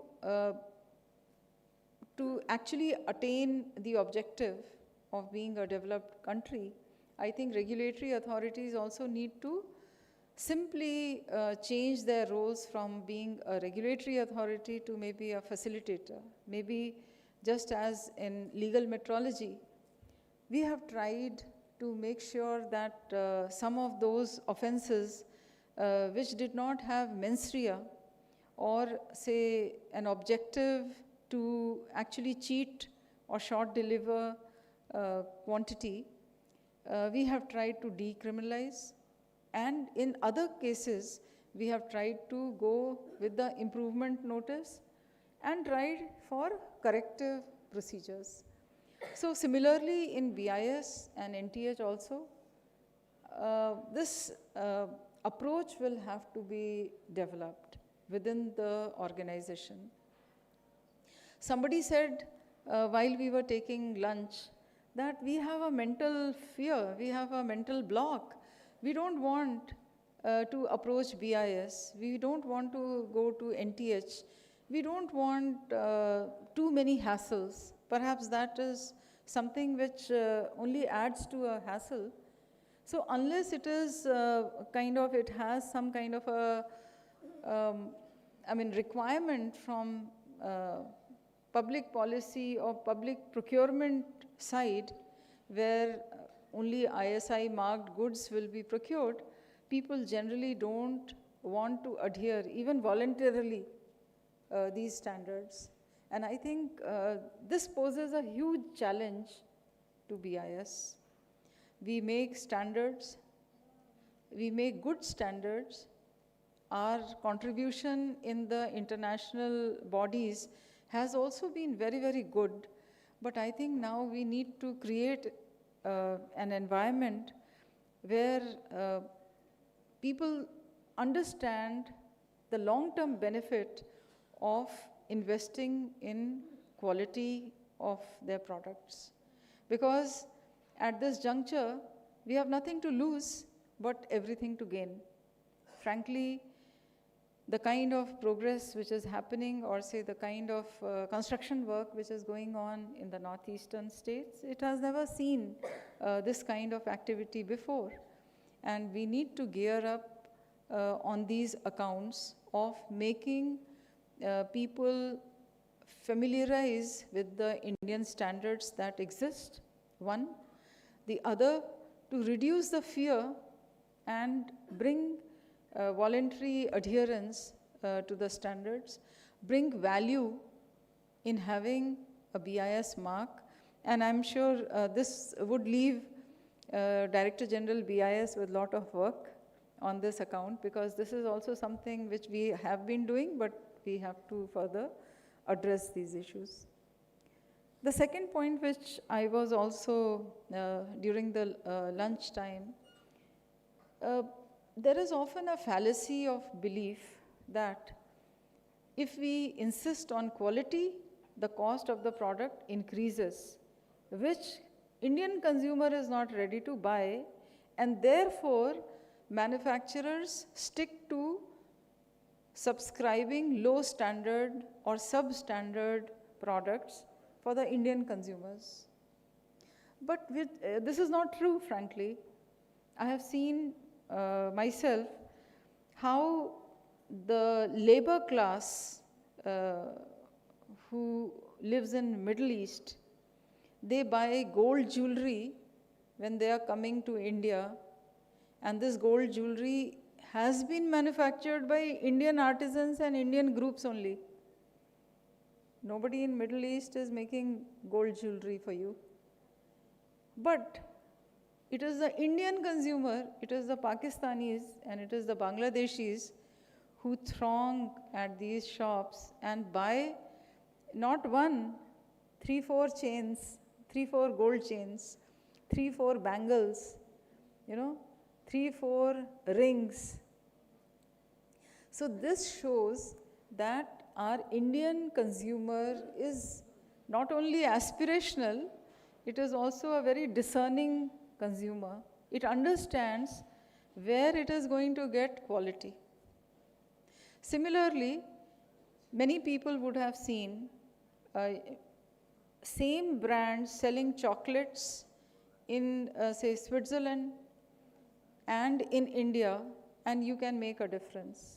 You can understand the difference in the quality offered. This can go on for so many other brands. I think manufacturers, MSMEs, and other producers should now give it to the consumers, the Indian consumers, that they understand what quality is. They are just going for trust. So if some location provides them trust, they will buy from that location and they will reject substandard goods which are being offered in the country. And therefore, we have to deal with this, that increasingly as the middle class of our country expands, as more and more people have exposure of other countries and the goods which are being sold in other countries, I think people will demand for quality. And the hallmarking in BIS has actually proved Indian, this whole mindset wrong, that people will not buy hallmark jewelry, but will buy non-hallmark jewelry because they are ready to kind of fool themselves. I don't think nobody is agreeing. At least the figures are not saying the same. So it is important to understand the role that BIS and NTH has.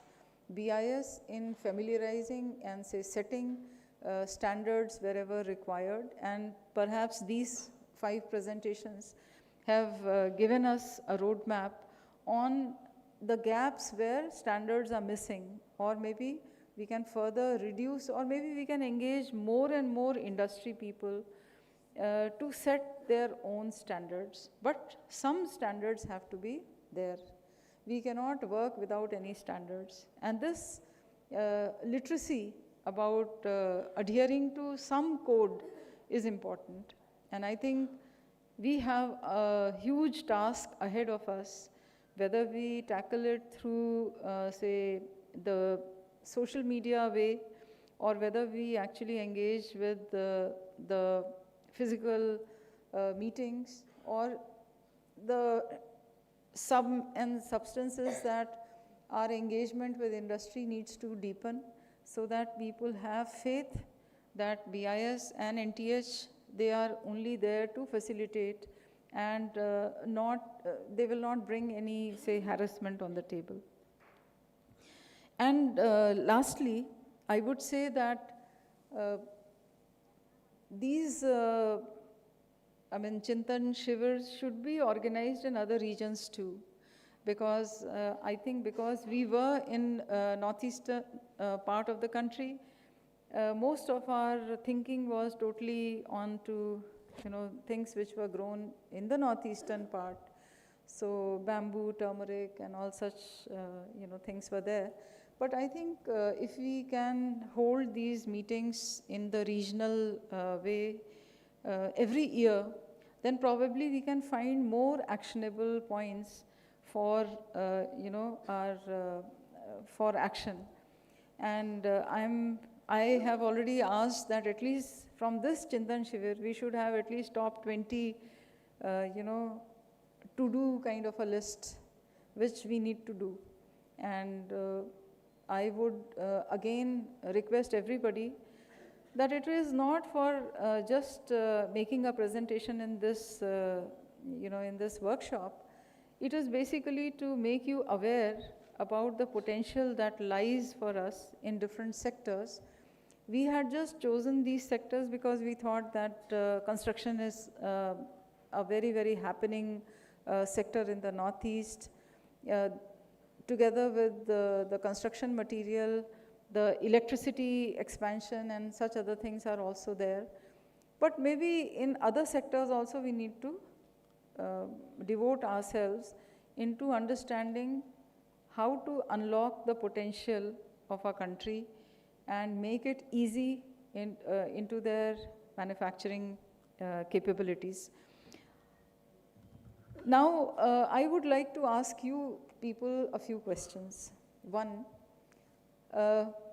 which presentation did you like the best? Anybody?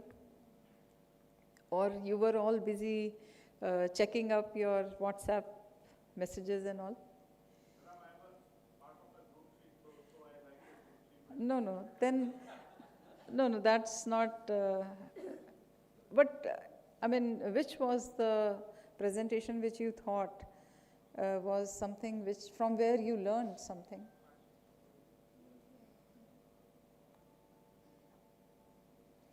Okay, let me frame the question in another way. Did you think that this kind of brainstorming sessions, did they give you an opportunity to learn something which you did not know otherwise?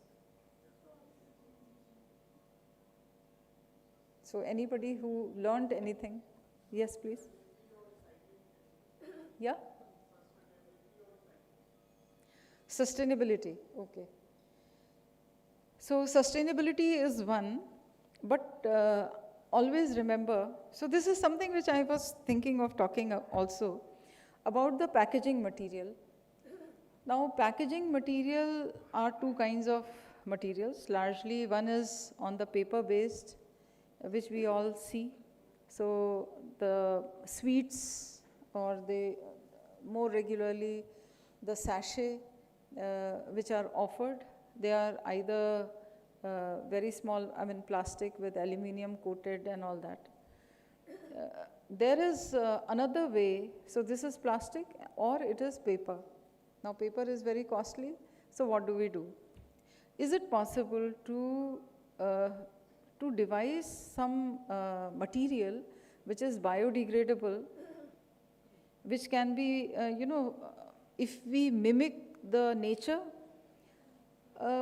for example, the trees are static.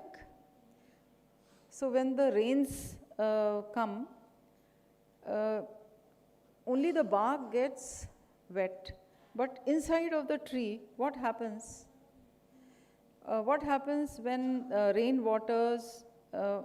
when rainwater falls on the leaves? Does the leaf get fungal infections and die? No. Why? So what is the moisture barrier for the leaf? And why I am saying this is because our country has huge agricultural waste. So we have to think about designing some product, some biomaterial which can come out of this waste and which can be used in a big way for the packaging industry. I think BIS would be taking up a hackathon, and shortly they have also promised for providing all the money. And this is going to be a very big exercise in the packaging sector.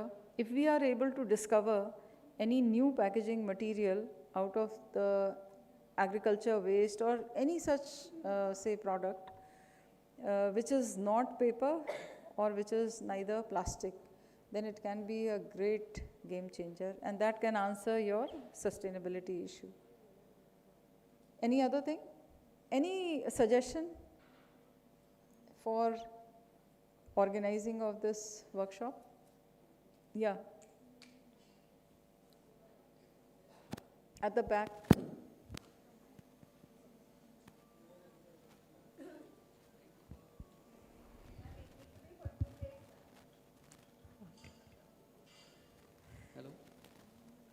Ma'am biodegradable में एक changes मतलब अभी invention है polylactic acid का जो कि मतलब sugar cane और मेज के स्टार्च से डेवलप हो रहा है, मतलब कुछ टाइम के बाद में वो मार्केट में दिखेगा.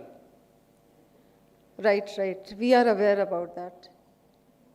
और ये क्या है कि शुगर कैन से एक प्लांट अभी प्लान हो रहा है, तो कॉमन होगा आई थिंक दिस ईयर के एंड में. तो पॉलीलैक्टिक एसिड आने के बाद में जो मतलब कुछ परसेंटेज मिला के वो डिग्रेडेशन को स्टार्ट करेगा. या we are aware. So one suggestion was if it can be for 2 days. 2 days for us is very difficult, but maybe say maybe longer. Any other thing? Ma'am, whether India has facing a big problem regarding the solid waste management, whether waste materials can be reused in some construction or other purposes so that this can be minimized, the hazards can be minimized. That is also there. I think a lot of plastic can be used in the construction of road. Bitumens. And then a lot of construction material from the dilapidated buildings are again reused in the construction itself. So that is there. So maybe what you are trying to suggest is maybe we can have some expert speaker on this subject. Right. Okay. One more thing I knew actually here, that India the service sector contributes 65% of our total GDP as compared to the manufacturing only 30% or so. So is there any policy, can I have? So I think therefore we need to actually kind of concentrate on ensuring and facilitating manufacturing sector. And therefore, BIS and NTS should shift, the way, or maybe the way they approach manufacturing sector in a different way. Maybe we will think about how to facilitate, how to handhold, and make sure that bringing quality in manufacturing should not be, or say, should be hassle-free. All right. Thank you. Welcome. So once again, thank you so much. I thank DG BIS for sparing his time. Because of your presence, Sanjay, we had participation from all the BIS officers. Our additional secretary, Mr. Bharat Kheda, who has been behind, right from the word go, he started working on it. And he has made sure that things have gone without any, without any hitch, without any difficulty. DG NTH, Dr. Alok Srivastav has been, I think he has been working very hard in making sure that every, all, the arrangements, the logistics, everything has been very excellent. And I compliment your team. I thank you all for having a very lively, very enthusiastic engagement in this workshop. Thank you.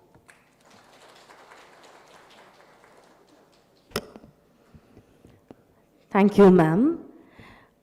for such an insightful summation and for giving us a clear and a forward-looking pathway for strengthening India's quality ecosystem. आपके ज्ञानवर्धक शब्दों के लिए आपका बहुत बहुत आभार महोदया. Well, now, ladies and gentlemen, may I invite Shri Bharat Khera, Additional Secretary, Department of Consumer Affairs, Government of India, to kindly deliver the vote of thanks. Kindly, sir.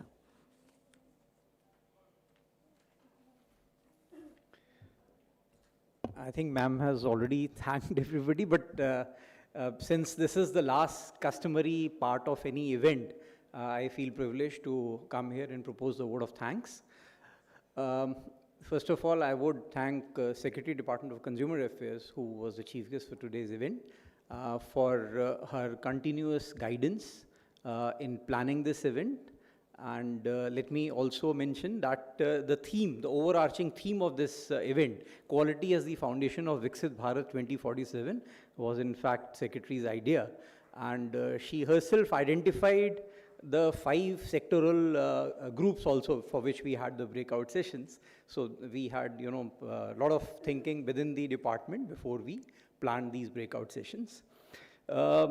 I would thank Mr. Sanjay Garg, Director General, Bureau of Indian Standards, for his special address and for giving us the perspective as the national standards body. And his presence here has really made the event very special. I would thank Additional Chief Secretary Assam, Mr. Samal, and Ma'am Barua, Secretary, Department of Food and Civil Supplies, Assam. So please have our thanks conveyed to Mr. Samal since he is currently not here. I would like to thank all the panelists. We had a very interesting panel discussion, and in fact, I had jotted down the names of the panelists. Just one sec.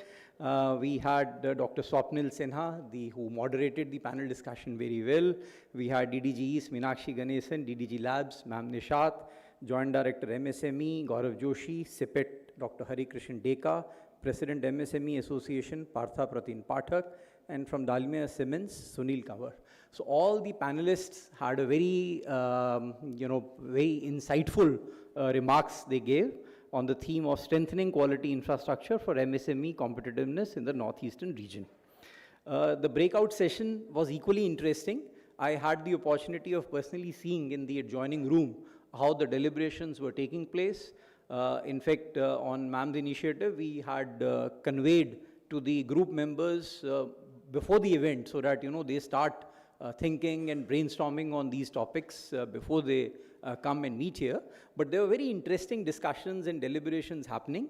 We had representatives from BIS, from NTH, from industry, from academia, all of them sitting together, deliberating and coming up with very actionable recommendations. The presentations were equally exhaustive. And I would say this has really made a very useful documentation, though we may not have been in a position to capture all the recommendations here, but we'll certainly devote ample time to go through these presentations later and come up with actionable recommendations. I would make a special mention of thanks to Dr. Alok Srivastava, Director General NTH. He is the person who has been steering the preparations of this event, and it is he and his team that have looked after every minute detail to make this event a successful event. So thanks a lot, Alok, to you as well as to your team, your Director NTH in Guwahati, and from all the regions who have really worked as a team here. I would make a special mention of thanks to DDG East, Kolkata, Ma'am Meenakshi Ganesan, the branch head BIS Guwahati. Both of them have also extended full cooperation in making sure that every little logistic detail is also duly taken care of. And I would also thank both the NTH as well as the BIS for the warm hospitality extended. We have really felt very welcomed. So I must say thanks to all the local officers here. I would like to thank all the delegates who have certainly been a part of the deliberations in the breakout sessions. Even during the panel discussions, your presence here has added a lot of value. Some of you had questions, but because of paucity of time, you could not. But I'm sure, this model of having breakout sessions engaged with everybody. This perhaps increased the level of engagement of all the delegates in in this deliberative exercise. I would like to thank the entire staff of Hotel Radisson here, who have really worked over time to make sure that this event goes without any technical glitch. As I mentioned, we at the end of this, I would request DG NTH to perhaps set up a some small core group who could document the entire deliberation that has happened today, and we would be in a position to then proceed further with those actionable recommendations. This is added as a very useful platform for cross-learning also. I think a lot of networking one could see even during the session, and one had to literally pull people inside, thinking that it should not just keep going as networking over tea when the panel discussion was going on. But I'm sure these kind of cross-learnings really help. BIS to learn from NTH, NTH to learn from BIS, one region to learn from the other. So this has also served as a platform for a lot of cross-learning and engagement with the industry. We have got some very good feedback from the industry delegates who are present here today. I would thank the MSME Association and all delegates from the industry that have come here today. This has also helped us get your feedbacks. This is a time, as Secretary Ma'am mentioned, for recalibration on the part of all regulatory agencies, how to make it more facilitative so that the standards and the certification are not seen as a bottleneck, but as a facilitation for the promotion of your own business interests. So this change of mindset towards a quality ecosystem is the vision of the government. And that is the reason why we had chosen this as a theme. And we all go back fully satisfied with this. And as Secretary has said, we would keep organizing these events in other regions also, because whatever deliberations have taken place for the Northeast, I'm sure all regions would certainly like to have similar kind of exercises undertaken for those areas also. So with these words, I thank you all.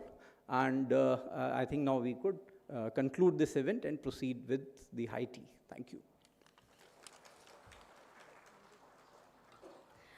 Thank you, sir. Well, ladies and gentlemen, this indeed marks the conclusion of the formal proceedings of Chintan Shivir, Quality as the foundation of Viksit Bharat 2047. May I now request all our esteemed guests and dignitaries to kindly proceed to the designated area for the high tea. आप सभी महानुभावों का बहुत बहुत आभार. It is me, Pragya Paramita, wishing you all a very pleasant evening ahead. Thank you for being a part of Chintan Shivir. Thank you. Have a great evening ahead. Dhanyavad, namaskar. Jai Aham, Jai Hind. Thank you.